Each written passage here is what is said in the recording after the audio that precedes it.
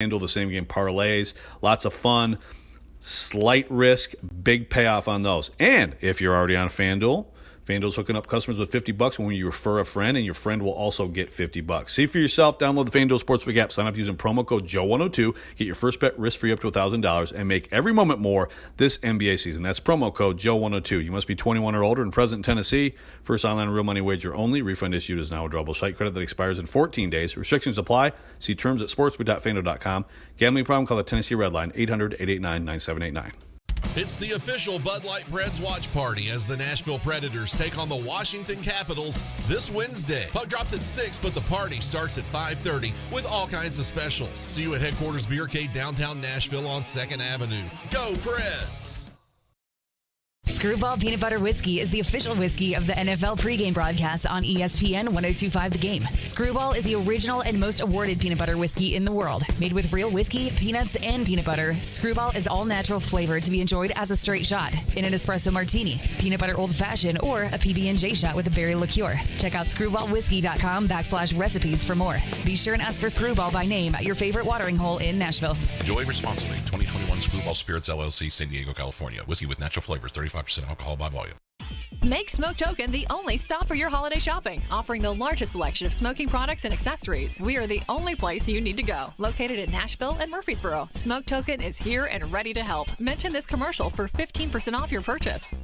ElectronicExpress.com. We make it happen. These are battles, these are grinds. We don't panic, we don't freak out. That's how we're built. 1, 2, 3, 9. This is The Drive to the Playoffs, brought to you by Coleman Tractor on Nashville's best sports talk, ESPN 1025 The Game and the Game Nashville app. The Tennessee Titans got to sit back and watch football this weekend just like we did after they took down the 49ers 20-17 last Thursday night. The Titans remain atop the AFC South with a 10-5 record, which is good for the number 2 seed in the AFC. After not playing since Thursday, head coach Mike Vrabel talked about trying to take advantage of the extra rest. You know, only if we take advantage of it and can use the extra time to get rest, to make sure that we're sleeping, that our nutrition is on point, that our conditioning is on point. You know, we have some guys that have been out, and that we're as we get them back, that their conditioning is at a level that we expect it to be, to allow them to play with the effort and finish that's expected of our football team. So I hope that it can be an advantage. I hope that it can help us if we take advantage and we do the right things. Over the weekend, the team added left tackle Taylor Lewan and right guard Nate Davis to the team's COVID-19 reserve list. Tennessee will host Miami at noon on Sunday. Nashville's best sports talk, locally owned, home of our Nashville Predators. WPRT-FM Pegram, 97.5 Murfreesboro, WBUZ HD2 Laverne, online at thegamenashville.com. We are ESPN 1025 The Game. Live from the Game Nashville studios, it's Stillman and Company. Delivered by TriStar Moving. TriStar Movers with 5-star service. With Jared Stillman on Nashville's best sports talk, ESPN 1025 The Game and the Game Nashville app. Stillman and Company is delivered by TriStar Moving, ESPN 1025 The Game, streaming live on Twitter, Twitch, and YouTube. Thanks to the law offices of Amanda Gentry. It is Reaction Monday, powered by Spring Hill Heating and Cooling and Focus. I got my Focus right here. Sparkling water with a spark. Caffeinated, naturally caffeinated sparkling water with a spark. Drink Focus, PHOCUS.com. Caroline Fenton is here. Relaxed. Happy holidays to you. Hope it was great. How are you today, Caroline? It was a good one. It was a wonderful holiday, but I'm doing great. How are you doing? Outstanding. Ian is back today. How are you, Ian? What up? Doing great, thank you. By the way, it was Ian who predicted the Titans were going to have to score 20 points in order to win Thursday night. So gold star goes to Ian. So I don't know about you guys, but I'm Jewish. So I have always loved Christmas Day. And you would think to yourself, wait a minute, why would somebody who's Jewish love Christmas Day? Santa never visited my house. I don't get presents on Christmas. We don't get the family together and round up and have, Christmas dinner at Aunt Bessie's house, and we don't have Christmas lunch at Uncle Bubba's. We don't do any of that. But I've always told people the reason I love Christmas is because Christmas is the one day of the year that people like me know that we don't have to hear from any of you. And that's exactly what happened. So we had the best football weekend possible. And I knew you all were going to be assembling toys for kids or out there at your uncle's house. Or I knew I didn't have to hear from anybody. It was great. It was great. I was thinking about Floyd today, and I thought about he never cared much for the holidays because he was always coaching football. But I was thinking about the fact, how much would he have loved Tuesday night football, Thursday night football, Saturday football, Sunday football, and tonight a meaningful game for the Titans on Monday Night Football. He'd have loved it. Think about it. There was a meaningful game for the Titans Thursday, the Titans game. There was a meaningful game on Saturday, the Colts game. There was a meaningful game on Sunday in the early slot, Buffalo, New England. There was a meaningful game in the late slot, Kansas City. And tonight, Miami. If they win, they're in the playoffs. As of today, they visit Nissan Stadium on Sunday. It's a great football weekend. But right now, I listen to all the chatter. If the playoffs were to start today, Ian's little update there told you everything you need to know. The Titans would be the number 2 seed in the AFC playoffs. In fact, Buffalo and Cincinnati will be battling for 3 and 4. It is unlikely that the Titans would fall beyond 2 based upon the way things are playing out right now. I would say the Titans have a better shot at being number 1 than they do at being number 3, which is crazy.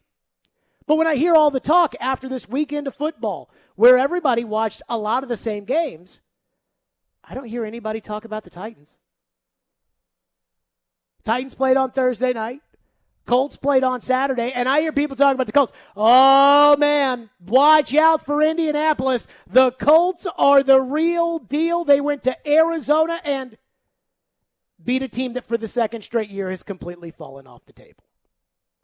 By the way, I'd be looking at Kingsbury if I was in Arizona right now because, again, last year they were red hot to start the season, fell apart, not very good. This year they were red hot to start the season. Looks to me like Arizona's falling apart. We could talk about the fact that the Colts didn't have an offensive line, which is true, and they didn't have Darius Leonard. But, again, nobody says that about the Titans and their win over the red-hot San Francisco team. Watch out, no one wants to play them. Oh, Titans beat them? Yeah, screw them. But now everybody's talking about the Colts. Then the Patriots, a team everybody's talking about. They've got Buffalo in the early slot. Here comes Buffalo. Josh Allen. I thought Josh Allen played great yesterday. I loved watching Josh Allen play. I thought his throws, for the most part, were on the money. I thought he really gutted it out at Foxborough. I thought he had a great scramble on the 4th down where New England had kind of sniffed it out, and he made like an Allen Iverson crossover move to sneak between a defensive lineman and a corner to get the first down. I thought that was a great game by Buffalo. I thought they hung in there. I thought they played tough. They looked like a team on a mission. But this is still the same Buffalo team that's been dropping all these games recently that everybody's been saying, is Buffalo any good? Then they beat the Patriots. Boy, Josh Allen, he's special. Watch him go. Kansas City hasn't lost since they came in here 2 months ago. So you've got to give them their due. They are the class of the AFC. Right now, they look like the number 1 team in the conference, and they absolutely blew the doors off of the Steelers, which is even more heartbreaking to me after what had happened last Sunday. Because deep down inside, as much as Titan fans are making excuses for Nick Westbrook-Akina or a fumbled center snap or Racey McMath or Anthony Ferkser or whatever have you, losing to the Steelers last week was really inexcusable.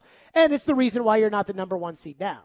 But Kansas City blew their doors off, and everybody today, how about the Chiefs? What about the Chiefs? We got to talk about the Chiefs. Now, again, I'll say this. We do need to talk about the Chiefs. Chiefs are pretty good. Tonight, Miami's probably going to beat New Orleans. New Orleans is starting Ian Book at quarterback.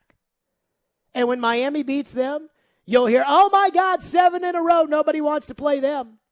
So when it comes to the AFC, and let's make the assumption Miami beats New Orleans. Are we okay with making that assumption today? They've won 6 in a row, and they're playing Ian Book. I think that's a fair assumption. Okay. If that were the case, this is the AFC right now. Number 1, Kansas City. Oh, my God, look at Mahomes. Look at Andy Reid. They can't be beat. Number 2, Tennessee. Oh, yeah, Tennessee won Thursday night. Okay. Number 3, Cincinnati. Joe Burrow cannot be stopped. Joe Burrow, 552 yards. He just absolutely ate the Ravens alive. Look at these receivers. The Bengals are the next team of the decade. I feel like that's kind of the response when it comes to the Bengals after their big win over the Ravens. Now, I'm not going to get too jazzed up one way or another on this because I didn't watch that game. So as far as the other two games that had Titan implications, I did not watch Cincinnati, and I did not watch the Chargers lose to the Texans, which, by the way, woof. Now, I did see I watched Primetime on ESPN Plus, Boomer and Booger, and they were kind of breaking down the highlights of the game, but I'm not going to pretend to you like I watched that Bengals game. But Joe did throw for 552 yards or 25 yards or whatever, and let's just hope that Joe can do it this week at Kansas City. Fourth-seeded Buffalo. Did you see Josh Allen against the Patriots? Oh, my goodness, those receivers. Buffalo, wow. Fifth-seeded Indianapolis. Jonathan Taylor might be the league MVP. And you know what? We all gave up on Carson Wentz so early. We've got to be honest. The Colts, nobody wants to play them. They got a great coach and a great general manager and a great roster. Now, again, this isn't what I'm saying. This is what everybody else is saying. I thought Wentz on Saturday made one amazing throw. That touchdown pass that basically won the game. I thought that was a great throw by Carson Wentz. Maybe his best throw that I've seen him make this season. Other than that, I think he's pretty average. Kind of reminds me of the guy playing quarterback here. But everybody talks about Indianapolis like they are unbeatable. So they're right now your first wild card. 6th seed New England. Oh, hey, I know that it was tough on Mac Jones those last two games, but you know Belichick. Belichick will have them right. People, you don't want to play New England. So it's like the one team that's going to make the playoffs in the AFC that nobody's talking about, even though they played on national TV this week, is the Titans. Even if Miami makes it, Baltimore makes it, or the Chargers make it as that final wild card team, which does matter because as of right now, that's who the Titans would play. There's a positive storyline you will hear with all these teams that will come from the national media. Miami wins tonight. You're going to hear about how they've won 7 in a row. They were 1-7. Now they're 8-7. If Baltimore finds their way into the playoffs, they'll tell you, yeah, they got killed by the Bengals, but Lamar Jackson didn't play. And they lost to Green Bay, and Lamar Jackson didn't play. But Lamar Jackson's in there. And if the Chargers make it, they'll tell you how good Herbert is. But I don't hear anything when it comes to the Titans. So I think it's time now to look at the AFC and say, okay, what's the reality of the AFC? And I think it's really simple. Right now, Kansas City is the class of the AFC for 2 reasons. They've got home field advantage, which it is very hard to play in Arrowhead. Don't confuse yourself. Don't tell yourself, oh, yeah, it'll be fine. There's not a big difference between Kansas City coming here and you going to Arrowhead for an AFC championship game. I've been here when the Titans have played Kansas City in Nashville, and I've been there for the AFC championship game. I know there's a difference. The second reason why Kansas City is the class of the AFC is they're the one team that's got it figured out at quarterback to where there's not some sort of a question. Even Joe Burrow, who right now looks like Peyton Manning and Johnny Unitas combined into one. Even there's a question with Joe Burrow. Is his line going to be able to protect him against a better team? Can Joe go on the road in the playoffs and light up a good defense? If they get matched up with, say, I don't know, Buffalo, who's got the number 1 defense in the NFL, which, by the way, was shocking to me when I found that out. If Joe Burrow gets matched up at Buffalo, how's he going to fare? How's he going to fare this week when he knows he's got to go shot for shot with Patrick Mahomes, and Mahomes probably has a better defense and certainly has a better offensive line? So every team's quarterback in the AFC's got a question mark. Yours certainly has a major question mark. But what I realized from this weekend is that all of these teams can beat all of these teams. The Titans probably will be the number 2 seed in the AFC. That means they'll draw the Chargers, who just lost to the Texans, the Ravens, who have nobody left on their team, or the Dolphins, who have Tua at quarterback. And guess what? All three of those teams can beat the Titans. Every other team in the AFC, Titans can beat the Colts. They've already done it. Titans can beat the Bills. They've already done it. Titans can beat the Chiefs. They've already done it. We saw the Titans play the Patriots. Titans played a horrible game. They had no A.J. Brown. They had no Derrick Henry. I think they could beat the Patriots, especially if the game's here at Nissan Stadium. So the AFC is wide open. We tend to do this. We watch Kansas City obliterate an overmatched Pittsburgh team at home, and we immediately say, nobody's beating that. Just like Indianapolis. Indianapolis has won 2 weeks in a row on a Saturday, and people are telling you, there's no stopping the Colts. Let's see somebody, one of these teams that has a decent quarterback and a good offense and a good coach. Let's see them load the box, stop Jonathan Taylor, get a lead, now see what happens to Indianapolis. What if they have to go on the road to Buffalo and they have to play the Bills, who they already smashed this year, and Buffalo says, you know what, we're not going to let Jonathan Taylor run it for 1,800 yards. Carson, you better beat us. And Josh Allen has the kind of game he had yesterday. It's wide open. It's almost like flipping a coin. In statistics, if every game were 50-50, you'd really want the number one seed because that's a one less flip of the coin. Now, we know that it's not statistics, and we know it's not 50-50. But the reality is, even the teams that look good right now look good this week. What are they going to look like next week? This is the AFC. It's wide open. And the Titans have not played up to snuff as far as the AFC is concerned. But that's because they're missing their best player, who by all accounts will be back when this really matters. So what was my takeaway? Well, I'm sure you guys watched all the same games I watched. You guys watched the Titans Thursday. You watched the Colts on Saturday. You watched the Patriots yesterday. You watched the Chiefs. And you're going to watch the Dolphins tonight. While I think some people will look into these games and think, oh, my God, how are the Titans going to be able to stop Josh Allen? How are the Titans going to be able to stop Jonathan Taylor? How are the Titans going to be able to beat Kansas City? My take was these teams are all equal. And it's all about the bounce of the ball, who fumbles in the wrong spot, whose pass rush gets to the quarterback at the right time, who makes the right interception. The Rams played Minnesota yesterday, and this should tell you the difference between the AFC and some of the NFC teams. Minnesota still somewhere around that contending for a playoff spot in the NFC. Minnesota played the Rams. Matthew Stafford threw 3 interceptions yesterday. I will go on record right now and tell you that if Ryan Tannehill throws 3 interceptions in a playoff game, the Titans are done. There is no way out of that hole. Fair? Fair. Matthew Stafford threw 3 interceptions yesterday, and I'm not even sure Minnesota had a chance to win that game. That's the difference between a contender and the rest of the NFC. The AFC, you got the Titans, you got the Chiefs, you got the Bills, the Bengals, the Patriots, the Colts, and if you want to throw one of these other teams that will make the playoffs, Baltimore, Chargers, Dolphins, whoever, Steelers, I don't care, throw them in there. Raiders, whatever. But those are the 6 teams.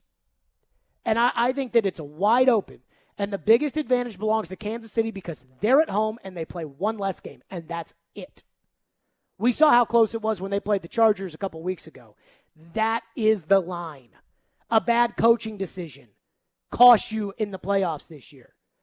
A misfielded punt, Chester Rogers, will cost you the playoffs this year. A batted ball in the air intercepted, like Tannehill was last week at Pittsburgh, will cost you the playoffs this year. And a great play by A.J. Brown might be what sets you apart. Derrick Henry taking over might be the difference. So buckle it up, because this past weekend didn't tell me, hey, the AFC is this, and that's how we should approach the playoffs. It told me the AFC is wide open. And even though they're not in first, right now having the 2 seed, essentially guaranteeing if you can win the first game that you get 2 games at home in the playoffs, maybe 3. That's a big deal. Let's get it rocking and rolling. Your reaction from the weekend. 615-737-1025 is our phone number. 615-737-1025. This AFC is wide open. And nobody's talking about the Titans from Thursday. Even when the Titans won on Thursday, nobody was talking about the Titans from Thursday. Instead, everybody's just talking about how bad Jimmy was. Then they forgot about that. They celebrated Christmas. Then the Colts. Has Indy Ben already texted the text line? He has not yet, but I am anxiously awaiting for Indy Ben. He must be celebrating Christmas still or something like that, because I figured he'd be the first person I'd hear from. 615-737-1025 is our phone number. 615-737-1025. The real reality that I think has to hit us for the Titans after Thursday night's game, after watching all of these games, can they do it? We'll talk about that next. Stillman and Company. Reaction Monday, powered by Spring Hill Heating and Cooling and Focus Sparkling Water with a Spark. It's ESPN 102.5 The Game. Titans on three. 1, 2, 3,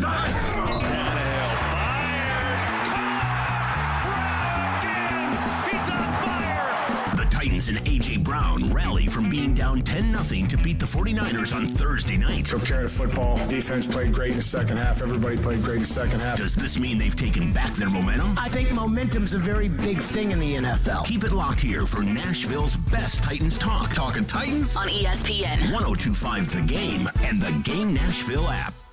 Trust the roofers with integrity. E2 Roofing is a veteran-owned and operated local Nashville roofer with over 90 5-star Google ratings and an A+ Better Business Bureau rating. While roofing is our business at E2, honor is our code. For roof repair, roof replacement, free inspections, or insurance claim assistance, visit e2roofingnashville.com.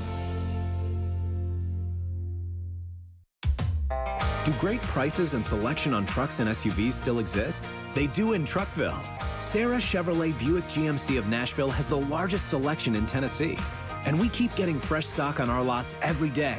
We're committed to offering you our best price and a 5-star experience, which is why we're still known as the destination for trucks and SUVs. Come visit Truckville, Tennessee today in person or online at sarahnashville.com. Treating erectile dysfunction with acoustic wave therapy has been getting a lot of attention lately. But you should know that some are promising results we just haven't seen and charging a lot of money for the treatments as well. This is Kim for the Tennessee Men's Clinic. And if you're looking at acoustic wave therapy or any option to help your ED, you really should call us first. Unlike wave therapy only clinics, the Tennessee Men's Clinic wave therapy protocols do use acoustic wave technology. But we also often combine it with other treatments that can give most of our patients far higher satisfaction rates. There is no surgery nor any type of invasive procedure required. And even better, depending on your treatment strategy and with our urologist and provider's guidance, you can likely have sex the day after your appointment. We even have other treatments that can help you last up to an hour. Plus, for a limited time, we're waiving our normal appointment charge, which includes a PSA and T test, and offering a free ultrasound, altogether nearly a $400 value for free. So make an appointment today. Call 615-208-9090 or go to TennesseeMen'sClinic.com. Visit our website to learn more, including side effects, treatments, extra results vary. This is Stan Harrison, CEO of Apple Collision Centers. We understand that no one likes to deal with auto body repair and the inconvenience it becomes in your day-to-day life. I want to personally invite you to stop by and let our experienced staff see how we can help you make your vehicle look good as new. Apple Collision Center has 3 convenient locations, Old Hickory, Hendersonville, and Gallatin, ready to serve you. Come by and see us or visit us online at applecollisioncenters.com. The great Persian poet Rumi once said, "Either bring me more wine or leave me alone." Truly a wise man if you ask me. When it comes to wine this holiday season, the only place I'll be jingling my cowbells is Red Spirits and Wine. Red's simply got the coolest selection, the best prices, and a holly jolly crew that's always friendly and makes great recommendations without ever acting like some of those pontificating snooty toots that you run into at a lot of places. I love the wine so much at Red that I sometimes forget to mention all of the great Red Barrel Select bourbons, single malt scotches, tequila, mezcal. Heck, Red's got it all to lift your spirits. Not to mention an awesome 16-tap beer growler station and 3 nice cigar humidors where you can lasso up some of the finest smokes. Red Spirits and Wine is your one-stop shop for the holidays, and don't forget, Red's got gift cards too. Red Spirits and Wine is open 7 days a week at Highway 70 South and Old Hickory Boulevard. If you've missed any of today's show, just search Stillman and Company on Apple, Spotify, or your favorite podcast platform. Back to what I witnessed last night. I tested the home team last night, and I said, do not let that team get a hold of the number 1 overall seed, because they're going to be hard to beat in that stadium in 2 home playoff games. And I'm looking at what Kansas City has left. They got Pittsburgh at home, should win that. But at Bengals, could be dicey. And at Denver to close against an arch rival, I don't know. Right. Could they slip up and drop one of those games? Because Tennessee has left Miami at home and at Texans. I'm pretty sure they'll win those 2 games. You think so? Miami going to be tough? I don't think so. I think Tennessee will beat them. Tua going to make you eat the words. Do not let the Tennessee Titans get that big stud runner back for the playoffs, because they say it's very possible. It's possible, yeah. That Derrick Henry could be back from a Jones fracture in his foot. But they said he's on course, that they're looking at potentially for game 1 of the playoffs. He could be back. Here you go. Skip Bayless said Friday, do not let the Titans get the number 1 seed. And I think that's why my heart hurts so much for that Pittsburgh loss. Because remember what I tell you on Monday last week when they lost to the Steelers, Carolina, I was like, oh my goodness, it was right there. Then A.J. Brown comes back. Then Derrick Henry comes back. Then you're the 1 seed. Then Kansas City has to play either New England or Buffalo or whomever, and you don't have to play any of it until Kansas City would come here for an AFC Championship game. And I think the most frustrating thing there is not only was the 1 seed so close within reach, that game was so close within reach. It wasn't like a complete blowout like we saw the Chiefs in the Washington football team yesterday, where it makes it maybe a little bit easier to swallow. Like, the Titans weren't even in that game. It couldn't have even a possibility. No. It was the exact opposite of that. The Titans were in the game, and the Titans could have won that game. The Titans should have won that game. They had that game won, and they gave it up. I think that, for me, is the most frustrating thing, that all of this was so close within reach. If the Titans just made a few less mistakes. And that's all these games. That's all of them. Every single game this weekend. Why Cleveland lose? Because they threw 4 interceptions. Now, I'm going to say this, by the way. That last Baker Mayfield interception, where the DB was holding the guys back, I mean, this officiating is so bad in the NFL. I'm not sure it's ever been worse. And I don't know if I'm like one of these old guys who, I had an uncle who fought in World War II. And he, before he passed away, told me, he was like, I've never seen the world in a worse place. I'm like, what are you talking about? You were like flying a bomber jet over Tanzania. What do you mean you've never seen it in a worse place? But so I think that's just like the older you get, or like the recency bias of this is the worst I've ever seen. This officiating in the league is horrendous. And I think the league should be very ashamed. But Cleveland lost that game because Baker threw 4 interceptions. All these games are decided like that. Except for like maybe Kansas City, Pittsburgh. Pittsburgh threw an interception early. If you had gotten 1 interception of Pittsburgh last week, you'd have won. Why'd you beat the 49ers? Because Jimmy turned the ball over. Because Jimmy threw the game away. So that's my point here, is that if the Titans are going to go to the Super Bowl, it is going to require 3 games where they don't make mistakes. And that means getting lined up correctly on a punt, Chris Jones. That means hitting all your field goals, Randy Bullock. That means not throwing the ball to the other team, not fumbling the football. That's what they have to do. The Titans have enough talent. When I watch all these other games, and correct me if I'm wrong here, they've got enough talent to compete with all these teams except for maybe the Chiefs, and Derrick Henry's the guy who I think evens the scale. I think that's fair to say. So if you go into a game with Buffalo, Josh Allen is not going to be able to sit back in the pocket because Bud Dupree and those bad boys up front are going to be coming for him. It's like Burrow yesterday. The Ravens are completely out of players, whether it's COVID or injuries. They got hit by injuries in training camp. And we sit here and make excuses for the Titans. But, I mean, they had one quarterback yesterday, and it was Josh Johnson. And that's who was their quarterback for Baltimore. And they've got injuries all over the place. Running back, defensive back. And so Joe's got 3 really good receivers and a really good running back.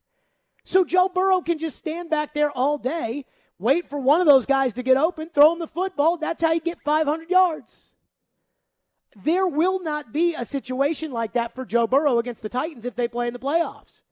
Because even though those 3 wide receivers are better than the combination of Christian Fulton, Jack Rabbit Jenkins, Buster Screen, and Chris Jackson, it doesn't matter because if Bud Dupree and Jeffrey Simmons and Harold Landry are all over Joe, and he's got one of the worst offensive lines in the NFL, those guys aren't going to have the time to get open, and Joe's not going to be able to sit back there and throw it 55 yards down the field. Now, you leave that pocket for Joe, he's like Dan Marino because he looked like Dan Marino yesterday. But as far as talent's concerned in the AFC, I think it's so right there. Like, I think Indy has as much talent as you have. I think you've got as much talent as Kansas City has once Derrick Henry comes back. I mean, I think this is all kind of the same. And that's what's going to make the AFC playoffs great. So the reality is, can the Titans not make mistakes for 3 weeks in a row? And that's where I have a hard time analyzing the field and seeing the Titans come through and get to Los Angeles. Have we seen the Titans play mistake-free football for 3 weeks in a row? Yes, we have. That stretch. That Bills, Rams, Colts stretch. Well, yes and no. Chiefs. Yes and no. They made mistakes against the Bills and won that game.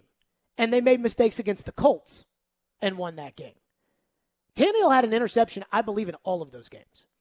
But, I mean, the one again, I mean, he got you down. Having Derrick Henry, he got you down 14-0 in the Colts game. You're not getting down 14-0 to the Colts this year and beating them in the playoffs. No. So, I mean, yeah, can you get through with like Tannehill trying to put a ball in a place and a guy intercepting it or one fumble? Sure. You can overcome that. What you can't overcome is the wrong fumble or a plethora of all of those things happening at the same time. But I think your overall point was, have the Titans been able to go mistake-free for 3 weeks in a row? And the answer is, for the most part, no. And that's why I have a hard time with them getting to Los Angeles. And it's going to be incredibly difficult. And it's going to be increasingly difficult week in and week out. Because you can play against the Jags and not turn the ball over and win that game. And that's significantly easier to do than at Arrowhead when you're playing Patrick Mahomes. Well, and if you're the 2 seed, you'll get the 7 seed. And the 7 seed, if it's Baltimore, the Chargers, or the Dolphins. And I've run through like the ESPN playoff simulator. And yesterday's Chargers game was, I think, kind of, again, the idea that you really can't predict this stuff, especially with COVID. You can't predict this stuff because who's going to be in, who's going to be out. But I was like kind of playing around, like, okay, yeah, they'll win this game or they'll win this one. Or like, I don't think Baltimore's going to beat the Rams. No. So messing around with that.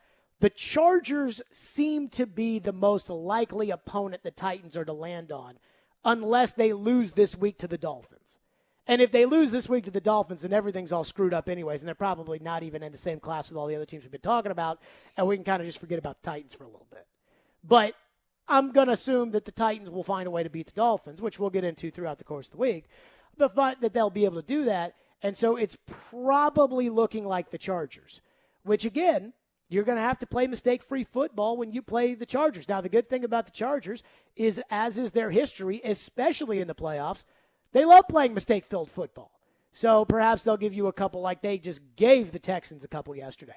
Let's go to your phone, 615-737-1025. Phone lines driven by WilsonCountyHyundai.com. Reaction Monday. Powered by Spring Hill Heating and Cooling and Focus, naturally caffeinated sparkling water with a spark drink. Focus, PHOCUS.com. Jack's mad at me. Why are you mad at me, Jack? Thank you for calling 615-737-1025. Why are you mad, Jack?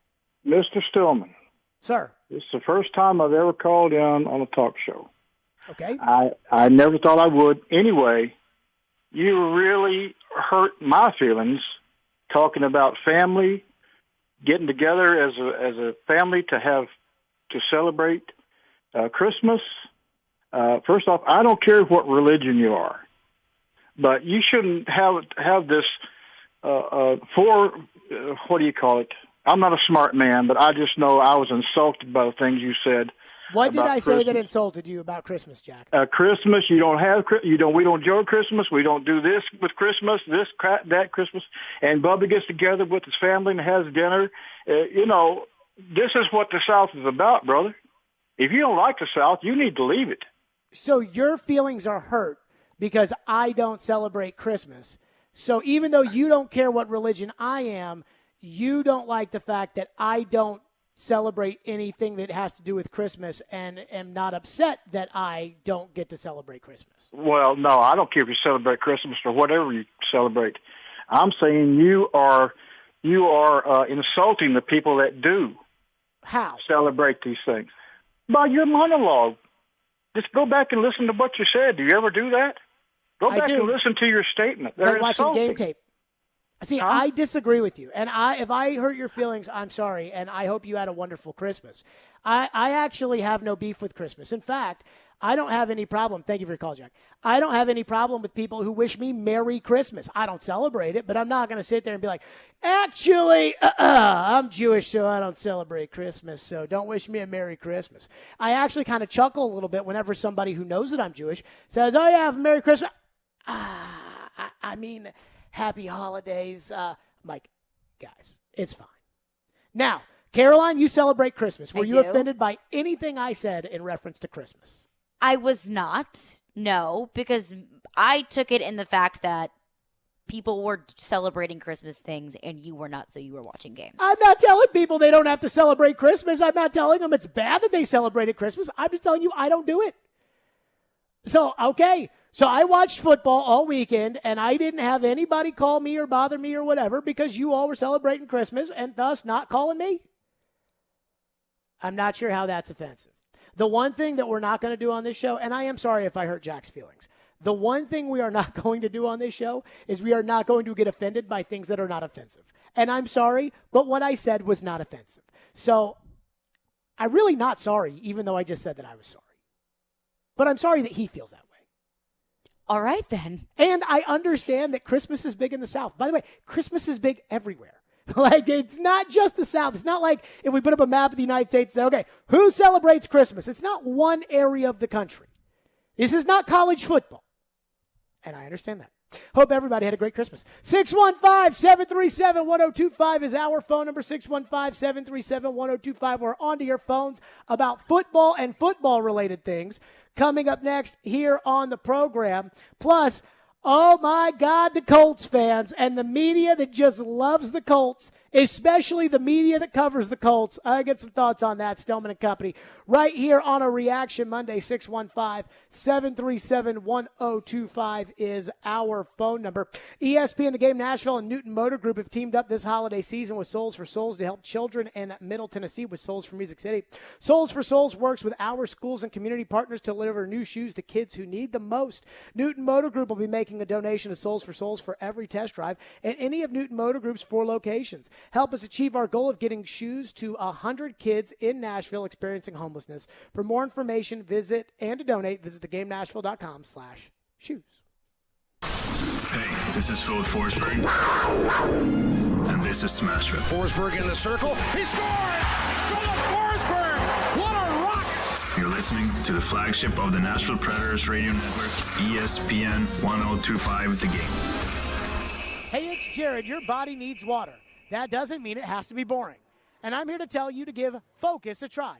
Focus is a sparkling water with a spark. It's infused with a boost of natural tea caffeine so you get clean energy without sugar, calories, or crash. Go to drinkfocus.com to find the full lineup of flavors and get them delivered right to your door. Enter promo code GAME at checkout for 15% off your first order. Focus is also available at your local Publix. That's Focus, P-H-O-C-U-S, on the web at drinkfocus.com. Do you really want to go through another year with that awful joint pain? Well, don't do it. Resolve right now to get yourself moving again for 2022. Willie Donick here. It's time to call the folks at QC Kinetics. Non-surgical regenerative treatments for joint pain. We're talking lasting results using natural biologics. No surgery, no pain meds, no steroids, and no downtime. This is really exciting stuff. Regenerative, restorative treatments that actually encourage your body to heal itself using highly concentrated natural biologics. Patients rave about it for hip pain relief, knee pain relief, shoulder and back pain relief. Don't let them give you the steroids. Don't let them tell you your surgery is the only option. Get a free second opinion at QC Kinetics and do it now. And imagine life in 2022 without pain. Call the local medical professionals at QC Kinetics. 615-249-4024. That's 615-249-4024. That's 615-249-4024 for QC Kinetics. Attention nice list recipients. The Mercedes-Benz winter event is here. Make this season your reason. Forget the halls, deck the garage. Hark, the turbo engines sing. Like hot cocoa in a blizzard, this opportunity won't last long. Hurry for these exclusive offers from Nashville's two-time Best of the Best award-winning Mercedes-Benz of Music City. Just one exit from the airport. Go to mbofmc.com. Hose and Belting Specialties in Murfreesboro is your local source for hydraulic, air, water, and chemical hoses, along with conveyor, timing, and metric belt needs. They stock metric fittings for both air and hydraulic applications. Hose and Belting Specialties stocks Parker hydraulic hoses and fittings, Goodyear Conti-Tech industrial hoses, and V-belts, just to name a few of their lines. For any of your industrial needs, call 615-895-HOSE. 615-895-HOSE. Hey, it's Jared for TriStar Moving. If you're looking to move, you need to give my friends at TriStar Moving a call. At TriStar Moving, you'll get 5-star service throughout the entire process. Everything will be taken care of, from covering your floors, banisters, railings, front door thresholds, furniture, TVs, and more. They took great care of my move and made it as stress-free as possible. If you're looking to move, give TriStar Moving a call, 615-640-1219, or visit them at nashvillemoving.org/radio and get 5% off your entire move. TriStar Moving, my official movers. Tune in to Stillman and Company every Friday at 5 o'clock. I am glad to be on this show. To hear from Nashville sports media personality Chad Withrow of Outkick 360. He's 6'4", he's 260 pounds, he runs 21 miles per hour. Brought to you by Apple Collision Centers. This could be the best game of the weekend between these two teams. Withrow joins Stillman and Company Fridays at 5. Happy to join you guys every Friday. On Nashville's best sports talk. ESPN 102.5 The Game and the Game Nashville app. Hey, this is Pete Weber. You're listening to Nashville's best sports talk. ESPN 102.5 The Game. Reaction Monday is powered by Spring Hill Heating and Cooling and Focus, naturally caffeinated sparkling water with a spark. Check them out, drinkfocus.com, live from the Hillside Medical Game Studio. Hey, join ESPN 102.5 The Game this Wednesday and Thursday for the Bud Light Preds watch party at Headquarters Beercade. Drink specials, enter to win Preds tickets, and watch the Preds take on the Capitals and the Blue Jackets on Wednesday and Thursday. Preds Bud Light watch party at Headquarters Beercade, 114 2nd Avenue South, downtown. Puck drop, 6 o'clock, both nights. Hopefully we'll play. By the way, my phone has blown up with everybody texting me about the caller that we just had. Yes. So in your defense, which never happens. Well, not just the text line. You've got the text line. Yes. I've got like the phone, personal text line. My phone of people that are like, so wait a minute, hold on. So just to recap it, Chris Sanders both called in and texted me, and I do love Chris Sanders. I am not offended by that call. See, there are people that are now worried that I'm offended that guy was because that guy was offended. And so now we go into this endless loop of being offended and not offended, which is essentially what cable news is, right? Like, so Fox News is offended because how dare somebody say this on CNN? And then CNN is offended because Fox News said this. So look, I don't celebrate Christmas. You all are so welcome to celebrate it however you'd like. I also don't celebrate Kwanzaa, but I know that it is going on right now. I believe today is Kujichagulia, the second day of Kwanzaa. I am not sitting here telling you how to or not celebrate it. But also the line of like, hey, this is the South, you better get on board with Christmas. But you can celebrate whatever, or you can, practice whatever religion you want. Is what it is. How about we all just let each other do our own things? Yes. And then not worry about it. Yes. That sounds like a good idea. Do you know today was Kujitakulia? I did not. I didn't know that was the second day of Kwanzaa, but I appreciate you opening my eyes to that. We learned about Kwanzaa at USN. They had a Kwanzaa song, and so you learn all the days of Kwanzaa, so that's how I know. That's lovely. Let's go to your phone, 615-737-1025. Phone line driven by WilsonCountyHyundai.com. Ryan in Nashville texts in and says, I love how no one is talking about the Titans. Let them talk about the Colts, the Bills, the Chiefs, etc. The Titans are best under the radar and play best when they're the underdog. So I do think there is a level to this that the Titans are going to be able to exploit with the nobody respects you. And let me be completely honest as far as the national media is concerned. Nobody respects you. Skip Bayless, and we played it in the last segment, Skip Bayless saying don't let this team get the 1 seed is like the nicest thing that any real commentator with juice has said about the Titans.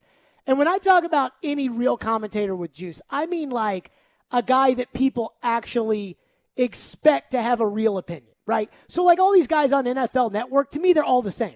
They all work for the Lego Network. They all just whatever's asked of them. You know, they're never too hard on somebody.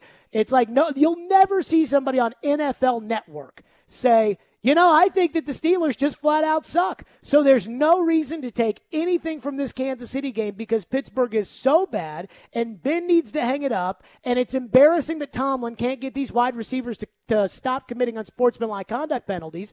And I just think the Steelers need to tank the rest of the year because they're that bad. Like, you're never going to see that on NFL Network. Deion Sanders did it a little bit and Michael Irvin occasionally, but he's just kind of crazy. Like, in reality, like the real guys with juice around the country, nobody's talking about the Titans. And I think it's because they don't respect the Titans. So I think Vrabel can play this up about the fact that nobody respects you. Now, you know what I do think? What? A.J. Brown got designated to return last week, and we made a big deal out of it. Like, A.J. comes back Thursday. What's it mean for the Titans? How big is A.J. going to be? All those things. Did you notice nobody around the country talked about that? Like, it wasn't on SportsCenter. You know, this just in, Adam Schefter reporting that A.J. Brown has been added to the return to play off of IR and could play Thursday night. It wasn't talked about, and I feel like whenever there's any sort of national Titans talk, it revolves around one person. And that's exactly where I'm going with this. Because when that news comes out, that will be a big story. That will be Adam Schefter, SportsCenter, that will First Take, Get Up. That will be Tony Kornheiser and Michael Wilbon. Does Henry make the Titans a threat to Kansas City? That's what that will be. And I thought about that today. That whenever Derrick Henry gets added to the practice list, then it will become, if Tennessee gets Henry back, what about Kansas City? And then I think you'll have some real debates there. And maybe that's why the national media is leaving the Titans alone right now. Because they know the Titans, as currently constructed, cannot compete. And they can't compete. The Titans cannot. We said this the day that it came out that Derrick Henry broke his foot. We said, if he doesn't come back, it's over. If he does come back, you got a shot. And I'm not sure at any point through this run, without him, have I ever thought anything differently. I think I've been the exact same the whole time. If he comes back, you got a shot.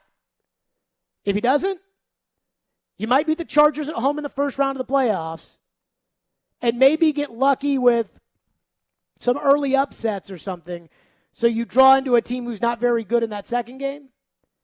But, I mean, you're not going to Arrowhead with Deontay Foreman and an offensive coordinator that refuses to understand how the game is flowing and beating the Chiefs. By the way, Downing, when we talk about mistake-free football and the Titans' chances of winning, we need to start talking about Todd Downing, not screwing this up. Because I worry that there is an element of him that if Derrick Henry's not out there, because Derrick dictates the terms on offense. And that's why early in the season, especially when they were winning, we weren't complaining too much about the play calling because Derrick was dictating what you did. Oh, you put 11 men in the box? Okay, we'll throw. Oh, Derrick's getting 7 yards of crack? Let's give it to him again. But now that Downing kind of has a little bit more autonomy as far as play calling is concerned, I keep bringing this up with you guys. I just think he doesn't have any feel for the game. And that would scare me in an AFC playoff game against the Cincinnati, where you're running the ball effectively on Cincinnati, and you've given it to Derek 18 times, and you don't know how much more you can give it to Derek because he's still kind of coming back. Whereas I'd watch the game and say, give it to Foreman. I wonder if Downing would say, well, let's go to the air and let's try something new, and now Jesse Bates has an interception and you lose. Downing right now is kind of a liability.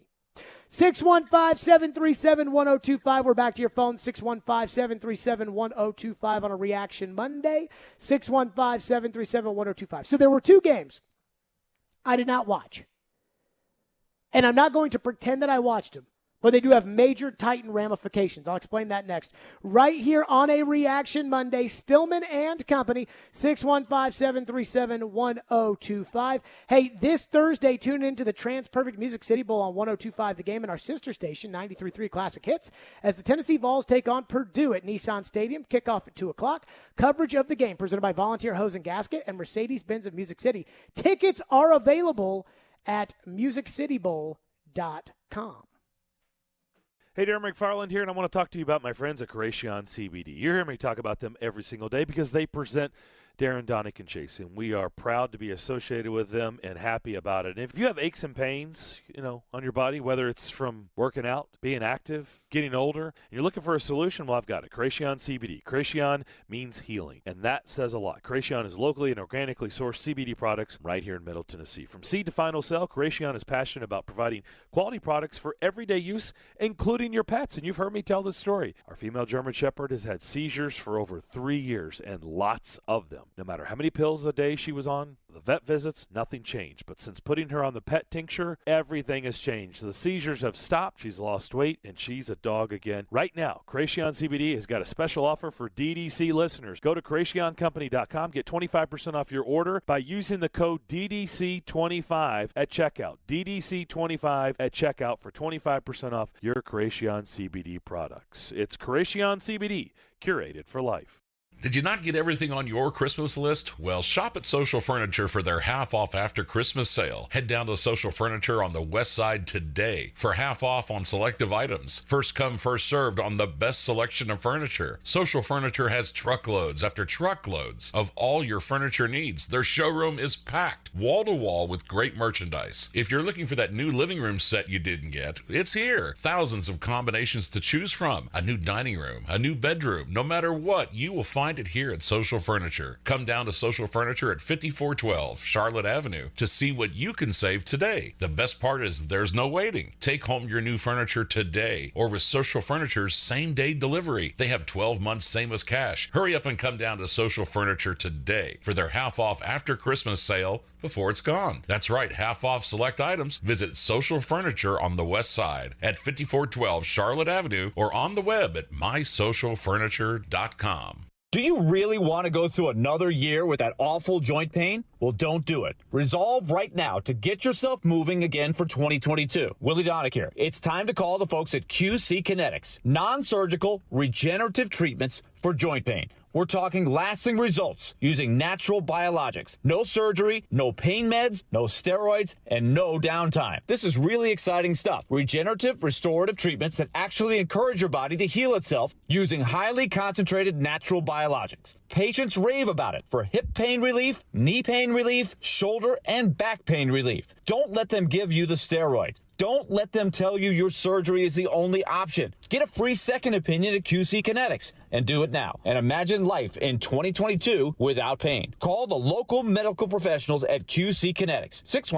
615-249-4024. That's 615-249-4024. That's 615-249-4024 for QC Kinetics.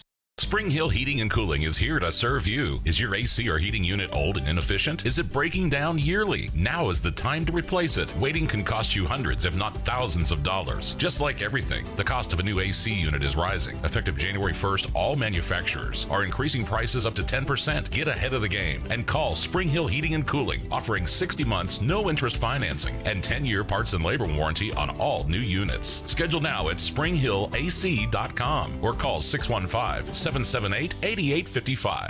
Darren McFarland. That should get you in the mood for a game tonight. Willie Donick. I think between 5.5 and 6 is probably in the ballpark. Chase McCabe. Typically, I like to take the most difficult task and do it first. Darren, Donick, and Chase have you covered weekdays from 10 to 2. Presented by Curacion CBD on Nashville's best sports talk. ESPN 1025 The Game and the Game Nashville app. This is Stillman and Company. Delivered by TriStar Moving. Ready for the shotgun snap. Joe has the ball, drops back 3 steps. He fires, and it is caught by T. Higgins. Touchdown, Bengals, as he ran a post pattern, got position inside of Darryl Worley, and hauls in Burrows' 4th touchdown pass of the game. If I'm not mistaken, the color analyst for the Bengals is one of those like yellers and screamers, and so that tells you how bad of a blowout it was. Are you not a yeller and screamer? I'm not an analyst on the games. I know, but I'm just saying. I did one half of play-by-play for the Music City Bowl 3 years ago. And did you yell? I called the game. And honestly, I don't think I did. I thought I was a very professional, Ian, when Floyd and I got randomly pushed into Music City Bowl play-by-play duties. I thought it was pretty fun. No yeah. preparation time. And it got Sturgill sitting down there like looking at me being like, 10 yards or 15 yards, whatever. And I'm like, that's a gain of 16, and he's down to the 31-yard line for Kentucky. It's a first down. That is fun. But I was surprised because normally the color analyst for the Bengals is a screamer and a yeller, and it's like, yeah, whatever, which tells you when it's the 4th touchdown pass of the game and it's 100-0. Yeah, the first couple that I saw or heard, I guess, definitely a little bit more. Go TB, go TB. Tyler Boyd with the long one, and get in there, Joe, get in there, Joe. It was pretty good. So your man, Joe Burrow, Caroline, that is my man. Absolutely lit it up yesterday. So there were 2 games that affect the Titans. I tweeted this out yesterday. I said, I am watching New England Buffalo, and I am rooting for Buffalo, and I don't care about anything outside of New England Buffalo, knowing that there were other games that affected the Titans. But New England Buffalo, I thought, was the most important game as far as the Titans were concerned, and I think I probably was right. I did not watch the Bengals, and I did not watch the Chargers. Now, I watched Primetime with Boomer and Booger, on ESPN Plus, the old, NFL Primetime. He could go all the way. So I watched that, and this is the sense I got. Baltimore's in a really bad spot, injury and COVID-wise. And Cincinnati, if you give that Joe Burrow time, he will throw the ball on anybody. He looked like Dan Marino back there. Tall, big, strong arm, good receivers. I'm not one of these guys who's going to drop my pants and say Joe Burrow is going to be the league MVP for the next 15 years. But I'm also not saying it. The other game, the Chargers and the Texans, it just looked like Justin Herbert, who for most of the year I felt the way that I was just talking about Joe Burrow, which was, hey, do you give that Justin Herbert time? He's got a rocket launcher on his right arm, and he can throw the ball anywhere, anytime, on anybody. He just threw the ball to the Texans. And every time you thought, looking at the score, that the Chargers were like, okay, now they're going to come back, the Texans made some really great play. Whether it was like a Rex Burkhead 75-yard touchdown run or a big throw. Davis Mills, I think, had like 200-something yards and didn't throw a pick. And again, I'm just watching highlights here. I didn't watch these games. But Herbert was awful. And Booger said after the game, and again, I don't know how much Booger watched, but he said that he felt like the Chargers let last Thursday night's loss to the Chiefs beat them twice and that they weren't ready to play against the Texans. So what do we make of those 2 losses? Because right now, the Chargers are out of the playoffs, and this was a team that for most of the year I think we all thought was for sure going to be in the playoffs. And the Bengals currently have the 3rd seed, and if all goes chalk in the AFC playoffs, Joe Burrow and the Bengals are walking into Nissan Stadium in the divisional round. What do we make of those 2 scenarios? The Chargers loss was bad. That's a bad loss. And I kind of walked away from that game thinking, is Davis Mills good? Is Davis Mills going to be an issue for the Titans moving forward? So did you watch any of it? Did you red zone and see the cut-ins? I saw highlights of it, but I didn't watch all 4 quarters. No. Because one thing I'm having a hard time with is people that don't watch the whole game. and then go on like TV, radio, and they start telling you, hey, Davis, to what you said, Davis Mills is going to be a problem, and you got to watch out. And I didn't say that he would. No. I'm saying, asking the question. I'm not accusing you of that. What I'm saying is I want to make sure that like we don't do that because I want to be honest with the audience, and I don't want to like put my it's like the Dolphins, right? The Dolphins have won 6 games in a row. I'm not sure Tua is any good, but I would know because I haven't watched. I've watched one Dolphin game this year. One game. They played Jacksonville in London. And because that kickoff was at like 9 a.m., I watched that game. They lost to Jacksonville. Well, there's not a lot to take away from that for the team that's probably going to come in here. Now, I'm going to watch tonight on Monday Night Football, but they're going to smoke New Orleans, who's got Ian Book starting at quarterback. And I never even thought Ian Book was good when he was in college. But I'm just, like, that's the thing is I don't walk away from that Texan win and think, oh, man, now the Titans have to find a way to win that last week against the Texans. But maybe that was the reality of the game yesterday. Because they forced some fumbles and Herbert threw some bad interceptions. And then with Burrow, I mean, everybody's going to be just in love with Burrow. I think the Ravens are – I thought that for them to get as far as they've gotten, given their circumstances with injuries and COVID and lack of Lamar Jackson, is probably a little commendable. But I think the Ravens are so hurt and so COVID that I'm not sure that most of the AFC quarterbacks wouldn't have done. Like, they probably wouldn't have thrown for 500 yards, but I think Josh Allen would have had a field day against him. I think Patrick Mahomes would have had a field day against him.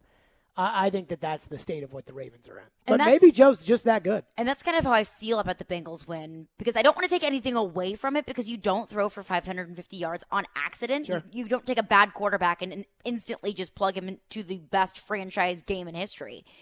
But also, this Ravens team is decimated. So, yeah, I do think that there's a good bit of the top half of the AFC that could play the Ravens right now and not put up 550 yards, but also put up a good bit of yards and a good bit of points against this Ravens team, because they are just absolutely decimated. And the other thing about the Bengals is this, and we'll all see the Bengals this week because they're playing the Chiefs. Is that a noon kickoff? I don't know. Somebody out there, please tell me it's 3:25. Please tell me Jim Nantz and Tony Romo are calling that game. Because if I got to watch Titans and I don't get to watch the Kansas City Bengals game, I'm going to be hurt a little bit. That is like a must-see television game. That game is at noon. No! That's a bummer. Oh, why? Santa, what did I do? Joe Burrow and Patrick Mahomes. And instead, probably watching football on Christmas Day. That's what you get. Instead, Santa, you making me watch Tua play Ian Book tonight. Oh, no.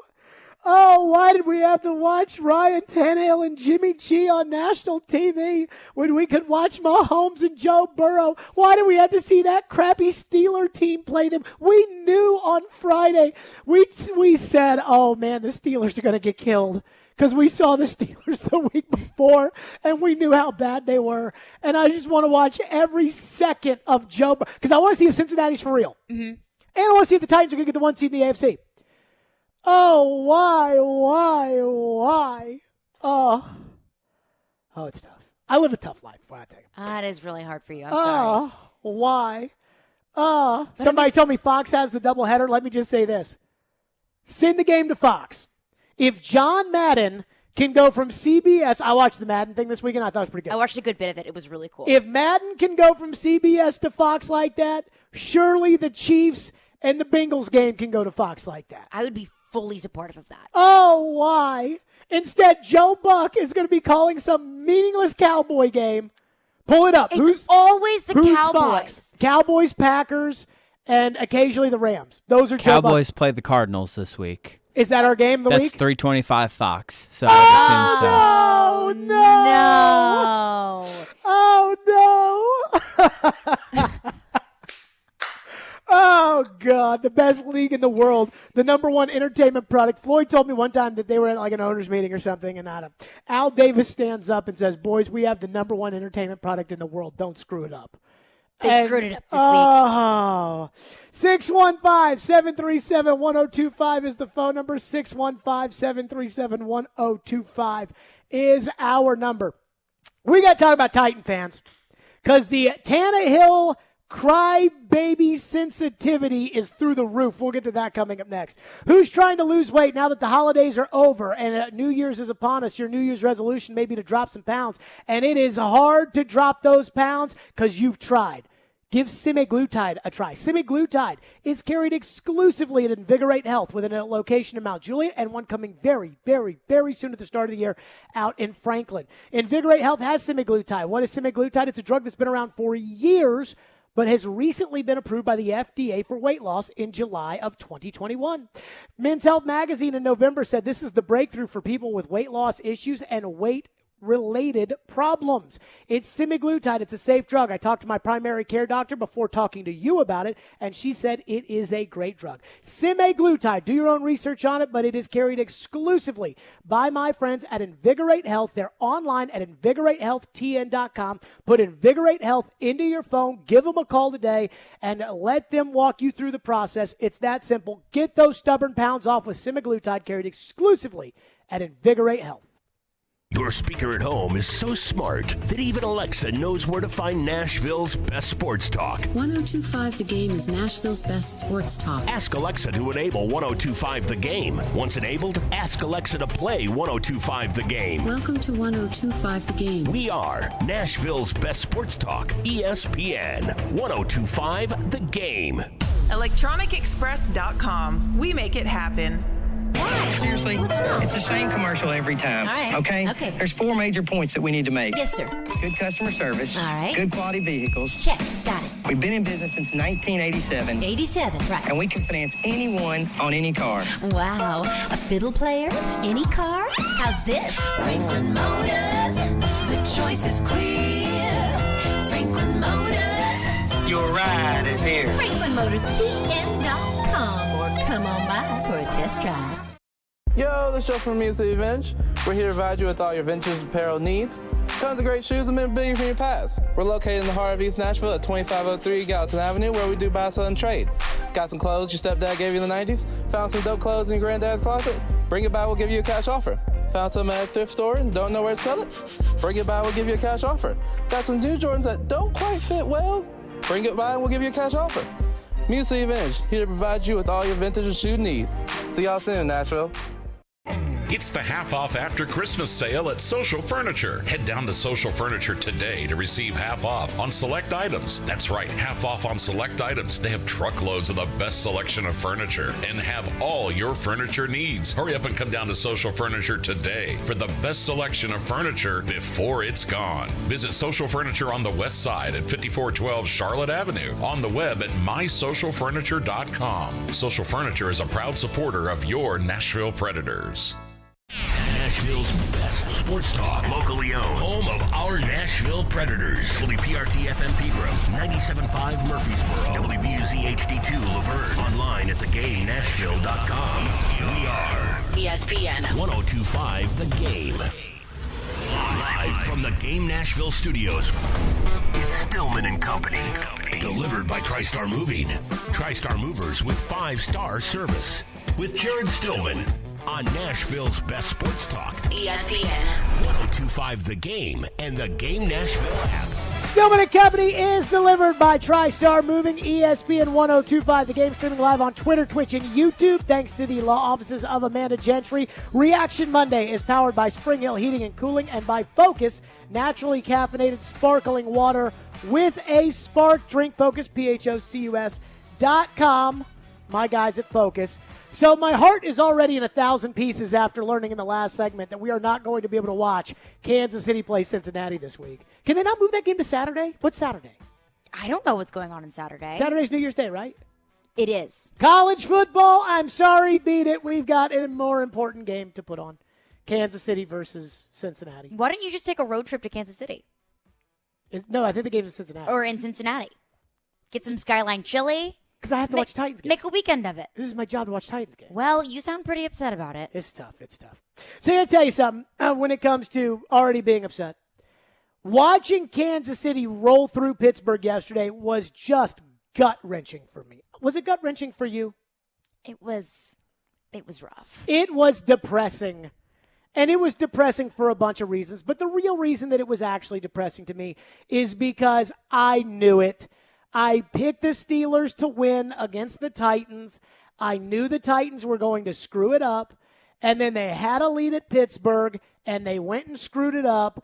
And all of a sudden, now you don't have the 1 seed because you lost to that wretched Steeler team. And I think we can say that the Steelers stink. And that was the hardest part of last Monday's Reaction Monday program, was getting over the fact that the Steelers stink. Well, the Steelers stink, but if you turn the ball over 4 times against most NFL teams, they're going to take advantage of it. Call Justin Herbert, because he just turned it over a bunch against the Texans. What happened to him? Lost that game. There you go. So yesterday I put out a tweet, and I don't even remember the exact tweet. I could pull it up, but I'm not going to. I put out a tweet yesterday that was like, I hope Titan fans now see why I was so critical of Ryan Tannehill after the loss to the Steelers. Because, A, the Steelers stink, and B, Big Ben is an experienced quarterback, won a lot of games on the road. Arrowhead absolutely neutered the Steelers yesterday, playing on the road. I've told people, if that game against the Steelers was at Nissan Stadium, the Titans would have won. Just like if the game Thursday was in San Francisco, the Titans would have lost.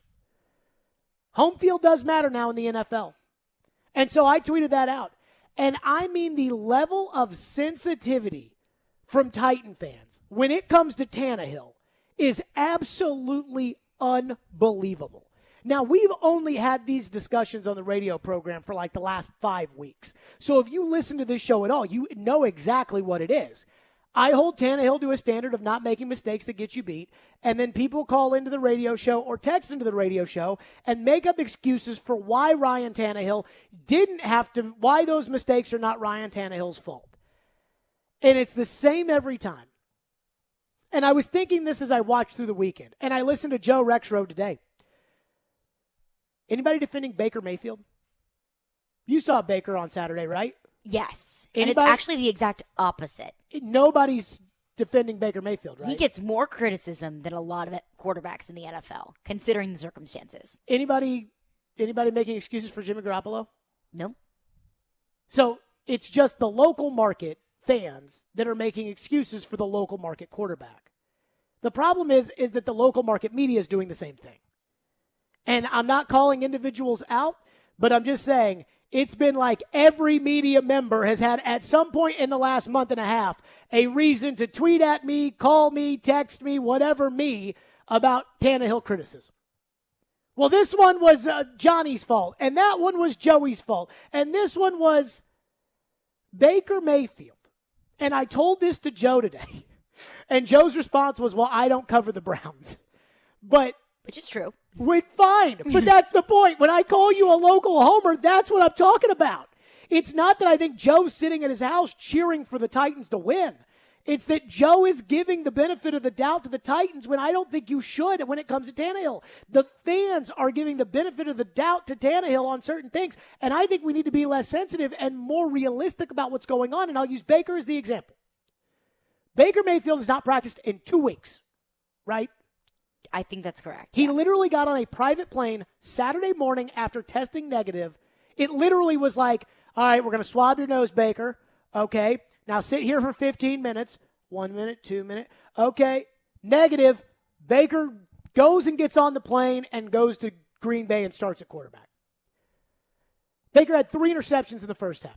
I'm not making excuses for Baker. Let me just say this. But he had 3 interceptions. Didn't practice in 2 weeks. 3 interceptions in the first half. The 4th interception was complete bullcrap. I mean, it was, in my opinion, clear pass interference. And when the guy's grabbing the jersey like that, one of the 50 referees on the field should see it. Baker's entire team has been decimated with COVID. Baker did not have his all-pro right tackle, who's hurt, his starting center, who's got COVID, and had an entire makeshift defense out there for his team. And still almost went to Green Bay and won.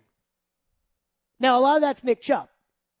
But I'm just saying that if I wanted to play the Tannehill sensitivity game with Baker Mayfield, I think I could. I think I could say the Browns are decimated with COVID. Baker hasn't practiced in 2 weeks. He's got whatever that is on that left arm that he's got, harnessed up. He's clearly playing hurt. He's never been in an organization that has ever given him really any true chance to succeed with coaches like Hugh Jackson and Freddie Kitchens. And yet you all want to murder the guy after he throws an interception that we all know is bullcrap at the end of the Packer game. But nobody's making that excuse because this is the NFL. And in the NFL, nobody cares. And that's all I'm trying to tell you all when it comes to Tannehill.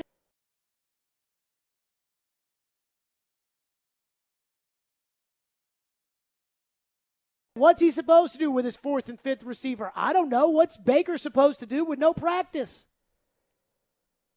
This is the NFL. Nobody cares. And so I was on Tannehill's rear end with the mistakes before Derrick Henry got hurt.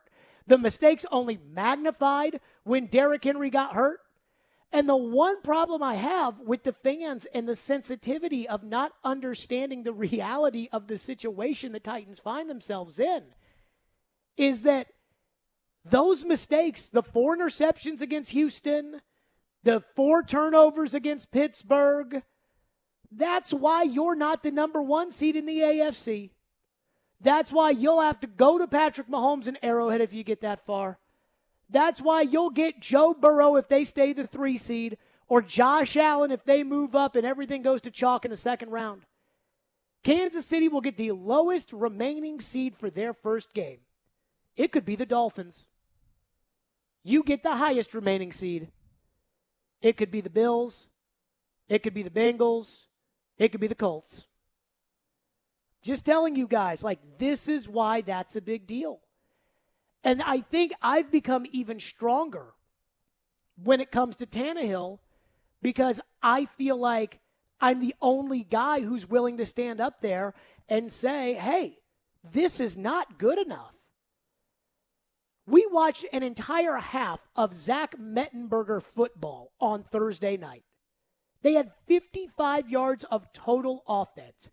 The Titan record was 54 in a game in which Rusty Smith, a third stringer who made 3 career appearances and 1 career start, played against the Texans in a game only because Vince Young threw his pads in the stands the week before. That's how bad the first half was. Play a first half like that against Joe Burrow, see what happens. Goodbye. Well, Jared, it took him a while to get in a rhythm with AJ. And guess what? If Derrick Henry comes back, it's going to take him a while to get in a rhythm with him too. It's already taking too long to get in a rhythm with Julio Jones, and they don't have a tight end. That's not going to change. I just need us to start treating Ryan Tannehill like we treat the other quarterbacks in the NFL. Because, again, we're not asking for Ryan Tannehill to be able to beat the mediocre teams or the Titans to find a way against the average teams. We're asking the Titans to find a way against the good teams. Derrick Henry last season, and this tells you the difference between a big-time player and a guy who really we've probably celebrated a little too much. Derrick Henry last year lost his all-pro left, well, Taylor Lewan's never been an all-pro. His Pro Bowl-ish left tackle, Taylor Lewan, to a torn ACL. His right tackle, Dennis Kelly, in the lineup, out of some games. Saffold, out of some games. Ben Jones hurt all the time. Didn't matter. Derrick Henry ran for 2,000 yards. This year, Derrick Henry lost his right tackle. Dennis Kelly was released. None of the guys they brought in could play it, so David Quessenberry, a practice squad level player, is there. He lost his tight end, Jonnu Smith, pretty decent blocker. Derrick was on pace to run for 2,000 yards. Doesn't faze him who was out. Jonathan Taylor in Indianapolis had almost no offensive linemen. Quentin Nelson, gone. Ryan Kelly, gone. Glowinski, the other guard, gone. Didn't bother him on Saturday night. So can we just bring the sensitivity with Tannehill down a notch? I understand you guys are going to argue to me that Tannehill's been doing this all by himself. And I'm going to argue to you that just like Baker Mayfield, or just like Kyler Murray, or just like everybody else who's ever put on a uniform in the NFL, nobody cares. And nobody feels bad for you. If the Dolphins beat the Saints tonight, Baltimore's out of the playoffs for right now. And guess what? Baltimore's played the last 3 weeks without Lamar Jackson. And does anybody feel bad for them? So I think it's fair, Caroline, to just ask, can we bring down the sensitivity when it comes to Tannehill a little bit? I'm not asking you to throw him under the bus. I'm just asking for everybody that every time that we talk about his ineffectiveness, stop making every excuse in the book. You're not doing it for Baker Mayfield. And I think it's fair to hold your quarterback to a certain standard. To say Ryan Tannehill threw 2 interceptions in XYZ game, and we expect more from our quarterback. And instead of, well, what do you expect from him? You know, he has no Derrick Henry, he has no A.J. Brown, he has no Julio Jones in those games when he did not have those players. But why is the narrative that and not, okay, Ryan, the Titans don't have A.J., Julio, or Derrick Henry, so now we need it from you. And the need from you is against the terrible Steelers. The Steelers and the Texans, those are teams that the Titans should be able to beat no matter who is catching balls from Ryan Tannehill. But like I said earlier, in the NFL, if you turn the ball over that many times and you hand on a silver platter a bad team that many opportunities to score, they're probably going to. Because just because they're a bad NFL team doesn't mean that they're not going to capitalize on opportunities that you hand them. Because it's still an NFL team. The Titans put out a tweet of Tannehill's 3 best throws according to the analyticnextgen.com stats or whatever. His oh no. Oh no. A little bit of breaking news here. Have the Titans made this official? Jim White has put it out on Twitter, yes. Okay, Julio Jones and Bud Dupree to the COVID list. Now. Oh no. Along with Buster Screen and NWI. Oh, no. And let me say this. Julio's the least of my concerns when it comes to this list right now. Bud Dupree, that one bothers me. Buster Screen, that one bothers me because Buster is playing some good football. Oh, no, not Bud Dupree. Saffold and Elijah Molden have been activated, so maybe a couple back. So that's good. So here's the thing that's crazy about the Titans. The Titans had Kevin Byard hit the COVID list on the bye week. And so he didn't miss a second of football. And if the Titans have this little mini bye where they put all their offensive linemen on COVID over the weekend, and by the time it comes Dolphin game, those guys are ready to go, that will be a minor miracle in and of itself. But Bud Dupree to the COVID list, I will say this about Bud going to the COVID list. Now, he's already been on the COVID list this year, but he's on the COVID list again. I will say this about Bud. If this is it for Bud, thank God. Because they cannot win in the playoffs. And I heard Willie bring this up today, and no one's talking about it. The COVID list might decide the playoffs as much as anything else right now. That's very fair. So they're dropping like flies. If Bud goes to the COVID list now and misses the Dolphin game, which I don't like, at least that means Bud would be available for the playoffs because, God, they got to have Bud Dupree. I mean, Buster Screen. I don't like the idea of Buster Screen on the COVID list. Because Buster Screen's played some good ball. And Westbrook Akina, I don't love the idea of him on the COVID list. And gosh, I hope those guys have been away from A.J. Brown. Because if it says A.J. Brown to the COVID list, now we got some problems. But we're to your phones on Tannehill next. 615-737-1025. I see you lighting up. All I'm asking is this. Can we treat him the way you treat every other quarterback in the NFL? That's all I ask. 615-737-1025. Again, the breaking news Ian just told us from Jim Wyatt. Julio Jones, Nick Westbrook, Akina, Buster Screen, and Bud Dupree to the COVID list for the Titans. Oh, I hate that. Stillman and Company on a Reaction Monday, live from the Game Studios, presented by Hillside Medical Clinic. It's ESPN 102.5 The Game. Titans on three. 1, 2, 3,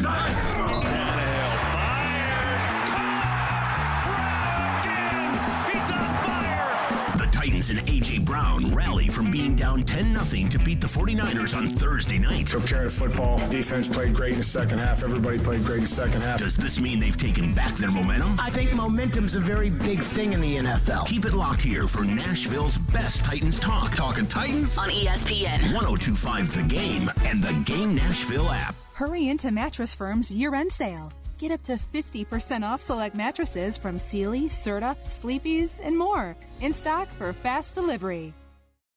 Hey everybody, Robbie Stanley here to tell you about my friends at Jasper's. Jasper's is a casual restaurant and bar located on West End Avenue, equipped with TVs, a game room available for private events, a grab-and-go market, and free parking. Yes, free parking. This neighborhood spot is Nashville's new go-to restaurant and bar. You can try their selection of elevated bar food ranging from appetizers to chicken sandwiches to flatbread pizzas and the famous Smash Burger, as well as any of their delicious cocktails. So visit my friends at Jasper's, located at 1918 West End Avenue, and tell them that Robbie sent you.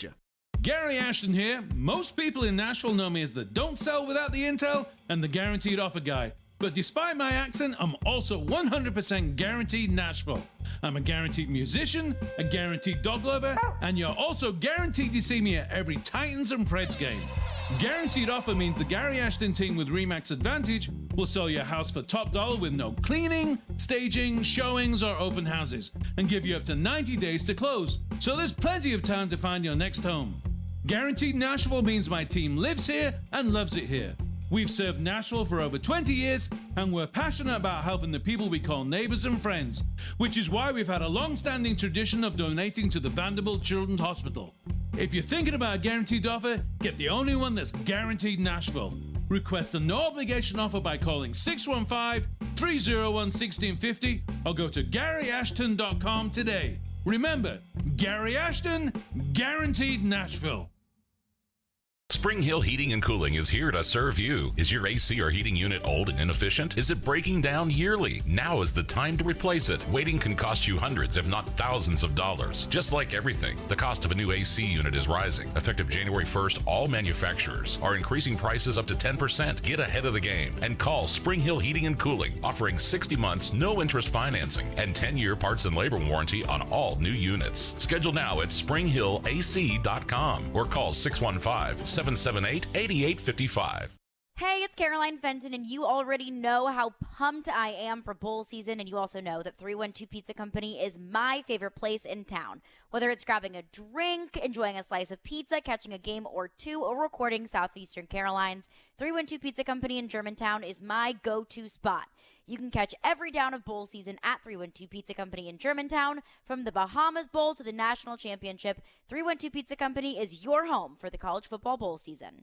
What's up, everybody? This is Teron Davenport, and I am here to tell you about Freedom Tire Guys. They're Nashville's premier mobile tire service. New tires, rotating, balancing, flat repair, torquing, they do it all. I can tell you this from personal experience. Just a couple weeks ago, I was at the Titans facility. They came there and changed my tires, all four of them. They did an excellent job. My car is riding extra smooth now. If you're in need of tire service, be sure to check them out at freedomtireguys.com. If you don't see the tires you want, they'll go ahead and get it for you. Interact with Stillman and Company. Call or text the show at 615-737-1025. Driven by WilsonCountyHyundai.com. Do I trust Wentz? I know what Jonathan Taylor can do, but I'm stacking up. I'm going to make Carson Wentz beat me. I'm going to make Mac Jones beat me. I'm going to make Ryan Tannehill beat me. They're a different team without Derrick Henry, the Tennessee Titans. They don't look nearly as imposing as they did when they had Derrick Henry. Derrick Henry, if I'm not mistaken, is still fifth in NFL in rushes. He hadn't played since week 8. Yep. So it just lets you know what type of historic pace that he was on. Averaging 117 a game. Yeah. Yep. So that would put him very close. That might have put him over the record. Might have. There you go, Shannon Sharp. I'm going to make Wentz beat me. I'm going to make Tannehill beat me. I'm going to make Mac Jones beat me. And guess what? That's what every team in the league should do. And you shouldn't get sensitive about it. By the way, that's what the Ravens did last year. They came in here, they made Tannehill beat him. He threw 165 yards and interceptions the other game you lose. So can we just be honest? That's all I'm asking. By the way, apparently, as we were talking in the last segment, Bud Dupree, Julio Jones, Nick Westbrook-Akina, Buster Screen, and Caleb Farley have been added to the COVID list. Now, who cares about Farley because he's on IR? But 5 guys to the COVID list. Mm-hmm. And I am to believe, Elijah Molden and Roger Saffold are off the COVID list? Correct. That's what Ian said, correct, yeah. Everybody hang on to your rear ends for the next couple of days because if some more positives start coming out, this could be bad for the Titans. So we'll keep an eye on that. Let's go to your phones as promised. Phone lines are driven by WilsonCountyHyundai.com, 615-737-1025. Adam has been waiting to get in on Ryan Tannehill. Thank you for calling the show. Go ahead, Adam. I think it's a Monday thing with you, man. I think I pinpointed that because you sound terrible today. And it was last Monday was so bad. And I don't know. You get to talking about I just feel like everything you had to say about Tannehill is incorrect. Did you think the first hour was bad, Adam? And biased. But you picture this, all right? So there's a Jared Stillman somewhere in Baltimore, and I wonder if that dude's sitting here as soon as, running back 1 blows his knee, running back 2 gets hurt, and I wonder if they're all like, oh, Lamar's got to do it by himself or he sucks. We should stay with Flacco because he sucks. No, they don't do that, man. Our tight ends have to pick up the slack, give him some help. Our line has to give him some help. If he had, more than 2 seconds to throw the ball like the past 5 games, he's hit receivers down the field. But everybody else has let him down, Jared. So that's my big point. You're not looking at the big picture. You're just like, it's got to be the quarterback. We got to rip into the quarterback because it's not fair not to rip into the quarterback. Adam, what's the big picture? Always rip him. What is the big picture? The big picture is that our entire team has to get healthy. He's the same guy. And when he had a little bit of support and they were pass blocking and he had a tight end that he could throw to, Jonnu, after 8 yards, his hot route, he would hit him and he wouldn't take a sack. So they didn't replace that piece. And so he's getting sacked all the time. He's getting hit. He's rushing throws and looks stupid, but it's not his fault, man. He's the same guy. Okay. I appreciate your call, Adam. If he's the same guy, then I don't need to have segments last year of us talking about whether or not he should have made the Pro Bowl. If he's the same guy, I don't need to have an argument about should they sign him or Tom Brady. I mean, here's where I actually think people miss the big picture. And this is where the excuse making comes into play. And it's why if Tannehill goes out in the playoffs this year and bombs like he did last year, regardless of for whatever reason why, but if he goes out and bombs this year, all of a sudden you're going to see a lot of these fan sentiment turn.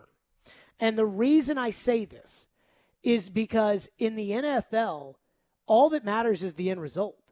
Adam right there is banking on this imaginary theory that the Titans are going to find a way to get healthy and be able to make a run at it. Maybe they are, but most people don't seem to think that you're going to. In fact, most of the time you don't get more healthy as you enter December, January, and possibly February. You usually get less healthy because you play more games and guys get hurt. And so you're banking on this team getting more healthy. I would say in bigger cities in America, more is placed on the quarterback. Big Ben, for example, in Pittsburgh. Does Ben look like an old peepop? Yes, he does. Does Ben probably stink at this point in his career? I think he probably does. But nobody talks about the fact that he lost Villanueva and he lost DeCastro and he lost all those guys off that big, bad offensive line. And their offensive line coach, Mike Munchak, has been in Denver for a couple of years. Nobody talks about that. Juju Smith-Schuster's out for the year. Their tight end, Pat Freiermuth, didn't play this past week. It's been in a bunch of young guys. Deontay Johnson dropping the football. Chase Claypool gets all of his personal foul penalties. And nobody says anything when it comes to Ben. Everybody looks at Ben and says, boy, he's washed up. Baker Mayfield. This is somebody I take a flyer on. And I'm not a huge Baker fan. I think Baker's too arrogant for that position. I think he came into the league and had too much of an attitude. But Baker Mayfield is struggling this year. He also is now on his 4th coordinator in the NFL in 4 years. He's got Odell Beckham's dad posting videos on YouTube about how he stinks. Baker Mayfield, nobody gives him any credit. His offensive line besieged by injuries and now COVID. Misses 2 weeks of practice, gets thrown out into Green Bay. By the way, you know who played Green Bay around Christmas time last year? The Titans did. They got embarrassed. Ryan Tannehill was awful in that game at Green Bay. And I said, hey, Tannehill's not a good cold weather quarterback. Look at the stats of him passing in bad weather when he was at Miami. And the guy's lived his entire life in Texas, Miami, and Tennessee. Cold weather, not great for Ryan Tannehill, and he's got small hands, which is a big deal, and that's a reason why they measure it at the Combine. And the fans went nuts on me. I mean nuts. Because we just, in this city, have this belief that God forbid you ever criticize Ryan Tannehill. And all I'm asking is, can we treat Ryan Tannehill the way that all the other quarterbacks are treated? Can we treat him the same way Baker Mayfield's treated? Can we treat him the same way Ben's treated? Can we treat him the same way Kirk Cousins is treated or Matt Ryan is treated? And I don't think we can. I think today, Joe, and I thought about having Ian pull this audio earlier this morning, but the morning show, I told Joe, I go, nobody's making excuses for Baker, but all we do is make excuses for Tannehill. And Joe was like, well, I don't really cover Baker. But the point was that all I'm asking is, can we just treat him the way everybody else treats him? And the teams, the quarterbacks on teams that have more established fan bases, so they've been fans longer, I feel like are harder on the quarterback. Indianapolis's media is so Charmin soft when it comes to Carson Wentz. Carson Wentz made one good throw Saturday. Carson Wentz is exactly like Tannehill with a little bit more penchant for stupid stuff. But he's exactly like Tannehill. Turn around and hand the ball off every time, it's fine. He can make a big throw, one big throw when you need it at a certain time. But that's what Carson is. And I just held Tannehill to a little higher standard. Because ultimately, I don't think Indianapolis is going to win the Super Bowl because of Carson. And I do think one of these teams along the way takes 4 games to win the Super Bowl. One of these teams is putting it in Tannehill's hands. And that's why we've got to hold Tannehill to a higher standard. And to Adam's point, I mean, there is a certain level of throwing of a bone that we can do for Ryan Tannehill. If Ryan Tannehill was dropping beautiful balls into the hands of Nick Westbrook-Akina and it just goes right through his hands, then we can say, dang, that's a really tough break for Ryan Tannehill, because if that was A.J. Brown, he probably would have caught that ball. And so that's where I'm willing to say, yeah, that's really tough on Tannehill, because what are you supposed to do? But also, Tannehill has made mistakes that would have happened regardless of who was out there. I feel confident in saying. I don't know that for certain. But, you know, if you fumble the snap, would Tannehill have done that if A.J. Brown and Derrick Henry were healthy out there? Tough to say, but probably, because that doesn't really affect Derrick Henry or A.J. Brown. Here's the problem with all this, though. Titans played the Ravens in the playoffs last year. The Ravens sold out and stopped Derrick. 60 yards for Derrick Henry. Mm-hmm. After that, the next into the game, gotta have it drive. Corey Davis is hurt. So now it's A.J. Brown, Cam Batson, Nick Westbrook-Akina, Khalif Raymond, Jonnu Smith versus the Ravens. And this was a solid Ravens defense at the time before the injury. So they had Marlon Humphrey and they had Marcus Peters and they had those guys out there. Tannehill throws an interception to Khalif Raymond on a ball that A.J. Brown was wide open. Didn't see A.J., didn't throw it. That's all these people. If they could have blocked better, he would have had Julio for a touchdown, says who? Go back and look at the coach's tape if you can find it from the Ravens playoff game, 3rd and 2. And I'll show this to you during a break. 3rd and 2, Ryan Tannehill's got the ball. They ended up incompleting a pass. Vrabel punted on 4th and 2 from like the Titans 38, and just everybody melted down at Vrabel punting, which was the wrong decision. But Jonnu Smith has a guy on him. Cam Batson has a guy on him. They run a crossing route. They run basically a pick play. Both defenders go with Jonnu Smith. Cameron Batson is doing jumping jacks in the middle of the field. 3rd and 2, throw me the ball, throw me the ball, throw me the ball. There's one safety to beat. It's either a touchdown or he's down at the 6. Tannehill throws the ball to Jonnu Smith, incomplete. Whose fault's that? That's on Tannehill. But the fans don't want to go there. There is a level of sensitivity with this quarterback that people do not want to go there on. And all I'm saying, I'm not saying throw him under the bus. I'm not saying cut him. I'm not saying he can't win for you when Derrick Henry comes back. I'm saying there's got to be a level of accountability. There's got to be a level of you have to do better. That's all I'm asking for. 615-737-1025 is our phone number. We'll get back to your phones on this, 615-737-1025 here on Stillman and Company. And I will say this, because there was some bad boy quarterbacking in the AFC, and that makes me a little worried about all this too. Stillman and Company Reaction Monday, presented by Spring Hill Heating and Cooling and Focus, naturally caffeinated sparkling water with a spark. You can find it at Publix. Drink Focus, PHOCUS.com. We're delivered by TriStar Moving, ESPN 102.5 The Game. This is Tanner Janot, and this is Smashville. Rebound, ref finds there, and Janot scores! Tanner Janot scores! This is the flagship of the Nashville Predators Radio Network, ESPN 1025, The Game. Attention Nice List recipients. The Mercedes-Benz Winter Event is here. Make this season your reason. Forget the halls, deck the garage. Hark, the turbo engines sing. Like hot cocoa in a blizzard, this opportunity won't last long. Hurry for these exclusive offers from Nashville's two-time Best of the Best award-winning Mercedes-Benz of Music City. Just one exit from the airport. Go to mbofmc.com.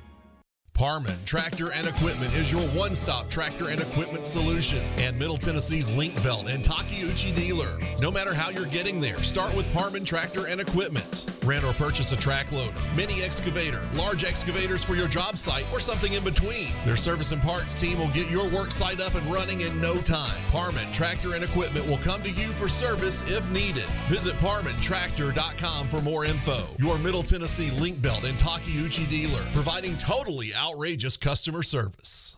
Music City Man Cave Luxury Men's Grooming is not your everyday nail salon. They specialize in custom hand and foot treatments for men only. As Nashville's first and only all-male hand and foot spa, they curate healthy, solution-oriented manicures and pedicures designed especially for men. From their comfortable environment, aromas, and overall focus on your self-care, everything is designed to make men feel comfortable. Book your appointment today by calling 615-975-2201 or online at musiccitymancave.com. Refining the confidence in men. Luxury grooming, man cave feeling.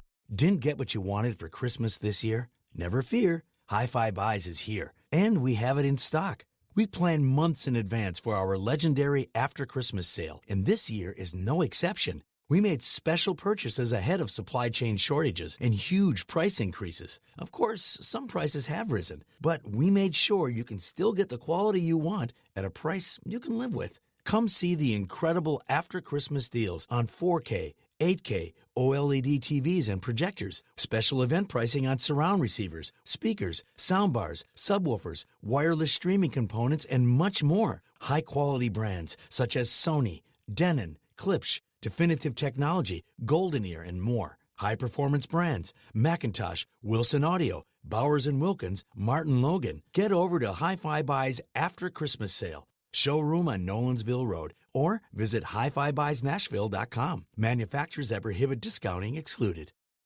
Signs First is the official sign company for 1025 The Game. Go to sfnash.com. Hi, guys. Are you struggling with erectile dysfunction and sick of the pills? Well, we have a major medical advancement that has helped thousands of men. The Wave technology at Hillside Medical was tested by Cambridge University and the Cleveland Clinic, and the results are in. It's proven to increase blood flow by repairing blood vessels. No pills and no side effects. If you're ready to put a stop to your ED by treating the root cause, call us now. And not only will the assessment and blood flow ultrasound be free, but we'll also include something unique that produces immediate results in the bedroom. You're going to love that. This is a $600 value, free to those that call in the next 2 minutes. 615-576-5000.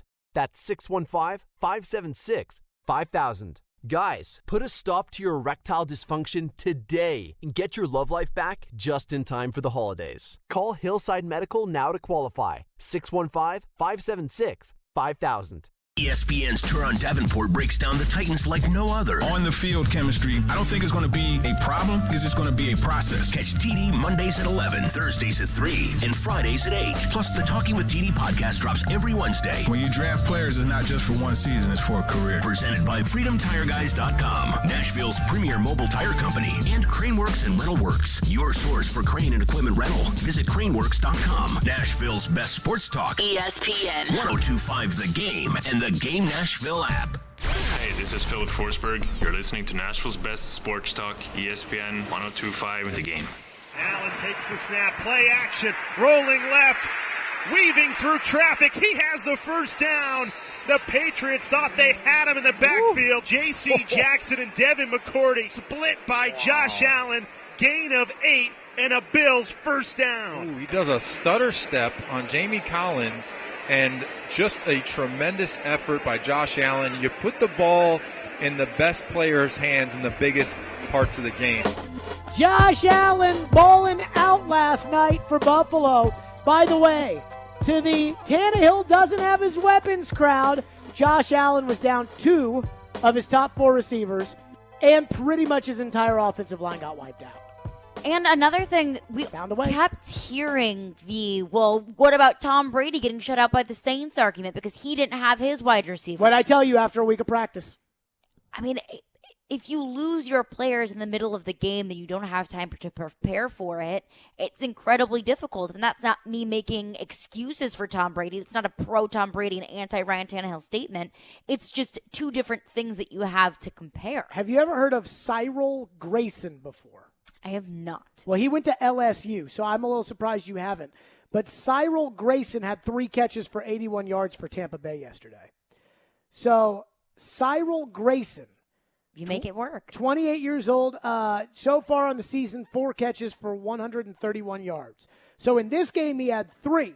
For the season, he's got 4. And that was Tom Brady's second leading receiver. Antonio Brown was his leading receiver at 10 for 101. But AB, he's been out. So, look, Brady made it work. Brady took a week of practice. And a guy, Keyshawn Vaughn, who was not ready to play when he got called into duty on Sunday Night Football, all of a sudden played a lot better. Plus, the Saints own Brady. He's 0-4 against the Saints. So in the regular season. Just think about this. Josh Allen doesn't have his weapons in offensive line. Doesn't matter. Isaiah McKenzie was in the lineup because Cole Beasley was out of the lineup. So it didn't affect Josh Allen. Tom Brady didn't have all his guys. He seemed to be fine against Carolina. But, Jared, Carolina's not very good. Right. And neither is Pittsburgh. And that's all I'm trying to say. By the way, the AFC, if the Titans are going to make it to the Super Bowl, the Titans are going to have to win games against Patrick Mahomes, Joe Burrow, Josh Allen, maybe Justin Herbert, who had a horrible game yesterday. But, you're going through some good quarterbacks. And so that's all I'm asking. Just raise the level of accountability. Just be accountable. Just be fair. And not make everything some crybaby assault on why Ryan Tannehill, deserves no blame and we should get off his back. Shoop is up next. 615-737-1025 is our phone number. Go ahead, Shoop. Hey, what's going on, brother? Hey. I want to ask you, man, Tannehill, so he's really, let me start over.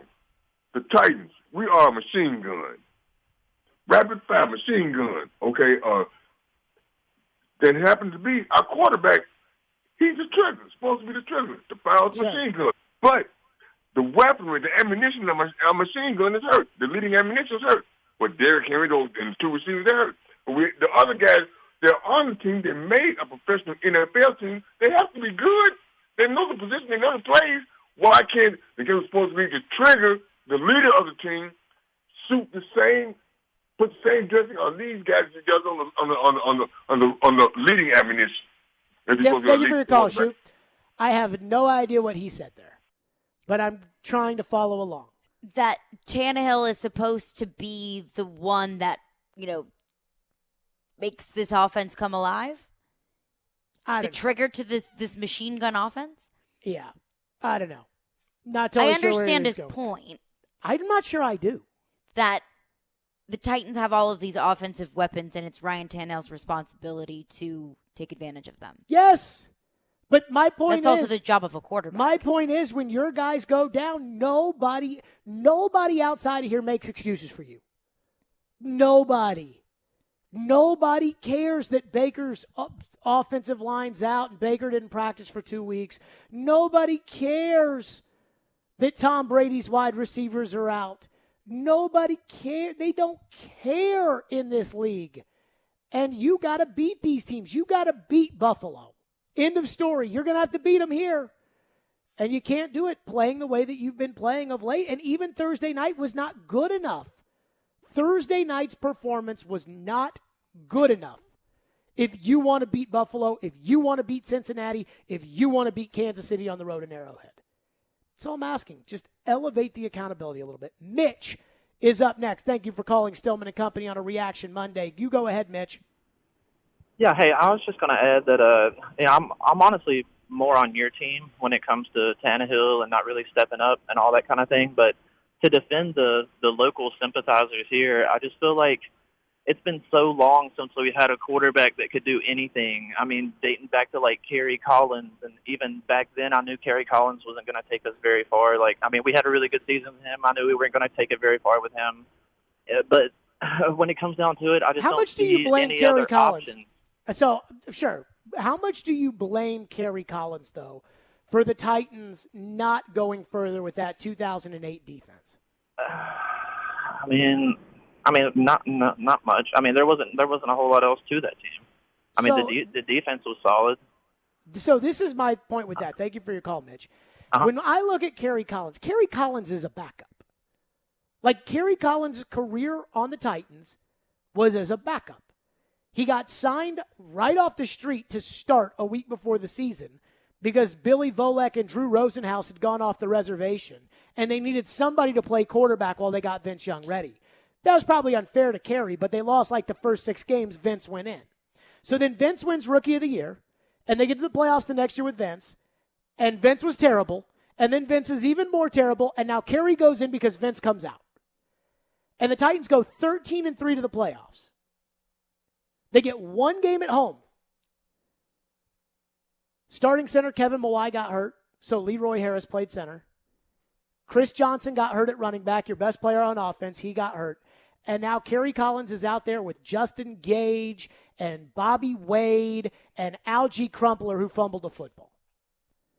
So the Titans lose. And you look back at it and you're like, well, what were you expecting yourself to do with Kerry Collins? Because Kerry Collins was a backup.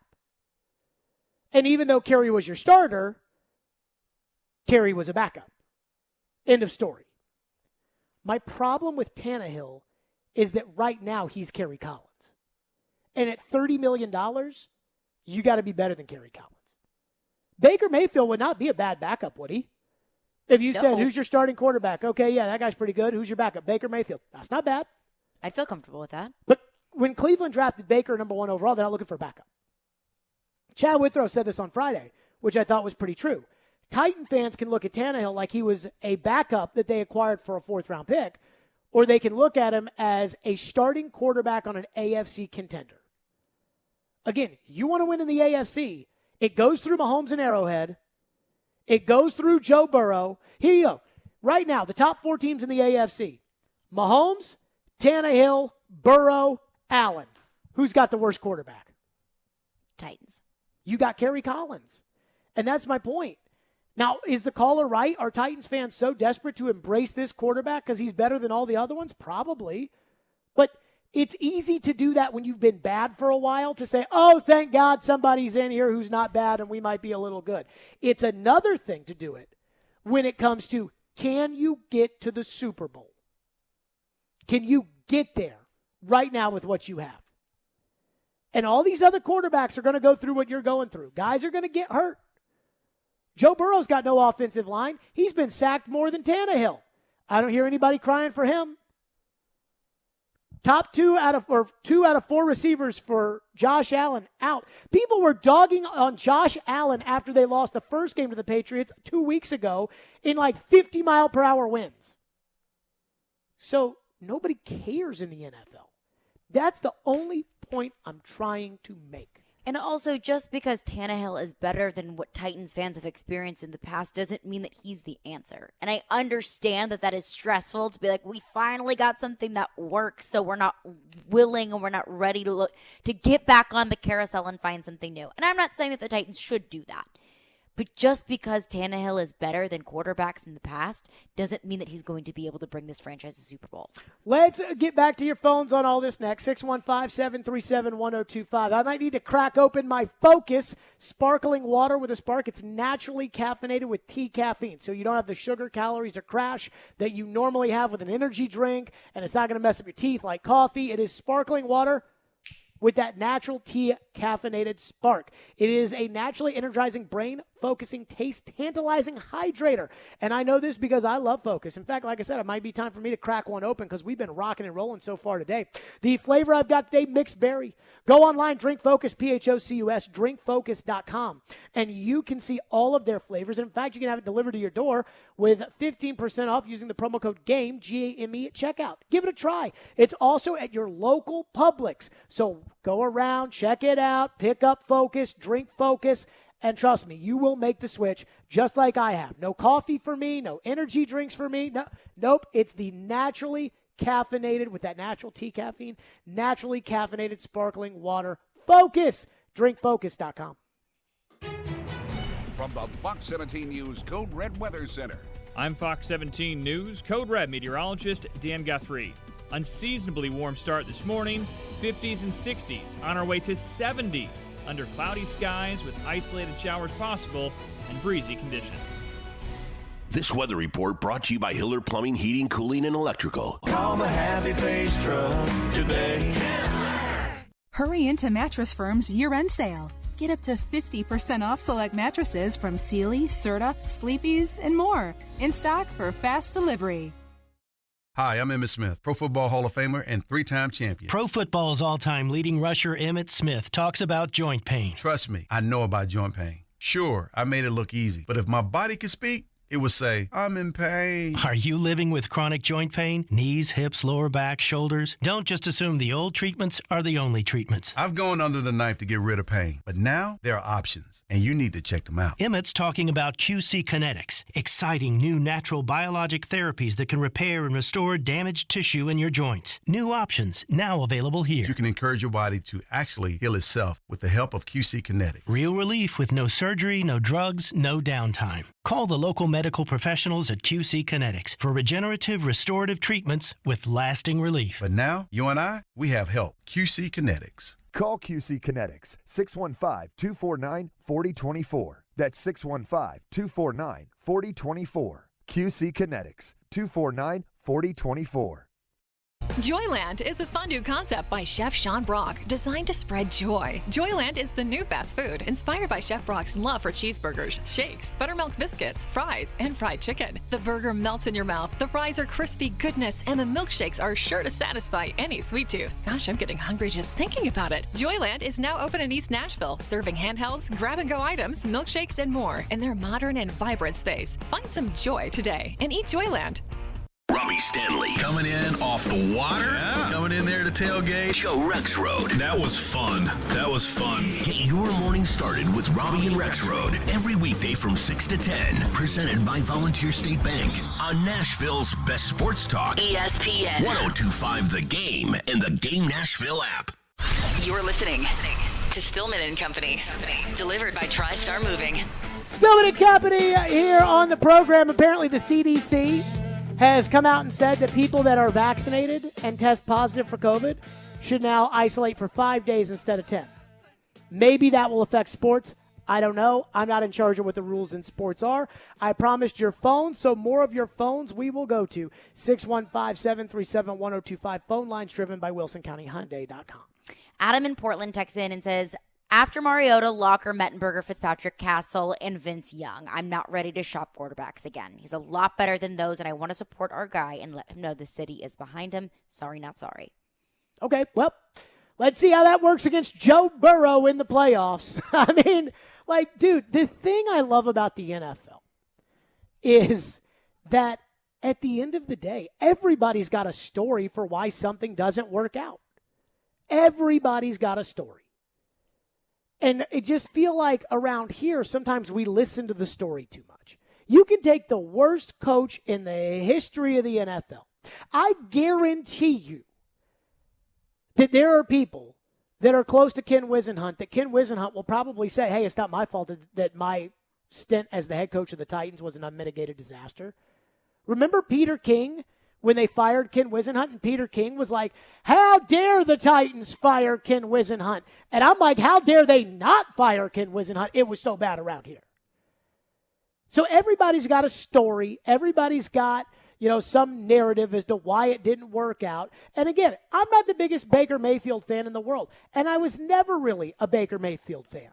I can't remember which quarterback I said should have gone number 1 that year, but I certainly didn't think like Baker Mayfield was the number 1 pick. And Baker was taken with the number 1 pick in that draft. And after Baker's first year, in which the coach got fired in the middle of the season, the offensive coordinator got fired in the middle of the season, and he still went on to win Rookie of the Year. Everybody was King Baker, Rookie of the Year, franchise quarterback. And I was like, whoa, whoa, whoa, whoa. Then they go get Odell Beckham and Jarvis Landry, and they're talking about the Super Bowl, and Freddie Kitchens is the coach, and we knew that wasn't going to work out because Floyd had pretty much told us that. And so that blows up, and now Baker stinks. Then Stefanski comes in. They turn around, start handing the ball off to their really good running backs. They start to win games. Then people like Baker. Now Baker's hurt this year, and his offensive line is hurt, and his team's got COVID, and he loses a game where 2 of the picks probably were bad calls, especially the last one, and everybody hates Baker. There's a story you can take whatever you want to make of it with Baker Mayfield. The reality is, I don't think Baker Mayfield's very good. The country doesn't. And ultimately, that's the reputation in the NFL. So we can tell whatever story we want to make us feel good about Ryan Tannehill.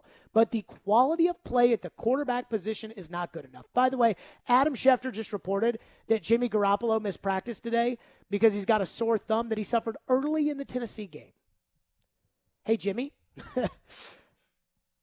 I hope you play on Sunday, because if you don't, you may never get your job back. Because nobody cares. Like, Jimmy Garoppolo got the 49ers to the Super Bowl, but he missed a wide-open Emmanuel Sanders. You know, if he hits Emmanuel Sanders, he's MVP of that Super Bowl. And Trey Lance is not on that roster right now. But he didn't. Everybody's got a story. If your story is he's better than all the other quarterbacks, so we're behind him, all right, but now let's see if he can go beat Patrick Mahomes in Arrowhead. Let's see if he can go toe-to-toe with Joe Burrow if Derrick Henry's not 100% back. And if he's not, and he can't, then what are you going to do? Because in 2 years in a row in the playoffs, your quarterback will have been unable to get you out of a tough spot. And here's the truth. Tannehill's 2-2 in the playoffs as the starting quarterback of the Titans. And in the 2 wins, he's thrown for under 200 yards combined. Anybody else got a problem with that? What's next? Mike texts in and says, it's true Ryan Tannehill has cost the Titans games this year as well as last year. And in my opinion, the Titans should look for the quarterback of the future. And if they can't redo his contract after next year, then cut him. Well, they can't cut him. But I do think that the playoffs, Bob Valvano, I used to work with him in Louisville. Mm-hmm. And it used to kind of drive me crazy because I was 23 years old. And obviously, as you all know, I have very strong opinions. And in talk radio, what you can't do is you can't just sit there and say, well, it'll be interesting to see how the game's played out on Sunday. Like, you can't do that. You have 20 hours a week to fill. And just everybody used to get on Floyd for saying, I don't know, when you'd ask him questions. And he would be like, I don't know. And people would be like, yeah, Floyd, it's radio. It's your opinion. You got to have a. But, I understood why he said I don't know all the time because, in the NFL, if someone were to come into his office and say, hey, do you think Baker's the problem in Cleveland? I don't know. I haven't watched enough about I don't know. I haven't been there. I haven't talked to the coaches. So I understood that. Bob Valvano used to always say, let the cake bake. And I used to think, oh, God, what a cop-out. Every time just to say, let the cake bake. With Tannehill and the way that you feel long-term about him, there's going to be some cake baking that will be done. And if the playoffs, say they draw the Chargers in the first round, and Herbert comes in here and beats him, and he throws for 173 yards and 2 interceptions, and you lose, now you're in a different scenario than if he gets you back to the AFC title game, regardless of whether or not Derrick Henry does it. So that's going to be what decides it, because that's how this league works. And you will say, I can already hear, it's unfair. The NFL is not fair. Just watch the penalty. Watch the non-pass interference that Baker Mayfield didn't get at the end of the Cleveland game and ask yourself this question. If that's Devontae Adams and it's Aaron Rodgers on the other side and the Cleveland defensive back is grabbing the jersey like that, what do you think's going to happen? It's not fair, but it's the NFL. 615-737-1025 is our phone number. Boy, Vol fans got triggered yesterday. Yeah, they did. You're not very popular on Vol Twitter. Oh, shocker. That's something new to me. Coming up next, why no matter how mad you get It will not change the reality of where the Vols are right now, unless the Vols change that reality. Explain next. Stillman and Company right here. It's ESPN 102.5 The Game. The voice of reason. No, you blew it. That's what happened. It didn't slip away. You blew it. The voice of the fan. The officials had let that game get out of control before anything got thrown. The voice of Nashville sports is your home of Nashville's best sports talk. ESPN 102.5 The Game and the Game Nashville app. ElectronicExpress.com. We make it happen. Barlines and the Omni Hotel, one of Nashville's favorite downtown destinations, gets raving reviews from the locals. Live music, great food, and a favorite spot to watch your Nashville Predators on any of the 22 big screen TVs. And great food is an understatement. How about award-winning hot wings, Nashville hot chicken sandwiches, smoked brisket tacos, and in-house homemade pimento cheese sandwiches. Barlines, an official Predators preferred watch party location, 1 block from Bridgestone in the Omni Nashville Hotel. Hey, Robbie Stanley here, and I'm sure you've probably heard of FanDuel Sportsbook by now, and they're making every moment more this season. First off, FanDuel Sportsbook is an official sports betting partner of the NFL, and that means you can place all your bets on a trustworthy app that's also easy to use. And basketball fans, you can also celebrate the NBA's 75th anniversary season on FanDuel Sportsbook as well. And right now, new customers can place their first bet risk-free, and if you don't win, you'll get to $1,000 back. So if you've been thinking about joining FanDuel, now is the perfect time to give it a shot. They've got great live betting options, great odds boosts, and specials every single day. There's no better place to bet on the NBA and the NFL than FanDuel Sportsbook. So see for yourself why FanDuel is America's #1 sportsbook. Just download the FanDuel Sportsbook app, sign up using promo code ROB to get your first bet risk-free up to $1,000 and make every moment more this NBA season. Once again, that promo code is ROB. Must be 21 or older and present in Tennessee. First online real money wager only. Refund issued is non-withdrawable site credit that expires in 14 days. Restrictions apply. See terms at sportsbook.fanduel.com. Got a gambling problem? Call the Tennessee Red Line at 1-800-889-9789. Spring Hill Heating and Cooling is here to serve you. Is your AC or heating unit old and inefficient? Is it breaking down yearly? Now is the time to replace it. Waiting can cost you hundreds, if not thousands of dollars. Just like everything, the cost of a new AC unit is rising. Effective January 1st, all manufacturers are increasing prices up to 10%. Get ahead of the game and call Spring Hill Heating and Cooling, offering 60 months, no interest financing, and 10-year parts and labor warranty on all new units. Schedule now at springhillac.com or call 615-778-8855. Hey everybody, Robbie Stanley here to tell you about my friends at Jasper's. Jasper's is a casual restaurant and bar located on West End Avenue, equipped with TVs, a game room available for private events, a grab-and-go market, and free parking. Yes, free parking. This neighborhood spot is Nashville's new go-to restaurant and bar. You can try their selection of elevated bar food ranging from appetizers to chicken sandwiches to flatbread pizzas and the famous Smash Burger, as well as any of their delicious cocktails. So visit my friends at Jasper's, located at 1918 West End Avenue, and tell them that Robbie sent you. Nashville's best sports talk, locally owned, home of our Nashville Predators. WPRT FM Pegram, 97.5 Murfreesboro, WBUZ HD2 Laverne, online at thegamenashville.com. We are ESPN 102.5 The Game. Live from the Game Nashville studios, it's Stillman and Company. Delivered by TriStar Moving. TriStar Movers with 5-star service. With Jared Stillman on Nashville's best sports talk. ESPN 102.5 The Game and the Game Nashville app. Stillman and Company is delivered by TriStar Moving. ESPN 102.5 The Game, streaming live on Twitter, Twitch, and YouTube. Thanks to the law offices of Amanda Gentry. Reaction Monday, powered by Spring Hill Heating and Cooling and Focus, naturally caffeinated sparkling water with a spark. Drink Focus, PHOCUS.com. So, I always think this is funny, is when people get mad. When somebody has an opinion and people get mad. If you say something absolutely crazy, right? Like, Tom Brady stinks. Most people know that, like... That's a crazy take. Yeah, like, Tom Brady's pretty good. Excuse me for a second here. Talk to the people. And I don't think in any way could you... And I said to you over the break, you can say pretty much whatever you want within reason if you have a way to defend it. And if you have some sort of statistical number or some sort of viable reason why you have that take. Saying Tom Brady stinks, you don't have any support for that. There's nothing there. I mean, he has 7 Super Bowls. But when you say something about somebody and there's a hint of truth there, or it is true, and they kind of know in the back of their head that it might be true, oh, now they get really mad. As Snoop Dogg once said, truth hurts. And it does. So yesterday, the Tennessee Volunteers arrived in Nashville for the Trans-Perfect Music City Bowl. And they tweeted out a video of them showing up at the hotel, and they said, Nashville's team. Obvious shot at Vanderbilt. Now, I think it's kind of funny, like, way to go, kick Vandy when they're down, whatever. Derek Dooley did that one time, and the next year they embarrassed him 41-18. So, like, anything, be careful of what you say.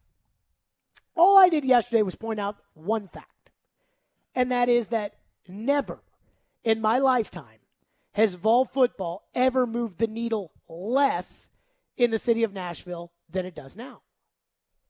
And, oh, my God, people were offended. I mean, it was like I had personally said that Vol football was terrible and that they were never going to be good again and that you should burn everything that says Vols on it and everything. People were so worked up and so bent out of shape. Oh, my goodness. I must have got 500 tweets yesterday. I'm not kidding. I must have gotten 500 tweets yesterday from people because I said that it has never moved the needle. Vol football has never moved the needle less than it does now. In 1991, I believe, it might have been 92, when Johnny Majors got fired, News Channel 5 at that time had a Hope Hines, the sports director, in Knoxville when Johnny Majors got fired, and Mark Howard was in the studio and anchored a special breaking into CBS's whatever to talk about Johnny Majors, the head football coach at Tennessee, being replaced by Philip Fulmer. Last year, Tennessee changed their football coach again on the fly. You had to turn to SEC Network in order to see any coverage of it. Do you think they're breaking into Days of Our Lives to have a breakdown of the Tennessee football coaching hire? No, they are not. That's just reality. By the way, it is my job, and somebody pointed out yesterday that 102.5 has never moved the needle, and I felt the need to tell that person that by any statistical data you can look at, and even the stuff you guys can't look at, which I don't know what people can see and what they can't see, 102.5 has never moved the needle more than it does now. Conversely, other people that have invested a lot in UT Vols, and Vols this, Vols that, and Vols hosts, and they've never moved the needle less. Everybody knows it. Ask the Outkick 360 guys about the needle moving around here. Part of the reason that this show's been successful is we know what moves the needle. We always have. The Vols have never moved the needle. They've never mattered less in Nashville in my lifetime because, quite frankly, Nashville is evolving into a pro sports city. When I was a kid, Vanderbilt basketball was a much bigger deal around here than the Predators.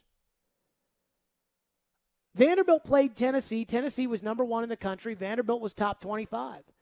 And you could not get a ticket. And the atmosphere in Memorial Gym was electric.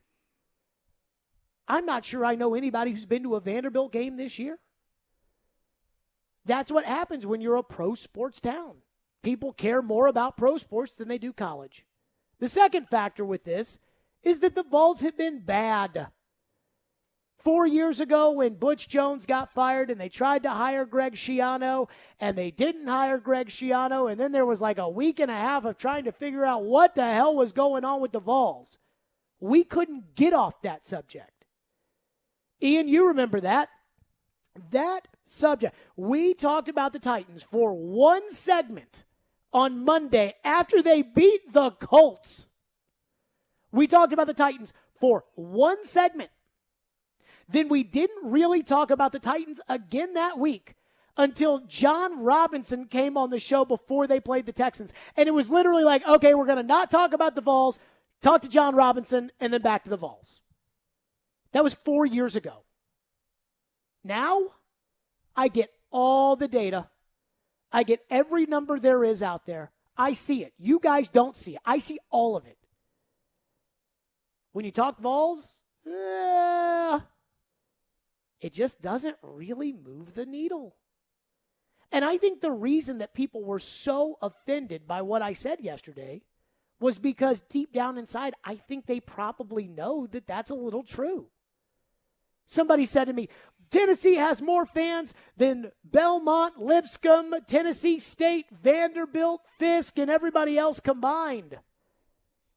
I never said they didn't, but guess who else does?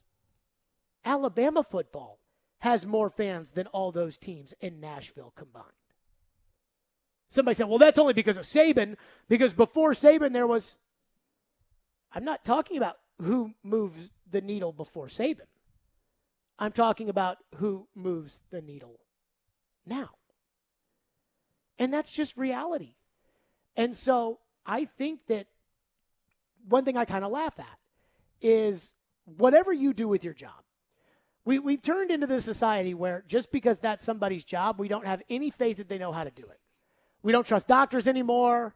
We don't trust the media anymore. Well, some people don't trust these people. We don't trust any experts anymore. Buddy of mine's a doctor. Guy had an infection on his leg. Didn't go and see the doctor. All he had to do was a telehealth thing, and the doctor would have been able to prescribe him some sort of antibiotic that would have taken care of whatever was wrong with his leg. Didn't do it because he didn't trust doctors. Then, after a little bit, it got bigger, and it got more infected, and it got more whatever. All he's got to do, go into a walk-in clinic. But he didn't do it because he doesn't trust doctors. All you got to do is call your primary care doctor. Walk in. He'll get you the antibiotic. He'll be fine. Didn't do it. Finally goes into the emergency room, and they're like, if you had waited any longer, we'd have to amputate your leg, or you might die. All he had to do was talk to one doctor. But we've become the society where we just don't listen to people anymore. We just don't trust them. And I understand it. Not everybody's perfect. We question coaches around here. It happens. But I say this because this is the one thing that I know. Like, this is the one thing that I can tell you I know how to do. And Ian and Caroline, you guys will back me up on this. If I'm worried about what matters to our audience, I will debate it in my head, and I will debate it with you guys for hours. That is very true.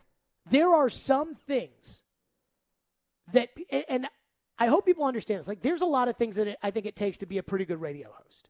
And as I've said many times, I don't think I'm really good at anything else. I don't think I really have skills that lend themselves to anything other than being a good radio host. But literally the number one thing for a radio host or program director in order to be successful is to know what your audience wants to talk about. In order to be a good grocer, don't you need to know what people are going to buy at the grocery? So I'm not knocking Vol football. I know people will say, Jared Stillman is just out to get the Vols, and this is Jared taking a crack at him, and because Jared didn't grow up a Vol fan, and I don't care. I'm the one who told you all, don't give Jeremy Pruitt a contract extension. And you people went crazy. Jared, the reason they're doing this is because Fulmer is showing his loyalty, so when Alabama calling after Saban leaves, then Jeremy Pruitt will not go to Alabama. I just said, don't give him a contract extension. That's all I said. I didn't say he was a bad coach. In fact, I said he's doing an okay job. So when you're doing an okay job, you should keep doing your job. You shouldn't get an extension. You shouldn't get fired. Because then when you do a bad job, like he did last year, then you can fire the guy. It's like, well, no, Josh Heupel, you watch. He'll change it. We'll see. Somebody tweeted me yesterday and said, watch the stadium on Thursday. You'll see. First of all, we've had Scott Ramsey on from the Music City Bowl who said, hey, Vol fans buy a lot of hotel rooms. So a lot of Vol fans, which they should be the most popular team in the state, that Vol fans travel to the game. The second thing is this. Kentucky basketball packs downtown Nashville every year for the SEC basketball tournament. And you know, listening right now, that if I did 4 hours on Kentucky basketball, you would turn the radio station and never listen. In 2018, the spring of 2018, Floyd and I would look at the data. And by Floyd and I really mean Ryan and I. Ryan and I would look at the data. And the data was telling us, because the Predators were red hot. They had just been to the Stanley Cup final, and they were on their way to the President's Trophy, And a Predators ticket was the hottest thing in town. And we'd look at all the data, and the data would tell us, talk Predators, don't talk college basketball. Now, everybody else that's been doing it for forever, and the way, like the basketball bennies, and, got to have this college basketball guest on to talk college basketball, got to have that college basketball guy. I mean, it was painful because everybody else was still doing their college basketball talk around here. I'm looking at data that says don't talk college basketball. So guess what? We didn't. And Jared and the GM was never more popular. And by the way, Stillman and Company is now as popular, if not more popular, than it was then. And it's because we know what you all care about. So I know there are going to be Vol fans that get offended. And they'll argue to me that the Vols are the most popular team in Nashville. And that's probably true. But they're not as popular as they used to be. And I'm not saying that it's a bad thing, but it's probably something Tennessee's got to figure out, or else it's going to get worse. I do think in 10 years, if we have a 10 years in the future that's just like the 10 years that we've had in the past, there will be more Alabama football fans in Nashville than there will be Tennessee fans. It's one thing to have a child that grew up a diehard Tennessee fan. If that child is 20, they've never seen Tennessee football be good. Now try to get that person to have a child who's 15 years old and try to convince them to care about Vol football. Vandy basketball doesn't move the needle at all around here. And I hate saying that, but I grew up a diehard Vanderbilt basketball fan. I used to sit by the radio and listen to Vandy basketball. I don't even watch Vandy basketball on TV anymore. It's just not interesting. They're just not very good. They don't put out the effort there to be good. So don't come criticizing me because I'm just telling you the fact that Tennessee football has never mattered less in Nashville. And yes, there will be a lot of fans there. And yes, Tennessee is still the number one school in Nashville. But Vol football better keep an eye on it because as Nashville becomes more of a pro sports town, they're going to get squeezed out a little bit more. And if they don't win, and all these people that move here that are Georgia fans and South Carolina fans and Kentucky fans and everywhere else, it's going to dilute the market. And I'm sorry, but that is what moves the needle. So I just wanted to say that. I just want to know, why are people so sensitive about this? I think the way that you phrased your tweet made it sound like Vol football doesn't matter at all. The fact that you said Vol football has never moved the needle less in Nashville made it come across as nobody in Nashville cares, which isn't the case. Just not enough people care about it. Like, I'm concerned about doing this segment at 4 o'clock on a Monday. Now, we are outside of kind of this is all inside radio talk. But, like, you'll notice a lot of people take off, like, this week in talk radio, because technically, like, the times of this stuff doesn't matter. Like after the holidays. Right, like it normally matters for kind of our scoreboards. Right. And so I'm not taking off because there's a lot of Titans football to talk about, and I believe in consistency, and I believe that you want to come here and hear about Titan football, so that's why you're coming here. So I'm here because for you all, I think it matters. Like getting people in the habit of listening to us. Other people are like, doesn't matter to me, I'm off vacation. So I'm not saying that Vol football doesn't matter. But it's like when Joe Rexrode would write all these columns at the Tennessean and now the Athletic about like Lipscomb. And I mean this with no disrespect to Lipscomb, who I have a lot of respect for. But no, that's not what's going to get people interested. You write a story about Marcus Mariota and whether or not he should be the quarterback, that is what got people interested. But Lipscomb basketball and Tennessee football are two very different things. No, but the point is the same, that I believe that talking about Tannehill moves the needle infinitely more than talking about Tennessee football at 4 o'clock on a Reaction Monday. That's my point.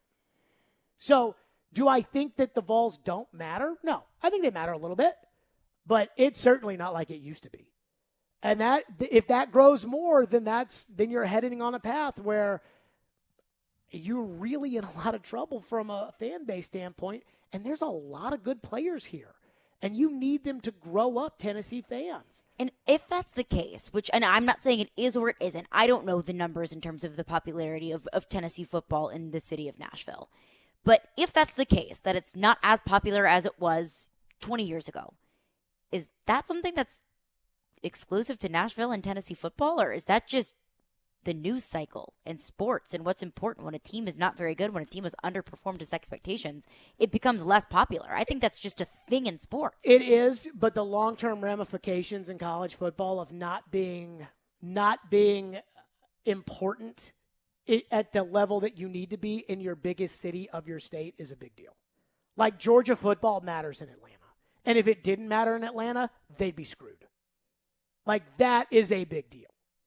Like in the biggest city of that state, you got to matter. But in terms of long-term ramifications, like I feel confident in saying that Vanderbilt football is probably not very popular in Nashville. Okay. If Vanderbilt went to the national championship, I'm sure it'd be pretty darn popular. Sure, but I'm sure it would be talking about it a lot. You have to find a way to get there. You got to get the kids. I told you, if Philip Fulmer gets 3 kids in Tennessee, 3 kids, his last full recruiting year, Dante Hightower, who's from here, Barrett Jones, who I believe is from Memphis, and Randall Cobb at Alcoa, if he gets those 3 players, he would have kept his job for at least 5 or 6 more years. The key for Philip Fulmer when he was successful was he got all the best players in Tennessee, especially Middle Tennessee, and then he was able to go into Georgia and North Carolina and around the country and get players. And you got to find a way to get players. Josh Heupel did not do a great job in Middle Tennessee. You got to get those players. 615-737-1025 is our phone number. We'll get your reaction on this, 615-737-1025. And maybe it doesn't matter long term. Maybe the Vols win the national championship in 5 years and the Titans aren't very good, and it's the number 1 topic in Nashville. I'm just telling you what is a fact. And I'd like to think that I know this pretty well because, again, we've had a lot of success around here doing this. Stillman and Company, 615-737-1025. We're delivered by TriStar Moving. It's ESPN 102.5 The Game. Titans on 3, 1, 2, 3,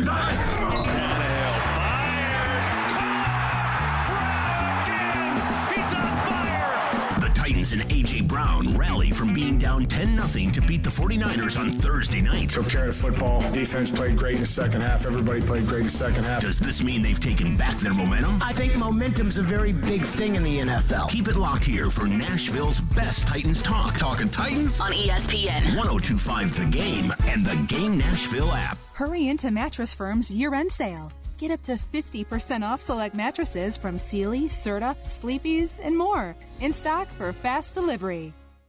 Hey, what's up? It's Chase McCabe here for BetMGM, the king of sportsbooks. They welcome you with the lock of the year. This is what you need to do. Place a $10 moneyline wager on either Miami or New Orleans. And if either team scores a touchdown, you'll win $200 in free bets, regardless of your bet's outcome. All you have to do is use the bonus code 1025GAME200 when you make your first bet. Enjoy football like never before with BetMGM's live betting options and boosted odds specials at your fingertips all season long. Download the app or go to BetMGM.com. Use that code 1025GAME200 to win $200 in free bets if either Miami or New Orleans scores a touchdown. Visit BetMGM.com for terms and conditions. 21 years of age or older to wager. Tennessee only. New customer offer. All promotions are subject to qualification and eligibility requirements. Rewards issued as non-withdrawable free bets or site credit. Free bets expire 7 days from issuance. For problem gambling support, call the Tennessee Red Line at 800-889-9789. Brian Porth back again to tell you about Dr. Kelly Rice, Family Cosmetic and Dental Sleep Medicine. Earlier this year, Dr. Rice, I was disappointed to have a cavity filling even after brushing my teeth all the time and having regular checkups. Ryan, cavities are like any other health condition. You don't really know you have one until it gets bad. Recently, I saw a patient for treatment that they had been putting off. Something that could have been simple to fix 6 months ago turned out to need a root canal and a crown. Postponing treatment costs more and takes time away from work. Well, I can attest to the fact that if I had not been doing regular checkups, I may have had to get a root canal by now. But thanks to your great staff that has been taking care of me for almost 15 years, my teeth are as good as they've ever been. Well, we do things differently. I want to let people know that if they're afraid of pain or worried about the cost, they are not alone. Don't be embarrassed. We understand. Give us a call at 615-373-4488. That's KellyERice.com. Dr. Kelly Rice, Family Cosmetic and Dental Sleep Medicine, 615-373-4488. Hey, it's Jared. Your body needs water. That doesn't mean it has to be boring. And I'm here to tell you to give Focus a try. Focus is a sparkling water with a spark. It's infused with a boost of natural tea caffeine, so you get clean energy without sugar, calories, or crash. Go to drinkfocus.com to find the full lineup of flavors and get them delivered right to your door. Enter promo code GAME at checkout for 15% off your first order. Focus is also available at your local Publix. That's Focus, P-H-O-C-U-S, on the web at drinkfocus.com. Yo, this is Justin from Music City Vintage, here to provide you with all your vintage apparel and shoe needs. We've partnered with 102.5 The Game to provide you all with an exclusive discount today. Come to our shop today, located in East Nashville at 2503 Gallatin Avenue, and say The Game at checkout and get 10% off your entire order. If you're unable to make it in, we got something for you as well. All of our products in store are also available on our website at musiccityvtg.com. Just use promo code GAME at checkout and get 10% off your order. If you've missed any of today's show, just search Stillman and Company on Apple, Spotify, or your favorite podcast platform. So I made Vol Twitter mad yesterday. That is nothing new. I always love the people, too, that tweet me and are like, Vol Twitter, get him, and you'll learn your lesson. I'm like, yo, this has literally been like a 6-year thing. Yeah, if you haven't learned your lesson by now, you're never going to learn. I have never backed down from this. I don't care. I'm not going to care. I just tell it how it is. When I think the Vols are good, I will tell you I think the Vols are good. When I think that the one thing I regret as far as my coverage of the Vols, because Ian backed me up on this. I was first on Butch Jones. I'm like, this guy's a phony. I think that sounds fair. I was all over Pruitt. Okay. And I've been all over Rick Barnes. You don't like him as an attorney. And the one thing that I regret is when I didn't put $1,000 on Oregon State to beat Tennessee in the men's basketball tournament. Because that was a fun show. Oh, God.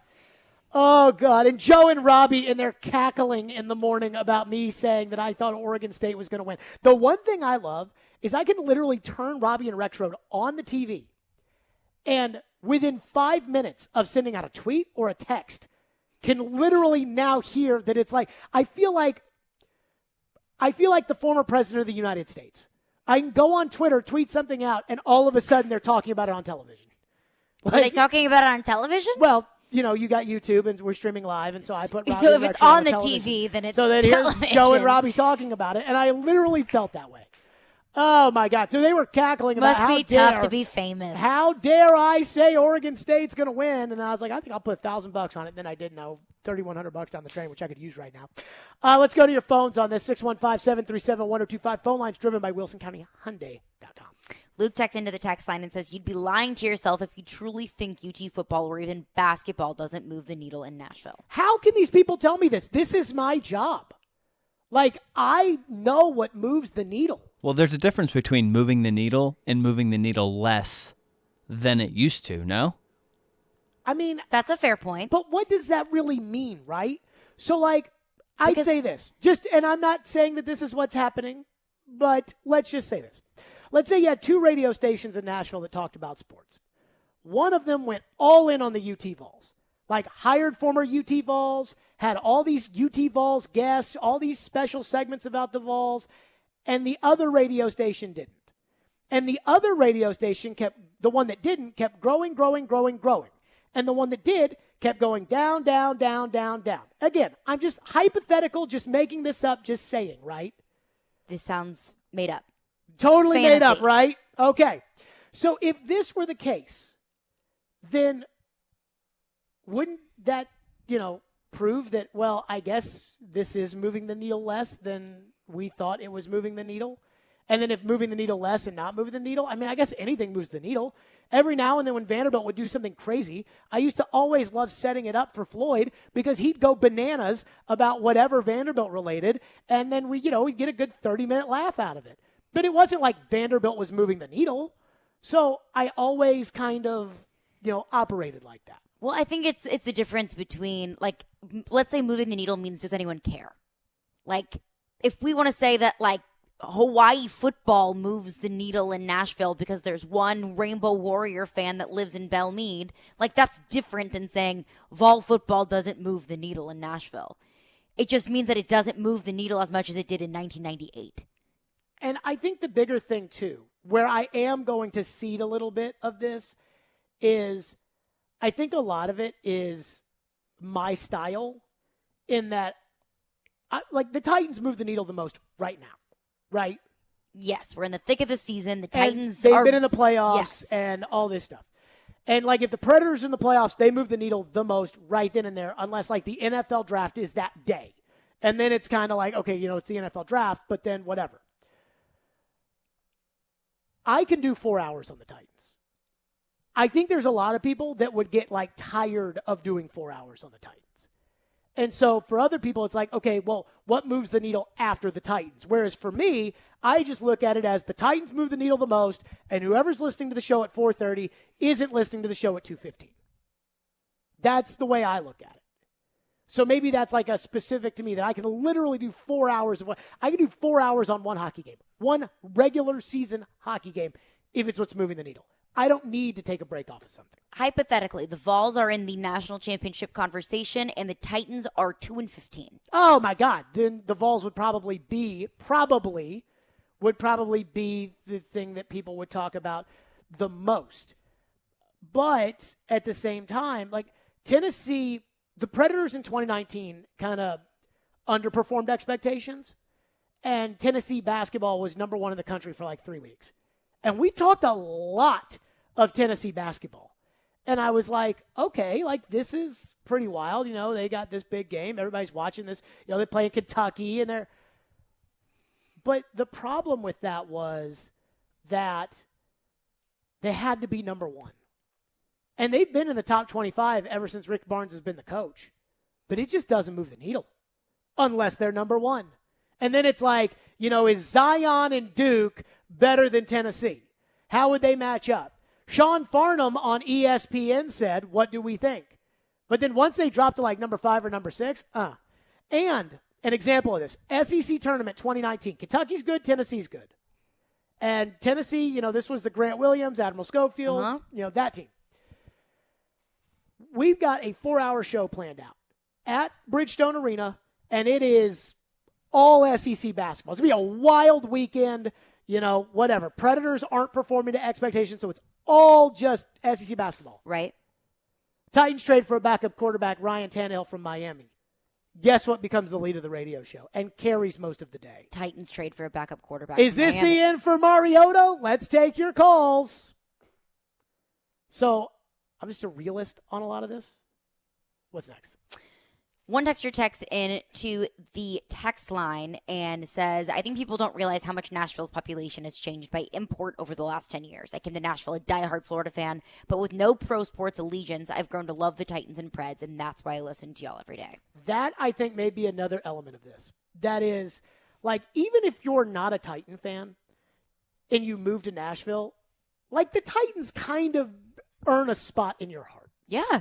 I feel the same way about the Predators. Even if you're not a Titan fan, it's yeah, I grew up in Mississippi and we were big Saints fans, but I watch because the games are on every week.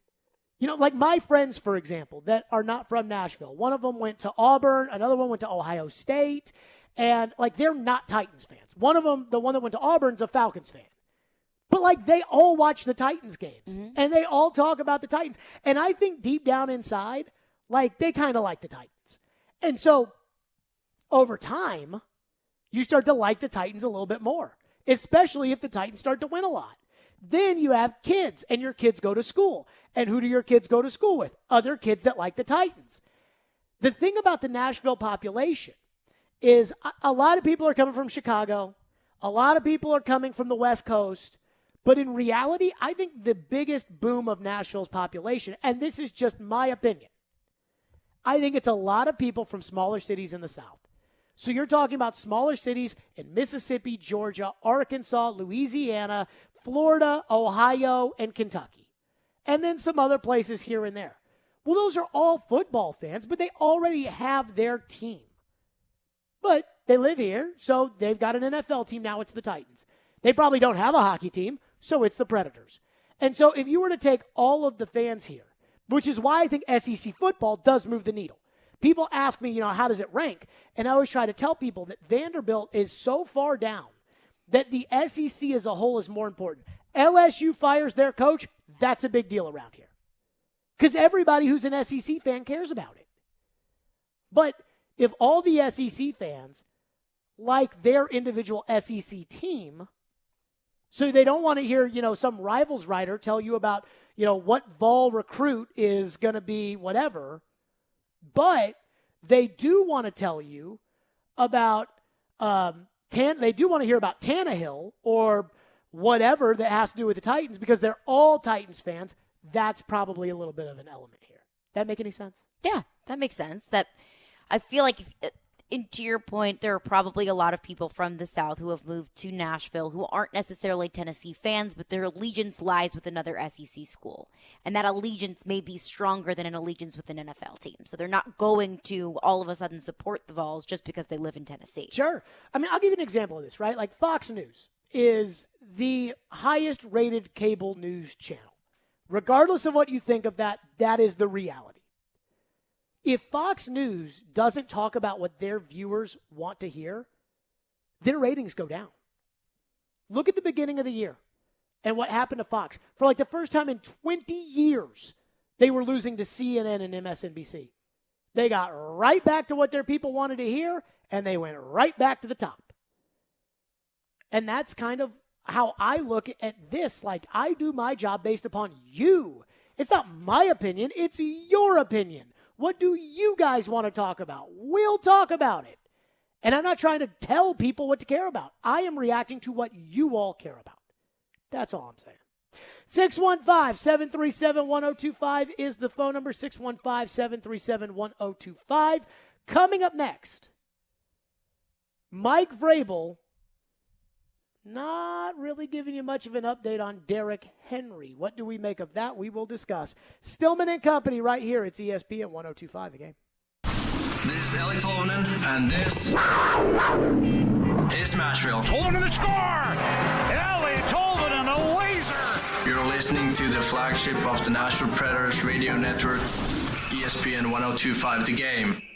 It's the half-off after Christmas sale at Social Furniture. Head down to Social Furniture today to receive half off on select items. That's right, half off on select items. They have truckloads of the best selection of furniture and have all your furniture needs. Hurry up and come down to Social Furniture today for the best selection of furniture before it's gone. Visit Social Furniture on the west side at 5412 Charlotte Avenue. On the web at mysocialfurniture.com. Social Furniture is a proud supporter of your Nashville Predators.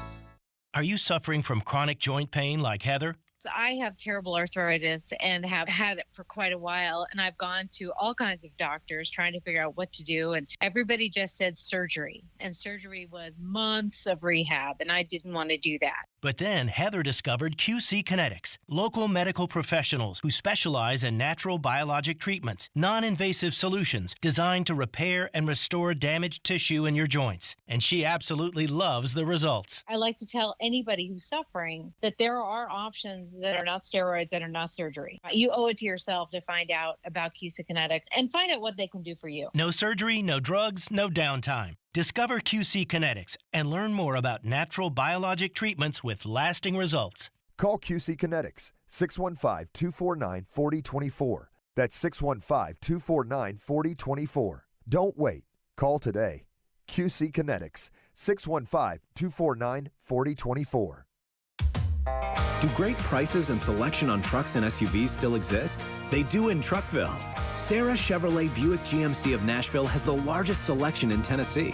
And we keep getting fresh stock on our lots every day. We're committed to offering you our best price and a 5-star experience, which is why we're still known as the destination for trucks and SUVs. Come visit Truckville, Tennessee today in person or online at sarahnashville.com.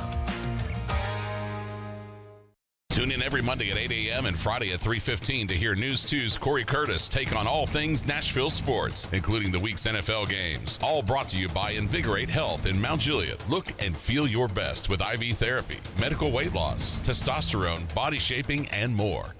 Save cash fast for the holidays with the Game Deal of the Week. Spread holiday cheer with Downtown Dollars this year. Redeemable at hundreds of downtown Nashville shops, restaurants, and more. Receive $50 free with your purchase of a $100 digital gift card at thegamenashville.com/deals. Spring Hill Heating and Cooling is here to serve you. Is your AC or heating unit old and inefficient? Is it breaking down yearly? Now is the time to replace it. Waiting can cost you hundreds, if not thousands of dollars. Just like everything, the cost of a new AC unit is rising. Effective January 1st, all manufacturers are increasing prices up to 10%. Get ahead of the game and call Spring Hill Heating and Cooling, offering 60 months, no interest financing, and 10-year parts and labor warranty on all new units. Schedule now at springhillac.com or call 615-778-8855.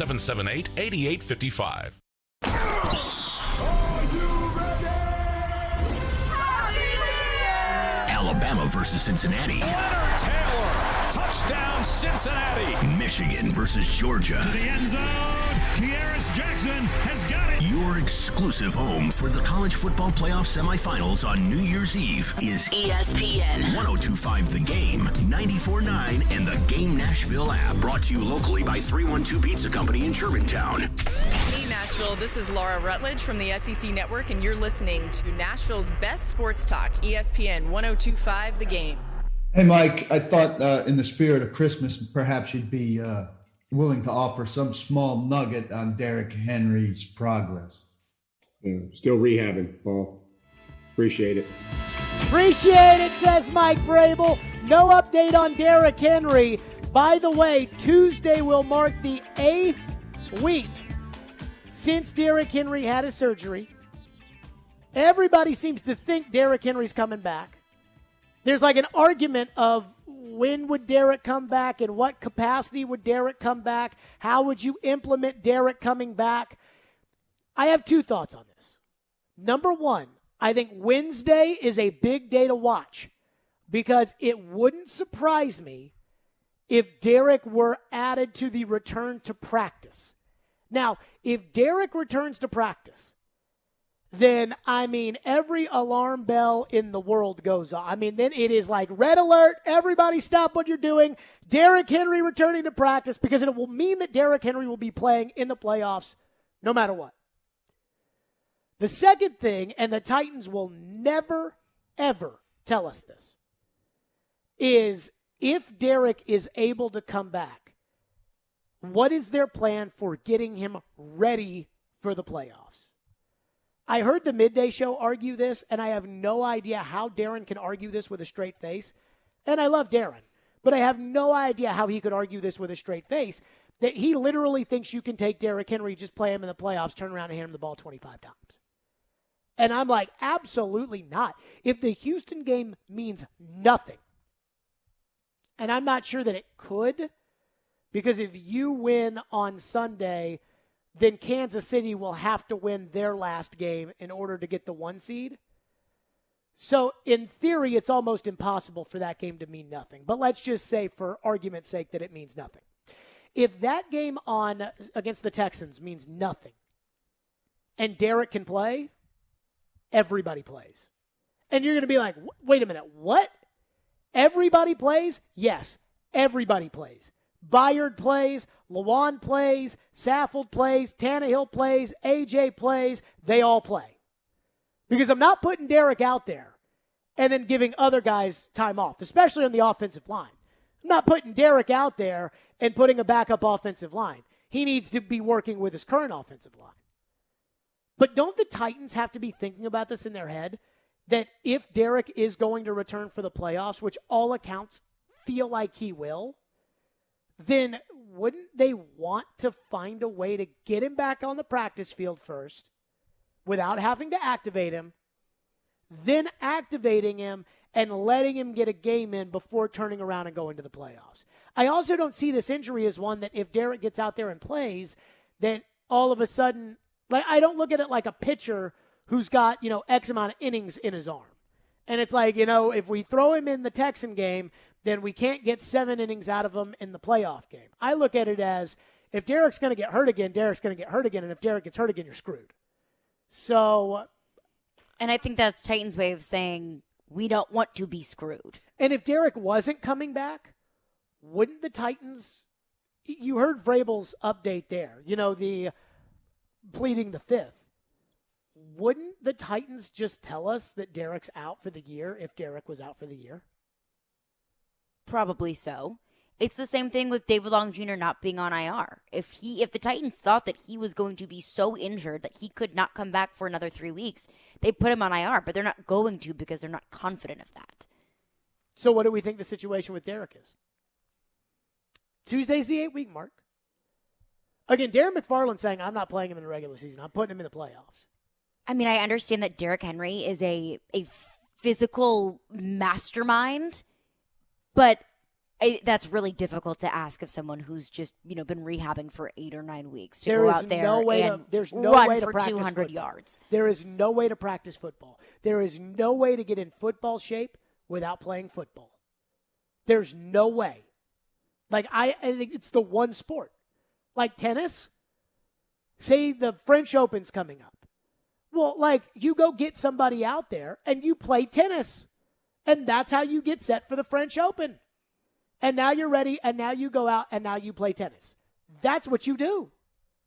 Basketball, you take the second team, you play them against the first team, and you run up and down the court. And then once the first team starts knocking out the second team, you mix up the teams, and you have guys running up and down the court, shooting, dribbling, dunking, everything. There's no way to practice. There's no way to practice football, especially the kind of football he plays, to get in football shape other than playing football. 615-737-1025, headlines with Caroline.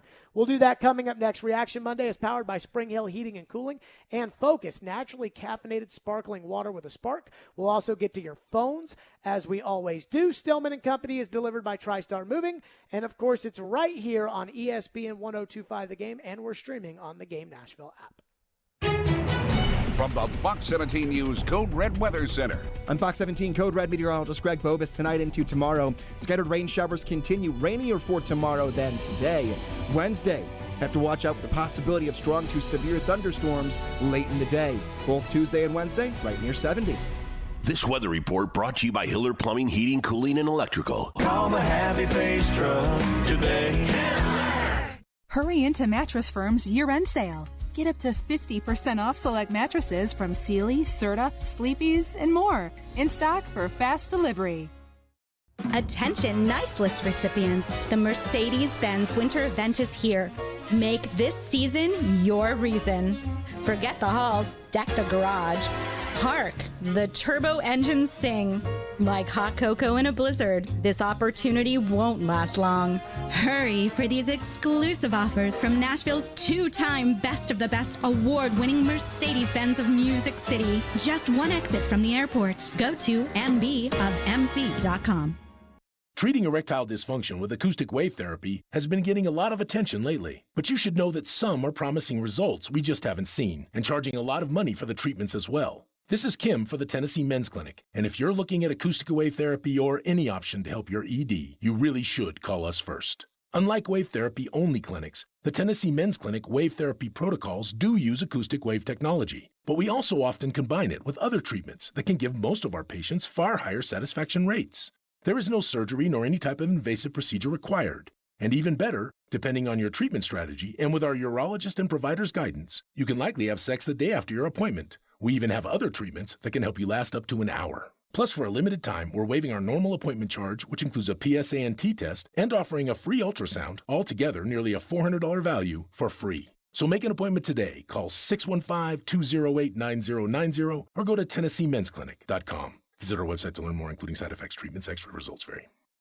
This is Sean Fort, Director of Sales of this radio station. I just want to say happy holidays to all of our listeners and customers. We're so thankful for you, and we wish you a happy and safe New Year. Well, I started my own restaurant because I love to cook. But that also means a lot of greasy pots and pans. And we can't waste time with endless sink changeovers. So we upgraded to Dawn Professional Pot and Pan. Dawn Professional cleans 58% more pots and pans per sink than the leading competitor. Less dish soap, fewer changeovers, and more time doing what we love. Dawn Professional. It's clean. Upgraded. From P&G Professional. Darren McFarland. And a mulligan that we all look for in golf. Lord knows our game could use it. Willie Donick. Outworked and outperformed a lot of other really good players. Chase McCabe. I want some sort of trade protection. Darren, Donick, and Chase have you covered weekdays from 10 to 2. Presented by Curacion CBD on Nashville's best sports talk. ESPN 1025 The Game and the Game Nashville app. This is Stillman and Company, delivered by TriStar Moving. Stillman and Company Reaction Monday, powered by Spring Hill Heating and Cooling and Focus Sparkling Water with a Spark. Texture says Henry does not need to practice. Do not play him until the playoffs unless you absolutely have to. I don't understand how you can say that Derrick Henry doesn't need to practice. Like, how can you say that confidently? I would just say this. Take the best pitcher in baseball. Who's the best pitcher in baseball? I don't even know. Take the best pitcher in baseball and say, okay, we can get you a start in September. You have not pitched. You have shut it down. You have not pitched in 3 months. And you don't need to go down to the minors and throw a rehab start. You don't need to make a start in the last week of September. Like, nope, we're putting you game 1 of the World Series. Get in there and give us 7 innings. They can't do it. The best pitcher in baseball can't do that. This is no different. I mean, there's a level of conditioning that you have to get. And the only way that you get conditioned for football is by playing football. If Derek can go against the Texans, I play Derek no matter what. Now, I'm not going to hand the ball off to Derek on every snap. But if Derek shows me early on that Derek can go, like if Derek, lets me see it like pretty early on that Derek's rocking and rolling and everything else, then I'm going to keep giving him the football. But I need Derek to get some games under his belt in order to be ready for the playoffs because the Chargers don't care if they're the team that comes in here. They don't care if Derrick Henry hasn't gotten the rock. And if you play a good defensive team in that first game, they're going to try to stop Derrick. And he's got to be out there, and he's got to be ready to produce. Time now for headlines with Caroline.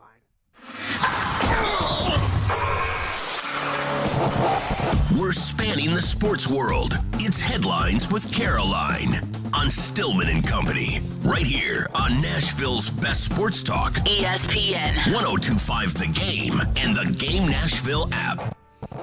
As of Sunday, 4 more teams have clinched their playoff spots. The Chiefs, Buccaneers, Rams, and Cardinals have joined the Packers and the Cowboys in their spot in the playoffs. But fun little tidbits about our new playoff contenders.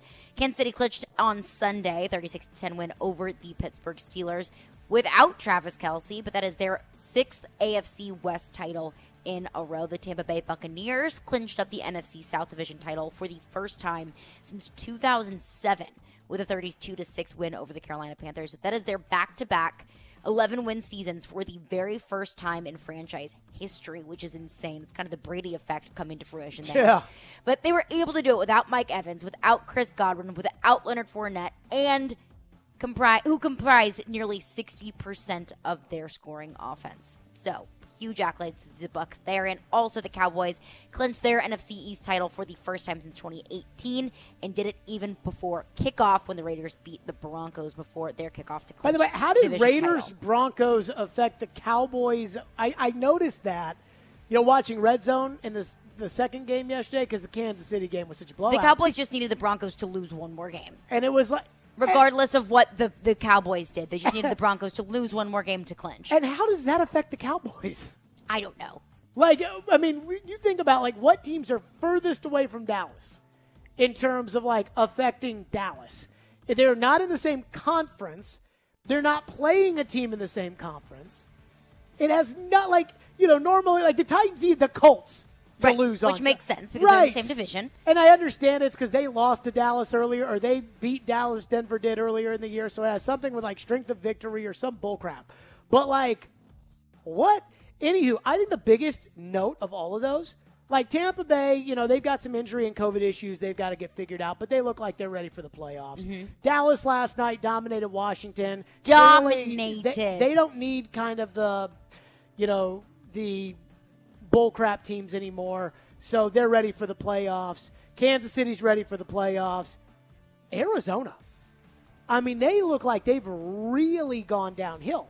And I see a lot of people that when it comes to the Tannehill crying that say things like, how's Kyler look without DeAndre Hopkins? But remember, that Rams game on Monday Night Football had DeAndre Hopkins. And that may have been the worst that Arizona looked. So they've been bad for like a month now. And I'm starting to think this is a Kingsbury thing. Like, every year they have a decent team, and they've got good players at Arizona. And it's always just a downward trend throughout the season. Always. The Cardinals are the hot team, and then they lose games they're not supposed to in November and December. And so I wonder, like, is Arizona, like, are they – I know they made the playoffs this year, and they're going to be in, but, I mean, I remember talking about how if they beat Green Bay at home on that Thursday night game, they could have the number 1 seed. And, I mean, they may be like the 6th seed when all is said and done in the NFC. I'm looking at the Cardinals last year. Here you go. The Cardinals at one point were 5-2 last year, 6-3, and finished the year 8-8. Like, that's so underwhelming. The last 2 months of Cardinal football in November: loss, win, loss, loss, loss, win, win, loss, loss. They just, the second half of the season is always their bugaboo. Kingsbury, what's next? Cincinnati quarterback Joe Burrow also made a little bit of history last night, set a franchise record for the most passing yards in a single game in Cincinnati's 41-21 win over the Baltimore Ravens. Went 37 of 46 passing yards, 525 yards, 4 touchdowns, no interceptions, shattered the previous record held by Boomer Esiason, who threw for 490 yards in an overtime game against the Rams in 1990. So the 4th highest total in NFL history as well. T. Higgins also had himself a day, a career high 194 receiving yards and 2 touchdowns. So I always think, like, when it comes to rookie quarterbacks and young quarterbacks, I've always believed in time. You know, Vince Young was Rookie of the Year. That didn't pan out. Baker Mayfield was Rookie of the Year. That doesn't look like it's going to pan out. I've always believed in time. Time for young guys. You can't know after 1 year if a guy's no good. 2, it needs some time. But I also want time for these young guys that look good. This time last year, everybody, Justin Herbert, Rookie of the Year. Mm-hmm. Now, Herbert looks like he's going to be good, and he is decent right now. But the second year, like by the end of the second year, if a guy is really good, I think you can tell. Brady, by the end of his second year, was in the Super Bowl. Patrick Mahomes, by the end of his second year, was league MVP. Same with Lamar Jackson. I think Joe Burrow, he looks like Dan Marino back there. You know, he's kind of got like a Marino Jim Kelly thing going on. Like big arm, but not just an absolute rocket. You know, it's not like Jay Cutler where that's the only thing he's got. But he just looks like a quarterback. He just throws like a quarterback. He got injured, and it doesn't matter, and he stands in the pocket, and he gets hit like a quarterback. I love watching Joe Burrow play. And this is going to be a big postseason for him because if things break, let's say that the Dolphins win tonight. If things break this way that they're set now, New England goes to Cincinnati in the first week of the playoffs. Who would you take in the first week of the playoffs? New England at Cincinnati. Probably New England. I think I would too. So he's going to have to pass the Belichick test. Then he's got to come here. Then he's got to go to Kansas City. He's got Kansas City this week. I think that let's see Joe Burrow, but I want to see Joe Burrow. You know what I mean? Like, and that's why I'm excited to see this Chiefs game next week. Oh, well, I guess we won't the one see that it. No one will see on television, yeah. Right. That'll be exciting to maybe just imagine it in my head. But that's what I am excited for is these tests for the younger quarterbacks. What's next? Did you see a little bit of a scuffle on the Washington sideline yesterday? So I did, and it's crazy because I got so incredibly bored with the Sunday night game last night. First of all, I don't want to watch Washington. I don't want to watch Washington or Dallas. I don't want to watch. I don't want to watch Chicago anymore. I'm over it. And I'm sorry to Ryan Porth's family. I don't want to watch Chicago anymore. I mean, aren't there just some teams that when they put them on TV, you're like, I don't want to watch them anymore? Like the Saints are on tonight. I don't want to see the Dolphins. I don't want to watch them. At least there's something interesting with the Dolphins. You know, they're battling for a playoff spot. And it's the team that the Titans play next week. But any other week, I don't want to watch the Dolphins. I don't want to watch. And so that's the Sunday night game last night, Dallas and Washington. And so it's on. And it's a blowout 5 seconds into the game. So I'm like, all right, I'm going to go watch the John Madden documentary that I which is really DVR'd. cool. And so, get ready to watch the Madden thing, and all of a sudden, Chris Collinsworth is talking about, Deron Payne. He's hot, and he should be hot, and he's this, and he's that. So I'm like, I wonder what happened. Mm-hmm. So I go back a little bit, and I saw what happened. I was like, oh, man. And I was like, Took a swing at Deron Payne. I didn't think it was that big of a deal, but it kind of reminded me of Buddy What? Hill. You didn't think it was that big of a deal? A teammate punched another teammate on the sideline in the middle of a game? Am I supposed to think it's like a big deal? That a player punched another player? I'm on. Who's the defensive tackle from Alabama that threw the punch? They're both from Alabama, but Jonathan Allen. I'm not on his side because I don't think you should throw punches, but look, Payne, you put that finger on that guy's head like that, is this the NFL now? He punched him in the face. This the NFL. He on tried. The sideline. He tried to punch him in the face, but still, right? The intent was there. I didn't think it was that big of a deal. They called it a brotherly disagreement. Yeah, that happens in football. He punched him in the face. You know what's crazy? It reminded me of the old Oilers, the Houston Oilers, when Buddy Ryan, the defensive coordinator, Kevin Gilbride, the offensive coordinator, got in a fight on a national TV game. And Floyd told me that before it happened, Kevin Gilbride jumped on the headset, and I think Floyd he might have been GM at this time, but I think he was assistant GM. And Kevin Gilbride jumped on the headset and was like, I'm going to punch him. I'm going to knock him out. And Floyd was like, Floyd told me, I was like, Kev, you can't do that on TV, bro.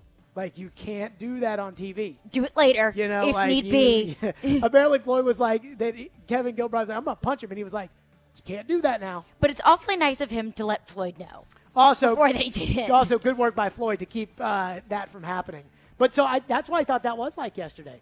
But I called my dad, and I'm like, did you watch the Sunday night game? And my dad's like, I turned it on for a second. All I saw was the two dudes getting in a fight on the bench. I'm like, that's why I called. That was what I wanted to call. See, about. if you felt like it was worthy of calling your dad about it, it's a big deal. Can I just say one thing about the Washington football team? What? They can change the name of the team. They can change the owner. They can change the coach and the president and all the people who pick the players. And they can get all the racist people out and get all the people of diversity in, that they've made a really solid push to be a very diverse organization. That they have. And yet it's the same freaking team. It's still a bad team. They have sucked for forever. They've never had an answer at quarterback. They've just always been a mess. And then punching each other on the sidelines. It's the same teams every year. It's the Raiders. It's the Browns. It's Washington. It's the Jets. It's the Jags. It's the Lions. It's the same teams. Oh, my goodness, gets me every time. Those are headlines with Caroline. 615-737-1025. We've got a new AFC playoff picture. What it looks like today and what we think of it next. Stillman and Company, it's ESPN 1025 The Game. 1025 The Game and Cromwell Media are teaming up with Souls for Souls this holiday season for Souls for Music City. Thank you to everyone who's helping us. Every $20 donation equals a brand new pair of athletic shoes for a local child experiencing homelessness in Middle Tennessee. Thank you. Thank you so much. Log on to thegamenashville.com/shoes to learn more on how you can help bring a smile to a child's face at a time of need. Souls for Music City is brought to you by Newton Motor Group. Thank you so much. ElectronicExpress.com. We make it happen. Bank of England Mortgage has been helping Americans live the dream of home ownership for over 100 years, since their humble beginnings in England, Arkansas. They've gone from a community bank to a nationwide mortgage lender. BOE delivers innovative mortgage products with superior customer service and the most knowledgeable loan officers in Nashville. Find your nearest location in Middle Tennessee at BOE1214.com or call 615-823-1215. Bank of England Mortgage is a division of Bank of England Mortgage. Equal housing lender, member FDIC, NMLS 418-481. Victory Award-winning New Amsterdam Vodka knows all about it, but in life, it's not always so clear. So New Amsterdam Vodka believes that in life, you've got to find your own wins. You've got to overcome your fears, go all in, even when you've got nothing at all. Find your wins. And when you do, raise that glass of New Amsterdam Vodka in victory. You've earned it. New Amsterdam Spirits Company, Modesto, California. Hi, Hi, this is Elizabeth Evans with E2 Roofing. We have a lot to be grateful for this year, and I want to say thank you to our customers in Nashville and throughout Middle Tennessee. We hope everyone has a safe and happy holiday season. Hockey fans, tune in to Robbie and Rexroad every Wednesday morning at 9:30 for expert commentary on the Predators and the NHL with the Preds beat writer from The Athletic, Adam Vingan. Brought to you by the Bank of England Mortgage. Boomba's Craft Pizza and Tap House invites you to join them for all this year's college football bowl game and playoff action. Bama, Cincy, Georgia, or Michigan, who will win it all? Boomba's has countless big screen TVs and a huge video wall to watch it all go down. Enjoy their 2-time award-winning best pizza in America, featured on the Food Network, and 100% crafted for you. Wash it all down with their award-winning happy hour with $2 Boom Brews and select domestic pints. Locations in Bellevue, Murfreesboro, Spring Hill, and East Nashville. Pizza, beer, sports. See you there, Nashville. In college football, Goodyear knows a new season means new possibilities, where every Saturday is an opportunity on the road to greatness. No matter if you're out there playing your hardest or cheering the loudest from the sidelines, tailgating in the parking lot, or your favorite spot to watch the game, Goodyear knows passion is what drives us forward all the way to the playoffs. That's the road that moves us. Goodyear. More driven. Nashville's best sports talk, locally owned, home of our Nashville Predators. WPRT FM Pegram, 97.5 Murfreesboro, WBUZ HD2 Laverne, online at thegamenashville.com. We are ESPN 102.5 The Game. Live from the Game Nashville studios, it's Stillman and Company. Delivered by TriStar Moving. TriStar Movers with 5-star service. With Jared Stillman on Nashville's best sports talk. ESPN 102.5 The Game and the Game Nashville app. Stillman and Company is delivered by TriStar Moving. ESPN 102.5 The Game, streaming live on Twitter, Twitch, and YouTube. Thanks to the law offices of Amanda Gentry. Reaction Monday powered by Spring Hill Heating and Cooling and Focus. Naturally caffeinated sparkling water with a spark. Drink Focus. I've got my natural berry Focus right here. Drink Focus, PHOCUS.com. So, the playoff picture in the AFC, we've got one more game to go. If the playoffs were to start today, Kansas City's the 1 seed, Tennessee is the 2 seed, Cincinnati is the 3 seed, Buffalo is the 4 seed. The 5 seed would be Indianapolis, the 6 seed would be New England, and the 7th seed would technically be Baltimore. But if Miami beats New Orleans, which we'll get into later this hour because that's Monday Night Football tonight, if Miami beats New Orleans, then Miami goes in as the number 7 seed. So what's that mean? Glad you asked. That means that under this instance, the Titans' first-round matchup would be at home at Nissan Stadium against the Dolphins. Now, this is important. The way the playoff structure is to work, I believe, is 3 games on Saturday, 2 games on Sunday, 1 game on Monday, right? Yes. Okay. ESPN normally gets the worst game, but I believe ESPN gets the Monday Nighter. So I would think that the worst game would be the first game that is played on Saturday. I would agree with that. That can be a big deal because there's a really good chance that it's the Chargers that are the 7th seed, and they would have to fly and play at 9 a.m. Pacific time. Also, what's crazy is in the NFC, right now, San Francisco and Philadelphia are in the playoffs, if the playoffs were to. And Philadelphia sucks. That's so bad, especially because we've been talking so much this season about, like, there are so many better teams in the NFC than the AFC. Jalen Hurts is in the playoffs, baby, going on the road to Dallas if the playoffs were today. Woof. Good luck to Jalen. Good luck. Fingers crossed. So I say this because let's just say in reality, let's go by game with this current playoff structure. Okay. Miami at Tennessee in the playoffs. Who do you take? It's interesting, but the Titans. Okay. New England at Cincinnati. New England. Indianapolis at Buffalo. I would take Indianapolis. Okay. So if that were to happen, Then the Indianapolis Colts are coming to Nashville at Nissan Stadium for week 2 of the playoffs. I don't like that. New England goes to Kansas City. Titans get the Colts. I You don't say like you don't that. like it. Why don't you like it? Because how many times can you beat a single team in a season? Oh, see, I think you can win 3 times. I would say this. If the Colts were coming here today with no Derrick Henry, I would pick the Titans. I'd pick the Colts. Okay. I think the Titans are a better team than the Colts. And I'm probably the only person in the world that thinks that because Indianapolis won against Arizona, and I think Arizona is going in the total wrong direction. But I think the Titans are better than the Colts for one specific reason, and I just gave it away. Coach. The coach. I think that's the difference in all of this. If Derrick Henry plays, Derrick Henry without, his normal run-up time, he and Fred Taylor, he and Jonathan Taylor, it's probably a wash, right? Carson Wentz is a mistake maker who you need to take the ball out of his hands. Ryan Tannehill's a mistake maker who right now you've got to take the ball out of his hands.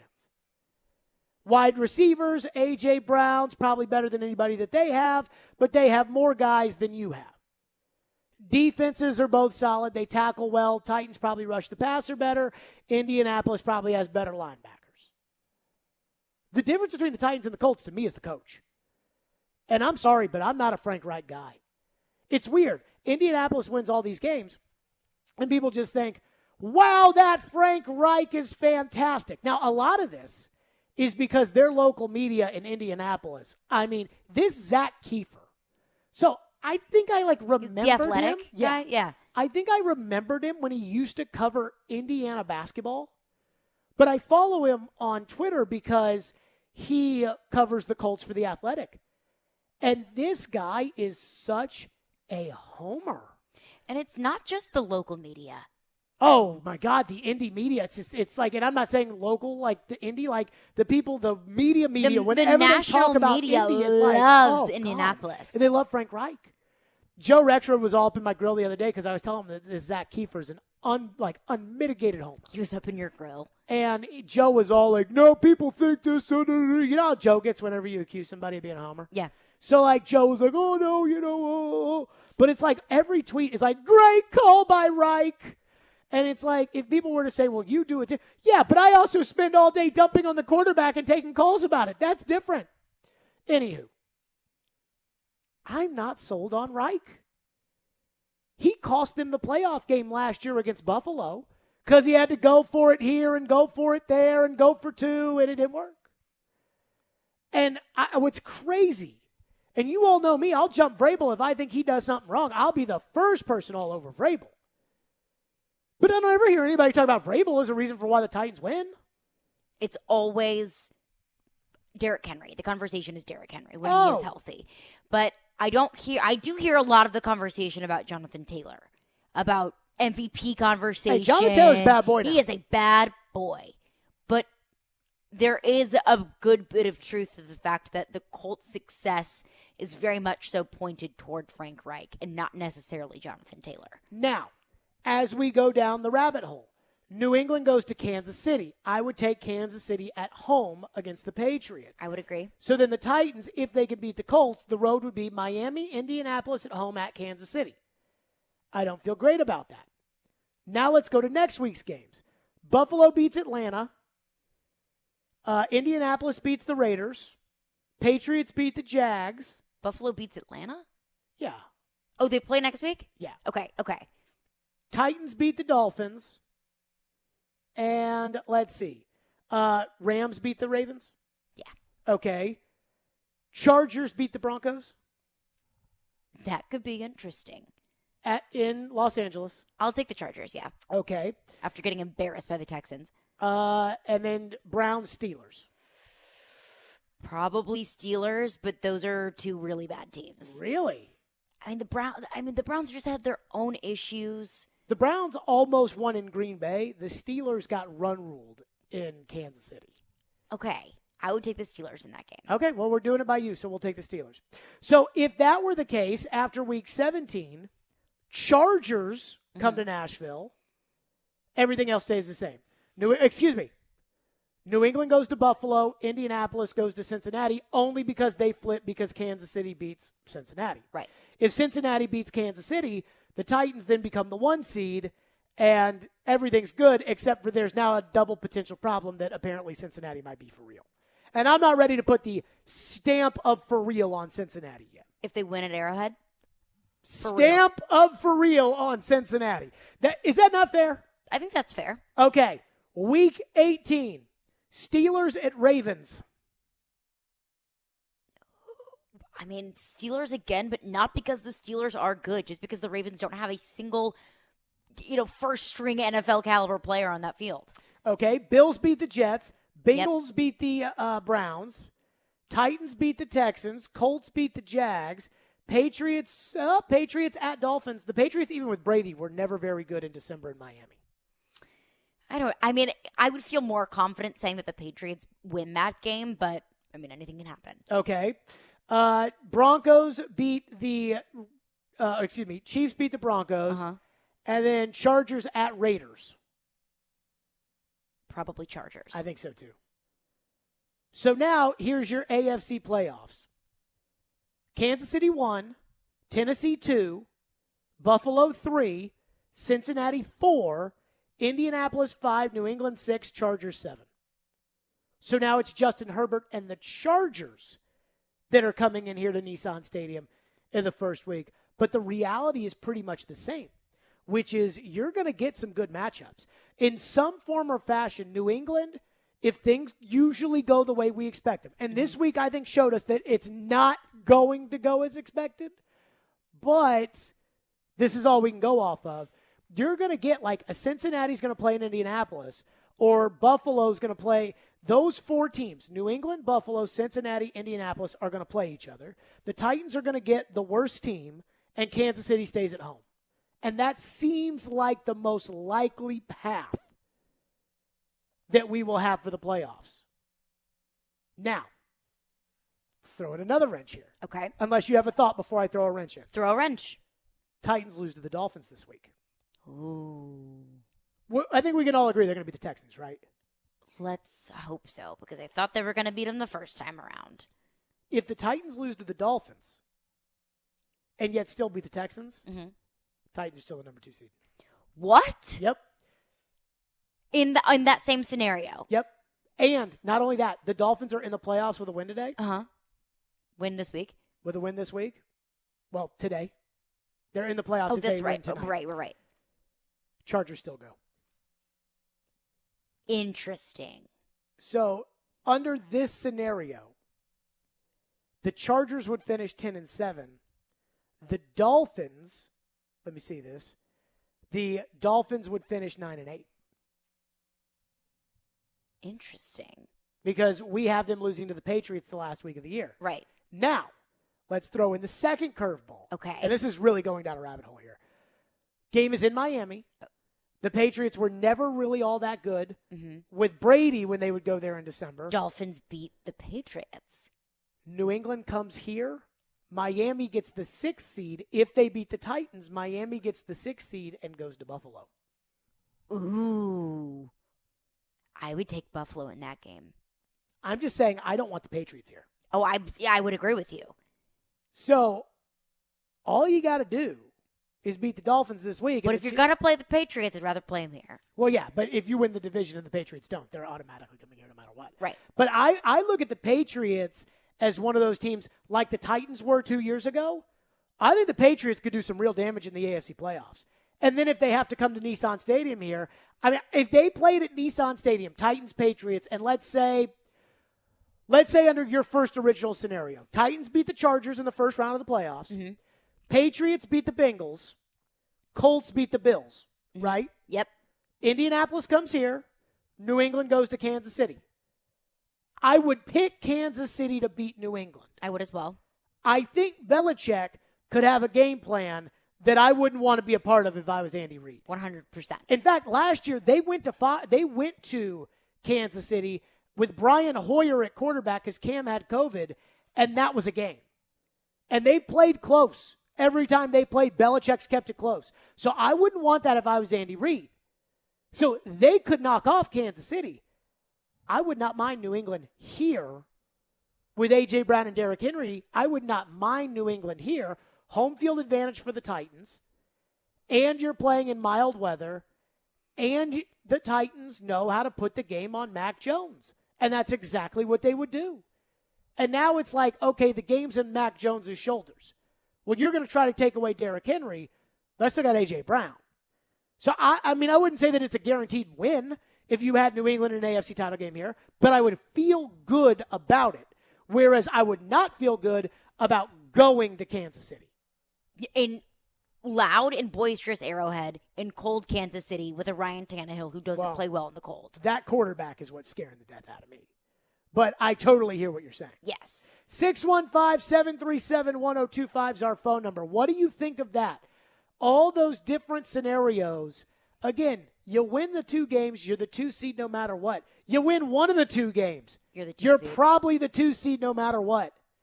What do we make of it? 615-737-1025. And the other thing that's crazy is I'm sure some people heard that, and they think, okay, well, then if you win this week against the Dolphins and you're pretty much the 2 seed no matter what, then why not rest everybody that last week of the season? Except that the NFL will make sure that the Titans-Texans game is at the same time as the Kansas City game, because if Kansas City loses, you still have to play your players so that in case you win against the Texans and Kansas City loses, you get the 1 seed.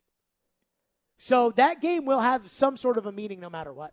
615-737-1025. By the way, there is one team that is not in the playoff picture today, but I almost guarantee that it feels like they will be in, which is crazy. I mean, I'm not going to guarantee, but it feels that way when I run all these simulations, and they would be the Titans' first opponent. We'll get to that next. Stillman and Company, right here on a Reaction Monday. It's ESPN 102.5 The Game. Titans on 3, 1, 2, 3, Tannehill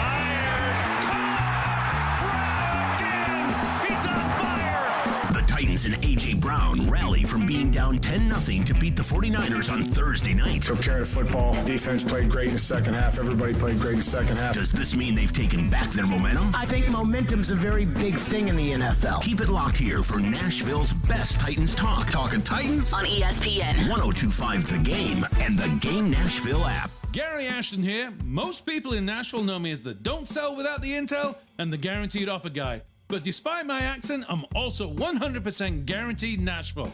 I'm a guaranteed musician, a guaranteed dog lover, and you're also guaranteed to see me at every Titans and Preds game. Guaranteed offer means the Gary Ashton team with RE/MAX Advantage will sell your house for top dollar with no cleaning, staging, showings, or open houses, and give you up to 90 days to close. So there's plenty of time to find your next home. Guaranteed Nashville means my team lives here and loves it here. We've served Nashville for over 20 years, and we're passionate about helping the people we call neighbors and friends, which is why we've had a long-standing tradition of donating to the Vanderbilt Children's Hospital. If you're thinking about a guaranteed offer, get the only one that's guaranteed Nashville. Request a no-obligation offer by calling 615-301-1650 or go to GaryAshton.com today. Remember, Gary Ashton, guaranteed Nashville. Winter's a bad time for your furnace to go out, but it's never a bad time to call Lee Company. Our heating and air conditioning pros are available 24/7. No heat? Don't wait. Call Lee Company now at 615-567-1000. Our expert technicians will diagnose the issue and fix it right the first time. When you're cold, you need someone you can count on to bring the heat. Call Lee Company now at 615-567-1000 or visit leecompany.com. It's the official Bud Light Preds watch party as the Nashville Predators take on the Washington Capitals this Wednesday. Puck drops at 6, but the party starts at 5:30 with all kinds of specials. See you at Headquarters Beercade downtown Nashville on 2nd Avenue. Go Preds!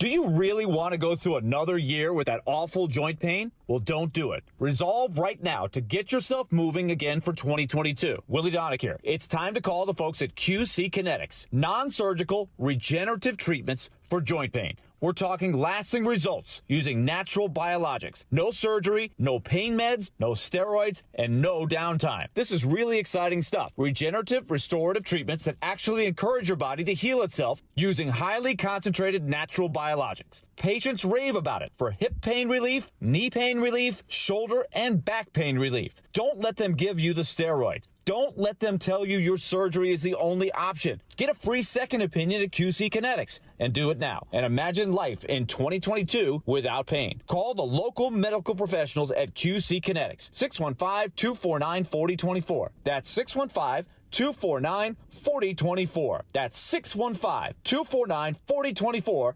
QC Kinetics.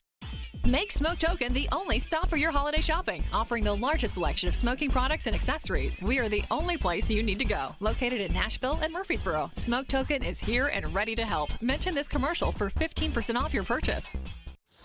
Interact with Stillman and Company. Call or text the show at 615-737-1025. Driven by WilsonCountyHyundai.com. Mike, you said that winning in is kind of taking care of your own business essentially is the good way to handle things. Right now, it's you have one win to clinch the division title with 2 games to play. A nice, simple scenario right now.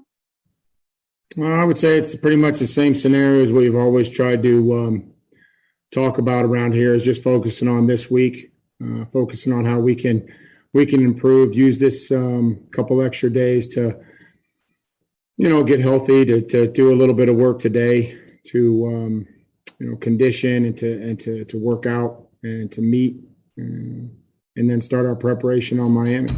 There you go, Vrabel, not getting too excited about making the playoffs, not caring too much. It's just how he operates. He's not getting too excited. He never gets too excited, never will give you any sort of information. Now, here's a good thing. It's the real Mike Vrabel special. Here's a good thing. I don't care. I'll do whatever I want on the show, and I'm thinking playoffs, baby. Now, we just went over all the possible scenarios of this, that, or that. The one thing, though, right now, if you were to look at the playoff picture, which they love showing you on TV, this is the AFC playoff picture. Let's take a look at it. Tony Romo, what do you think? Or let me get my Nance voice. Excuse me. And as we take a look at the AFC playoff picture, Tony, what do you like? Well, Jim, I think it's just awesome. Look at all these teams. Oh, my God, they're all trying to get in. Oh, it's really great for the NFL, Jim. Solid Romo. Nance needs work. Oh, I think my Nance is awesome. Oh, I think your Romo's great. Oh, here's the Nance. Okay. It's a big third down. Here's Brady. He's got time. He's got Edelman, and it's a first down for the Patriots down at the 31. 7 out of 10. Okay. Yeah. Oh, Jim, it's just, what? Just oh, yeah, He is always so excited. Oh, so excited. So, anywho, they flash up the playoff picture all the time. And right now, Baltimore's in. Baltimore is not going to make the playoffs, folks. They play the Rams next week. Woof. Then they have to play, I believe, the Steelers. Now, the Steelers stink, but so does Baltimore. Baltimore is not going to make the playoffs. I'm just telling you. Miami is probably not going to make the playoffs because they really need to win out. They need to win today. They need to beat you on Sunday, and then they need to go out there and they need to beat the Patriots the last week of the year. The Chargers are the most likely opponent for the Titans if the Titans hold on to the 2 seed. Because, according to the New York Times playoff odds, Buffalo 97%, New England 95%, Tennessee 99%, Indianapolis 95%, and the Chiefs have already clinched. That's 5 spots, which leaves 2 left. The Bengals are at 79%. All they've got to do is beat Cleveland last game of the year, and the Bengals are in. But, Cleveland is not a pushover like everybody else. 79% for the Bengals.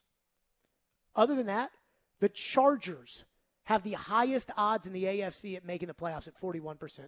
The Ravens are sitting there at 32%. And I'm just telling you, the Ravens aren't going to make the playoffs. So I really think your most likely scenario is Justin Herbert and the Chargers. And it'd be easy to say, well, hell, they lost to the Texans last week, so they stink. But we know better than that. And we also know that if we're using they lost to the Texans as kind of a, like a supporting argument, Titans probably aren't the best team to bring out there to try to make a claim for. because they lost to the Texans too. So, I mean, I heard Booger McFarland say it today on primetime on ESPN+, and Booger said he thought the Chargers let the Kansas City game beat them twice. I wonder if there was a little bit of an arrogance from the Chargers having played Kansas City so close and then going on the road at Houston, 9 a.m. Pacific start time, roll the ball out, we'll beat this crap Texan team, and then that's what happened to them. But of all the teams that are possible, the Ravens, the Chargers, the Raiders, the Dolphins for that 7th seed, I think the Chargers are the team I want to see the least because they've got the best quarterback. Now, they also may have the dumbest coach, but they've got the quarterback that could come in here and beat the Titans. And that makes me a little nervous. Well, I think you look at Justin Herbert, and, I mean, even at his rookie season, Justin Herbert has been incredibly impressive.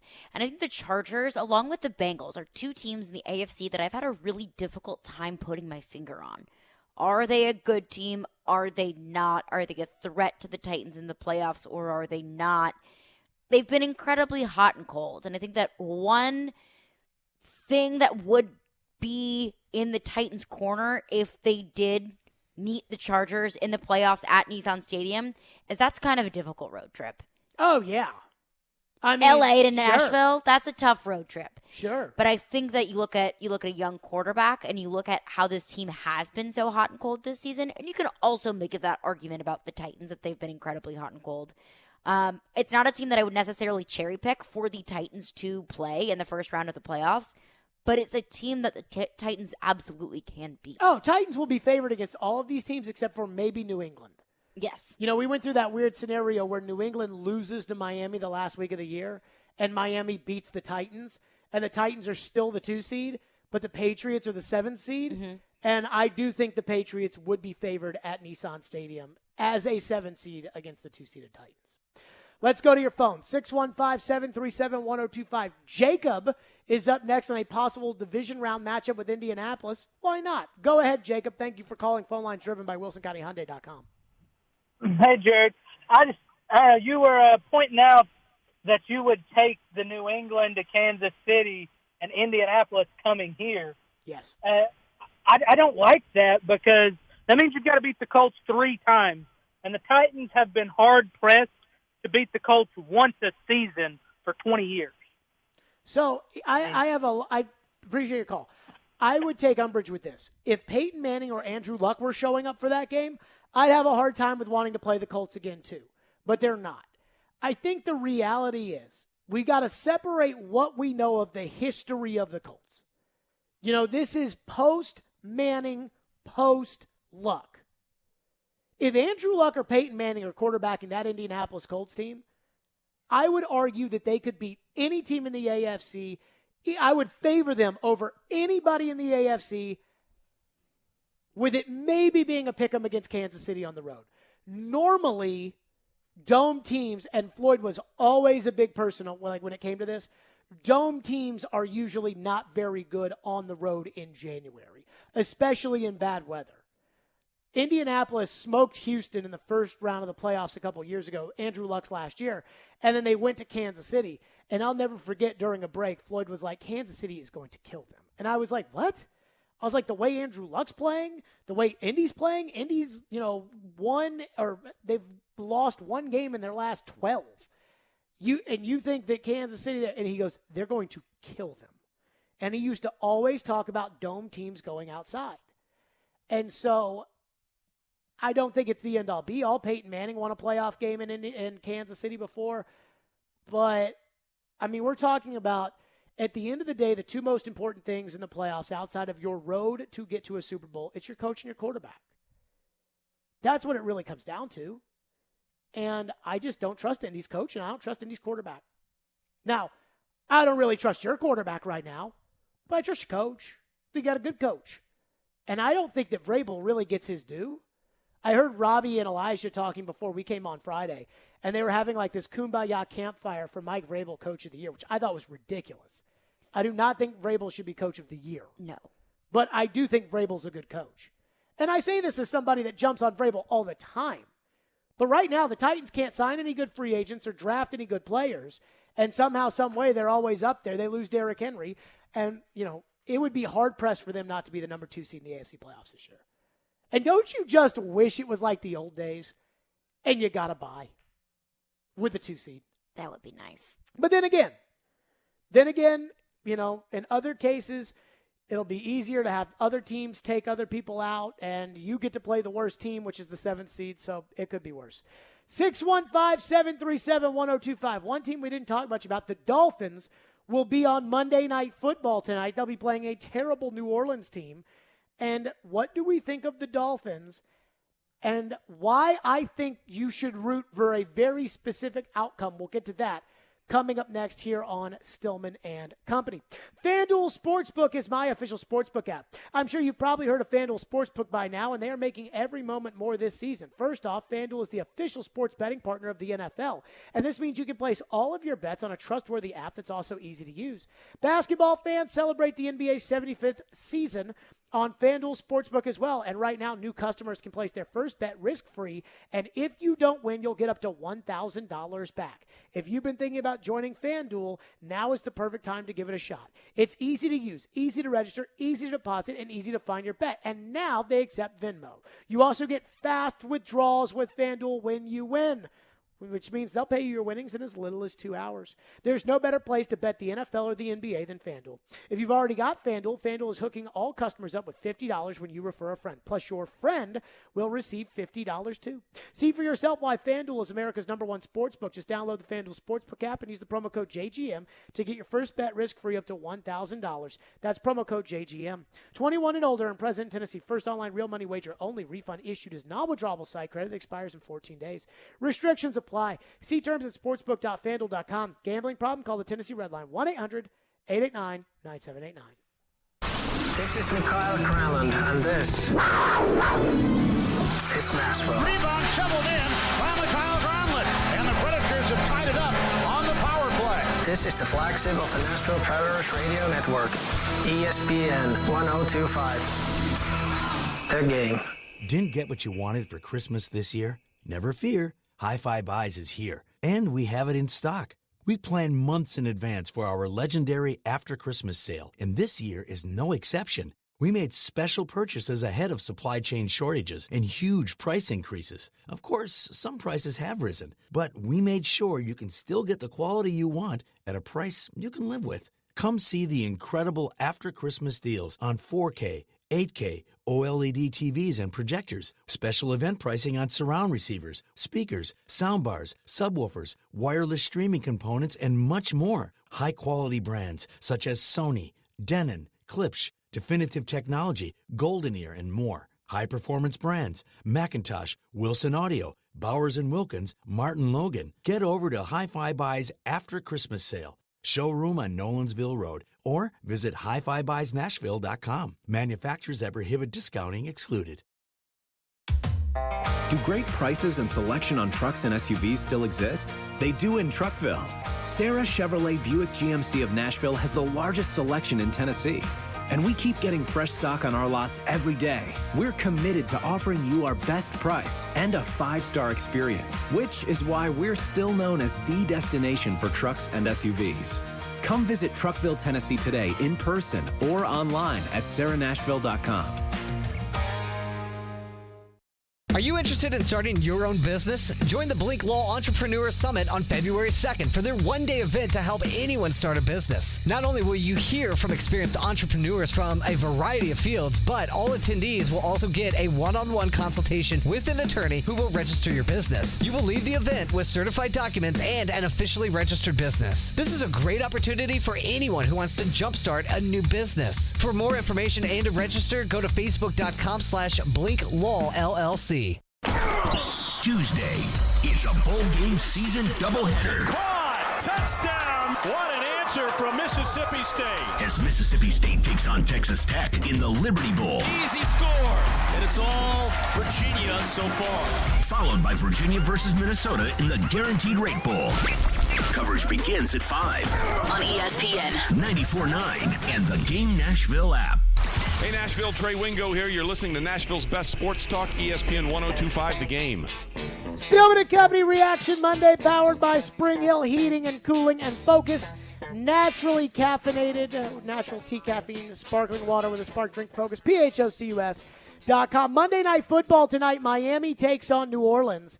And so I'm trying to think about what's right for the Titans. Now, you know in my heart, you know that normally I believe that you always want the team that you're about to play, in this case the Titans, you always want the team that you're about to play to win big, especially on national TV, because normally that team gets a little too fat and happy, and they don't worry about, they think that they're, what doesn't smell, and they show up the next week and you can slaughter them. I think it's always something you root for in the NFL. If, let's say, the Titans make it to the divisional round of the playoffs, they play Indianapolis, New England plays Kansas City. If Kansas City's going to win, I hope they win by 50. If they're going to win. Because then you get a little fat and happy and all those things. But here's my concern with the Dolphins. If the Dolphins lose this game, and I haven't, completely done the numbers on it, but they have a 12% chance of making the playoffs right now, according to the New York Times. If the Dolphins win this game, they are all but eliminated from the AFC playoff picture. They would go down to a 5% chance of making the playoffs. So they need a lot to go their way. And while, again, crazier things have happened in the NFL, 5%, that would basically be everybody ahead of them in the standings, including those AFC North teams like the Ravens, and they'd all have to lose out. And that could be really hard to do. So if they lose tonight, they're pretty much done. Well, they've won 6 in a row since they started 1-7. Now they're 7-7. They win tonight. Now it's 7 in a row. And all of a sudden, they're starting to think that they are a team that cannot be beaten. And they start to get a lot of confidence, and they start to get in a rhythm, and they start to get on a roll. And if they win, it goes from 12% to 24%, but more importantly, they're in the playoff picture, which, again, scares the crap out of me. But if they win big over this New Orleans team that's going to have Ian Book, the average starter at Notre Dame for the last 15 years, if they beat New Orleans with Ian Book and they beat them bad, maybe they come in here fat and happy. So I'm kind of torn of what I want or am expecting from the Dolphins tonight. A loss pretty much puts them out. And if you lose, and now you got to go on the road to Nashville, and it's supposed to be, I think, like 33 and snowy here on Sunday. Miami ain't going to play in that if they think their season's over. So I don't know what to root for tonight. I think I'm expecting the Dolphins to win because, again, New Orleans is playing Ian Book at quarterback. Then again, New Orleans just smoked Tom Brady in Tampa Bay, and Alvin Kamara is playing. He is, in fact, the emergency quarterback for the Saints. So I don't know. I don't know how I should feel about tonight's Dolphins game as far as the Titans are concerned. I mean, it's difficult to look at this game through a subjective lens, knowing what's going on the New Orleans sideline, knowing that Ian Book is going to be their starting quarterback, and also Teron Armstead is out. I believe Marcus Davenport is out. Demario Davis is out. Ryan Ramczyk is out. I mean, a lot of the Saints' heavy hitters are out of this game. So it's tough to kind of look at it and say, the Saints have a chance in this game, or we do or we don't want the Dolphins to win this game, because it feels like, knock on wood, what do I know? But it feels like the Dolphins are going to win this game. But, I mean, I think that you bring up a good point in that a Dolphins team that's hot, I always, if I'm betting, I bet on the hot team. Really? Yeah. Why? Because why would I bet against a hot streak? Because normally those things end when you play good teams. Okay. Like, do you really think the Dolphins are a team that is capable of catching such fire that they find a way? They have to win the next 3 games to make the playoffs. They pretty much... I'm not talking about the playoffs. I'm talking about the Titans game next week. Right. But they pretty much have to win those 3 games. Yep. So they have to win this game, that game, and then they got to win the next game in order to make it. And, this is essentially a playoff game for both teams. Titans have to win the division. Mm-hmm. So you're pretty much playing that what will be, if the Dolphins win tonight, the projected 7-2 matchup. You're pretty much playing that ahead of time. And the Dolphins, no disrespect to them. And again, I haven't watched these games, so I'm not one who can comment about what the Dolphins are or they aren't. A lot of people don't watch games and then comment on it anyways. The Dolphins' hot streak has been against the Texans, the Ravens, the Jets, the Panthers, the Giants, the Jets, and now the Saints. It's a lot of Jets, Giants. It's a lot of Jets, Giants, Jags. I mean, it's a lot of crap. And so... Well, then maybe that is a good thing. And the Saints tonight are kind of crap. The Dolphins beat a crap Saints team and then come into Nissan Stadium all fat and happy because they think that they are better than they actually are because they've beaten the Jets, Jags, and a terrible Saints team. But if they lose to the terrible Saints team and they're pretty much out of the playoffs... Then they're playing for nothing. Then next week at Nissan Stadium. And then wouldn't that be better? I mean, I guess. It's tough to try and... evaluate what's really going on in a football player's head. But I would say that if I got to pick between both of those scenarios, I would pick a Dolphins team that's playing for nothing in the snow. Like if I was Cincinnati, for example, and I mean, right now, Cincinnati's the flavor of the week. Everybody loves Cincinnati. I have no idea if Cincinnati's any good or not, but everybody loves Cincinnati. Well, now they're playing Kansas City this week. If I was Cincinnati, deep down inside, I would have wished that I had won that game like 35-24. And that Joe Burrow had thrown for 350 yards and not 520 yards. Because now Kansas City, who just smoked the Steelers and are feeling themselves, might be a little fat and happy. But now Kansas City's going to spend all week being like, hey. But also looking at the 550 yards that Joe Burrow threw for. If we get too ahead of ourselves, we're going to lose the 1 seed because this kid's going to come in here and light us up. Right.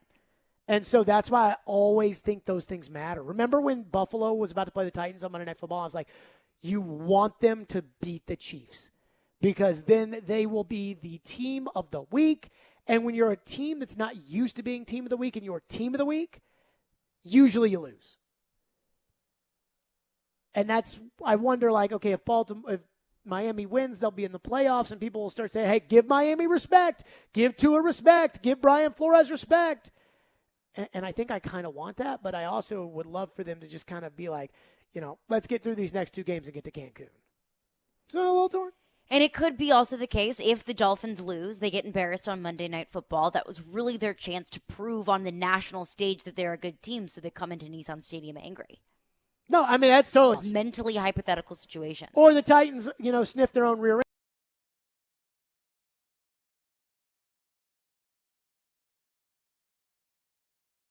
Short rest. 615-737-1025. What do we have in our text line, which is, of course, driven by WilsonCountyHyundai.com. One texter texts in the text line and says, if we draw the Chargers, I am nervous about Justin Herbert, but they have an idiot coach, travel time, and the cold would level the playing field. I do think this. First of all, the playing field would be in your favor anyways. But, I mean, if they were to play the Chargers, other than Bosa and Herbert, there's nothing about that team that I'm really scared about. Like, Keenan Allen's a good receiver, but he's Austin kind of Eckler's a good running back now. And Eckler, but he's more of like they throw the ball to him kind of running back. Herbert and Bosa. That's it. Everybody else is just window dressing. Just like if you were getting ready to play the Titans, I'd be worried about Henry, Brown, but Dupree. I wouldn't be worried about Byard. Byard makes plays when everybody else gets after the quarterback and you just throw it up there. Wouldn't be worried about Byard. Wouldn't be worried about Julio Jones. Though that's who I'd be worried about. Julio. 615-737-1025 is the phone number. Then again, both Julio and Bud Dupree are on COVID now, so they got to deal with that. Let's bet the game. Give me the odds on the game. We'll do that coming up next with Caroline's. TriStar Moving, my official movers. I've been telling you about TriStar Moving for well over a year now because I moved with TriStar Moving a year ago, and it was an absolutely flawless move. They made the entire process so simple, and that's why their motto is TriStar Movers with 5-star service. From the initial phone call to the final signature, moving became a breeze. They offer home protection, so they cover your floors, banisters, railings, door jambs, and even the doors themselves. They've got a brand new state-of-the-art storage facility as well in Mount Juliet, and they do it all. That's because their owners, Garrett and Robert, 2 dudes I know, they love this town. So they love their company being the real deal and on the rise because they hold it to such a high standard because they just love being Nashvillians. So if you're looking to move, give my friends at TriStar Moving a call. 615-640-1219 or visit that website, nationalmoving.org/radio, where they'll give you 5% off your entire move. That's TriStar Moving, 615-640-1219, nationalmoving.org/radio. Tell them Jared Stillman sent you for 5% off your entire move. TriStar Moving, my official movers. From the Fox 17 News Code Red Weather Center. I'm Fox 17 Code Red meteorologist Greg Bobus. Tonight into tomorrow, scattered rain showers continue, rainier for tomorrow than today. Wednesday, have to watch out for the possibility of strong to severe thunderstorms late in the day. Both Tuesday and Wednesday, right near 70. This weather report brought to you by Hiller Plumbing, Heating, Cooling, and Electrical. Call the Happy Face Truck today. Mark Howard here to tell you about my friends at Apple Collision Centers. We all know being in a collision is not fun. Neither is all the stress that comes with it. And that's where Apple Collision comes in. Let them take care of everything for you. That's insurance, repair, and your rental details. They've got 3 convenient locations in Old Hickory, Hendersonville, and Gallatin. Their managers, Tommy Rippey, Daniel Neville, and Chris Brooks and Marty Denson, combined for over 75 years experience. So stop in today and tell them Mark sent you. Online at applecollisioncenters.com. Hey, it's Jared Stillman. Guys, are you tired of feeling old? You know that feeling. You don't have any energy. You're gaining pounds. Well, guess what? My friends at Invigorate Health are the ones to help you. They don't just focus on one area of the aging body. They take care of all of it with so many different therapies that can restore your vitality and are designed with you specifically in mind. So give them a try. Invigorate Health, if you want to feel young again. Out in Mount Juliet at 615-288-4777 or invigoratehealthtn.com. Hey everybody, Robbie Stanley here to tell you about my friends at Jasper's. Jasper's is a casual restaurant and bar located on West End Avenue, equipped with TVs, a game room available for private events, a grab-and-go market, and free parking. Yes, free parking. This neighborhood spot is Nashville's new go-to restaurant and bar. You can try their selection of elevated bar food ranging from appetizers to chicken sandwiches to flatbread pizzas and the famous Smash Burger, as well as any of their delicious cocktails. So visit my friends at Jasper's, located at 1918 West End Avenue, and tell them that Robbie sent you. Robbie Stanley. Maybe it doesn't hurt their bottom line this year. I don't know. I don't know what's going to happen on that front. Joe Rexrode. 5 guys who are on the roster are not going to be on the roster. Get your morning started with Robbie and Rexrode every weekday from 6 to 10. Presented by Volunteer State Bank on Nashville's best sports talk. ESPN 102.5 The Game and the Game Nashville app. Stillman and Company is on. Delivered by TriStar Moving. Not a good day for COVID in Nashville sports. Bud Dupree, Julio Jones, Nick Westbrook, Akina, Caleb Farley, and who else am I leaving off? Buster Screen. Buster Screen, thank you. Got you. Added to the COVID list, Taylor Lewan is already there, as is Nate Davis. Roger Saffold, though, did come off. And the Nashville Predators have made a couple of additions to their COVID list as well, unfortunately. The Predators will not practice tomorrow, though they are trying to practice on Wednesday for morning skate on December 29th before they play the Capitals in Washington, D.C. That'd be the rematch against Peter Laviolette. But, Ian, you were telling me that the Predators, and I now have the email, the Predators have added Tommy Novak, Colton Sissons, and Roman Josi to the COVID-19 protocol list, and they would play again Wednesday against Washington. Not a good day for COVID here in Nashville sports. I mean, it hasn't been a good day for COVID in really any sports. I mean, we've seen so many college football bowl games get canceled. Agreed. We should all just hold our rear ends that this Music City Bowl gets played. Yeah, fingers crossed, because I have lots of Tennessee fans in my ear asking for any updates on COVID. I said, first of all, why the heck would I know? And second of all, I understand, because I would be nervous as well. Because we've seen 2 bowl games get canceled yesterday, and I'm sure that's just the beginning. Unfortunately, knock on wood. So everybody, whenever something gets canceled or somebody gets put on the COVID list or something like that, everybody apparently seems to go bananas about the COVID protocols. And it's like, when is the madness going to stop? And I just wish that people that worked in sports media understood one simple thing, which I know they all know the answer to, which is the fact that all of these protocols are collectively bargained. And I don't know if you notice this with baseball, but it's really hard to get somebody to change anything that is collectively bargained unless they get something in return. So the idea of change the protocols, change it, do this, do that, whatever, I don't think we're going to see a lot of that. Though the NFL did change the non-testing of asymptomatic vaccinated players. So if you don't have symptoms and you're vaccinated, you don't test. What I've heard about a lot of the breakthroughs is a lot of people that get even the Delta variant, but a lot of people who are fully vaccinated and or boosted that do get a breakthrough infection, they have some symptoms, but they're usually really, really mild. Mm-hmm. For me, and I think I got that UK strand last year, like right around the AFC and NFC title game, I was on my ass for like 4 days. I was as well. I was right around November. Make of it what you will, but for everybody screaming that, they should change the protocols, I'm not sure they're really going to do that. I do feel bad for the bowl games, and I do think, like, once you're there and you've tested, you're done testing. Play the bowl game. But then again, that probably goes against all the science anyways, too, so who knows. Time now for Caroline's. Get in on the action. Put the money on the mahogany. What's on tap on the sports books? It's time to break it all down with Caroline's. Here on Stillman and Company. On ESPN. 102.5 The Game and the Game Nashville app. Miami on the road at New Orleans. Dolphins going for their 7th win in a row. And the Saints are just coming off of a shocking win over Tom Brady and the Bucs. But as we said, the Saints have some sort of chokehold over Tom Brady. But the Dolphins are currently favored by 3. I'm going to take the Dolphins -3. Ian Book in at quarterback for the Saints. And the Saints are riddled with injury, riddled with COVID.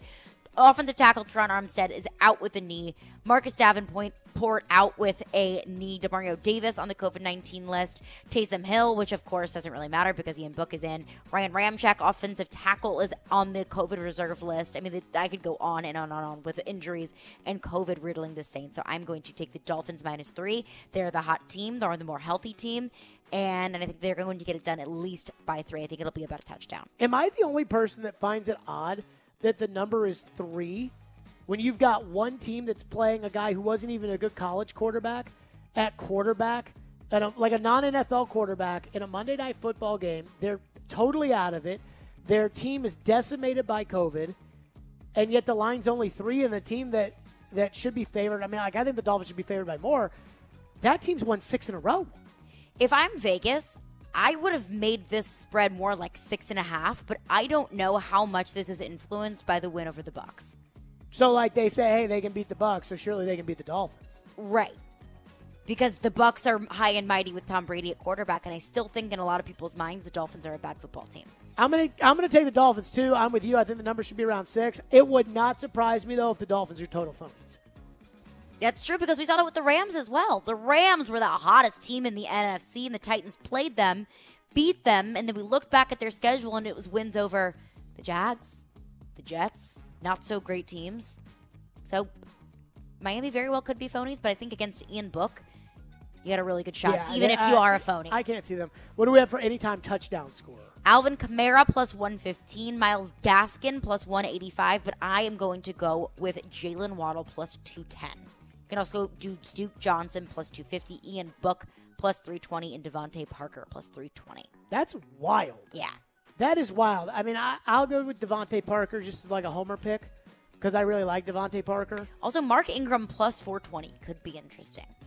Plus 420. They don't have any other players, but Brian Flores is taking Ingram out of the game tonight. I got to imagine. That's going to do it for us. We are out of here next. The Predators hit the ice today for practice, had their first media availabilities. And as we just told you, Roman Josi has been added to the COVID list. Preds Insiders, Robbie Stanley takes that away next. We'll see you all tomorrow at 2.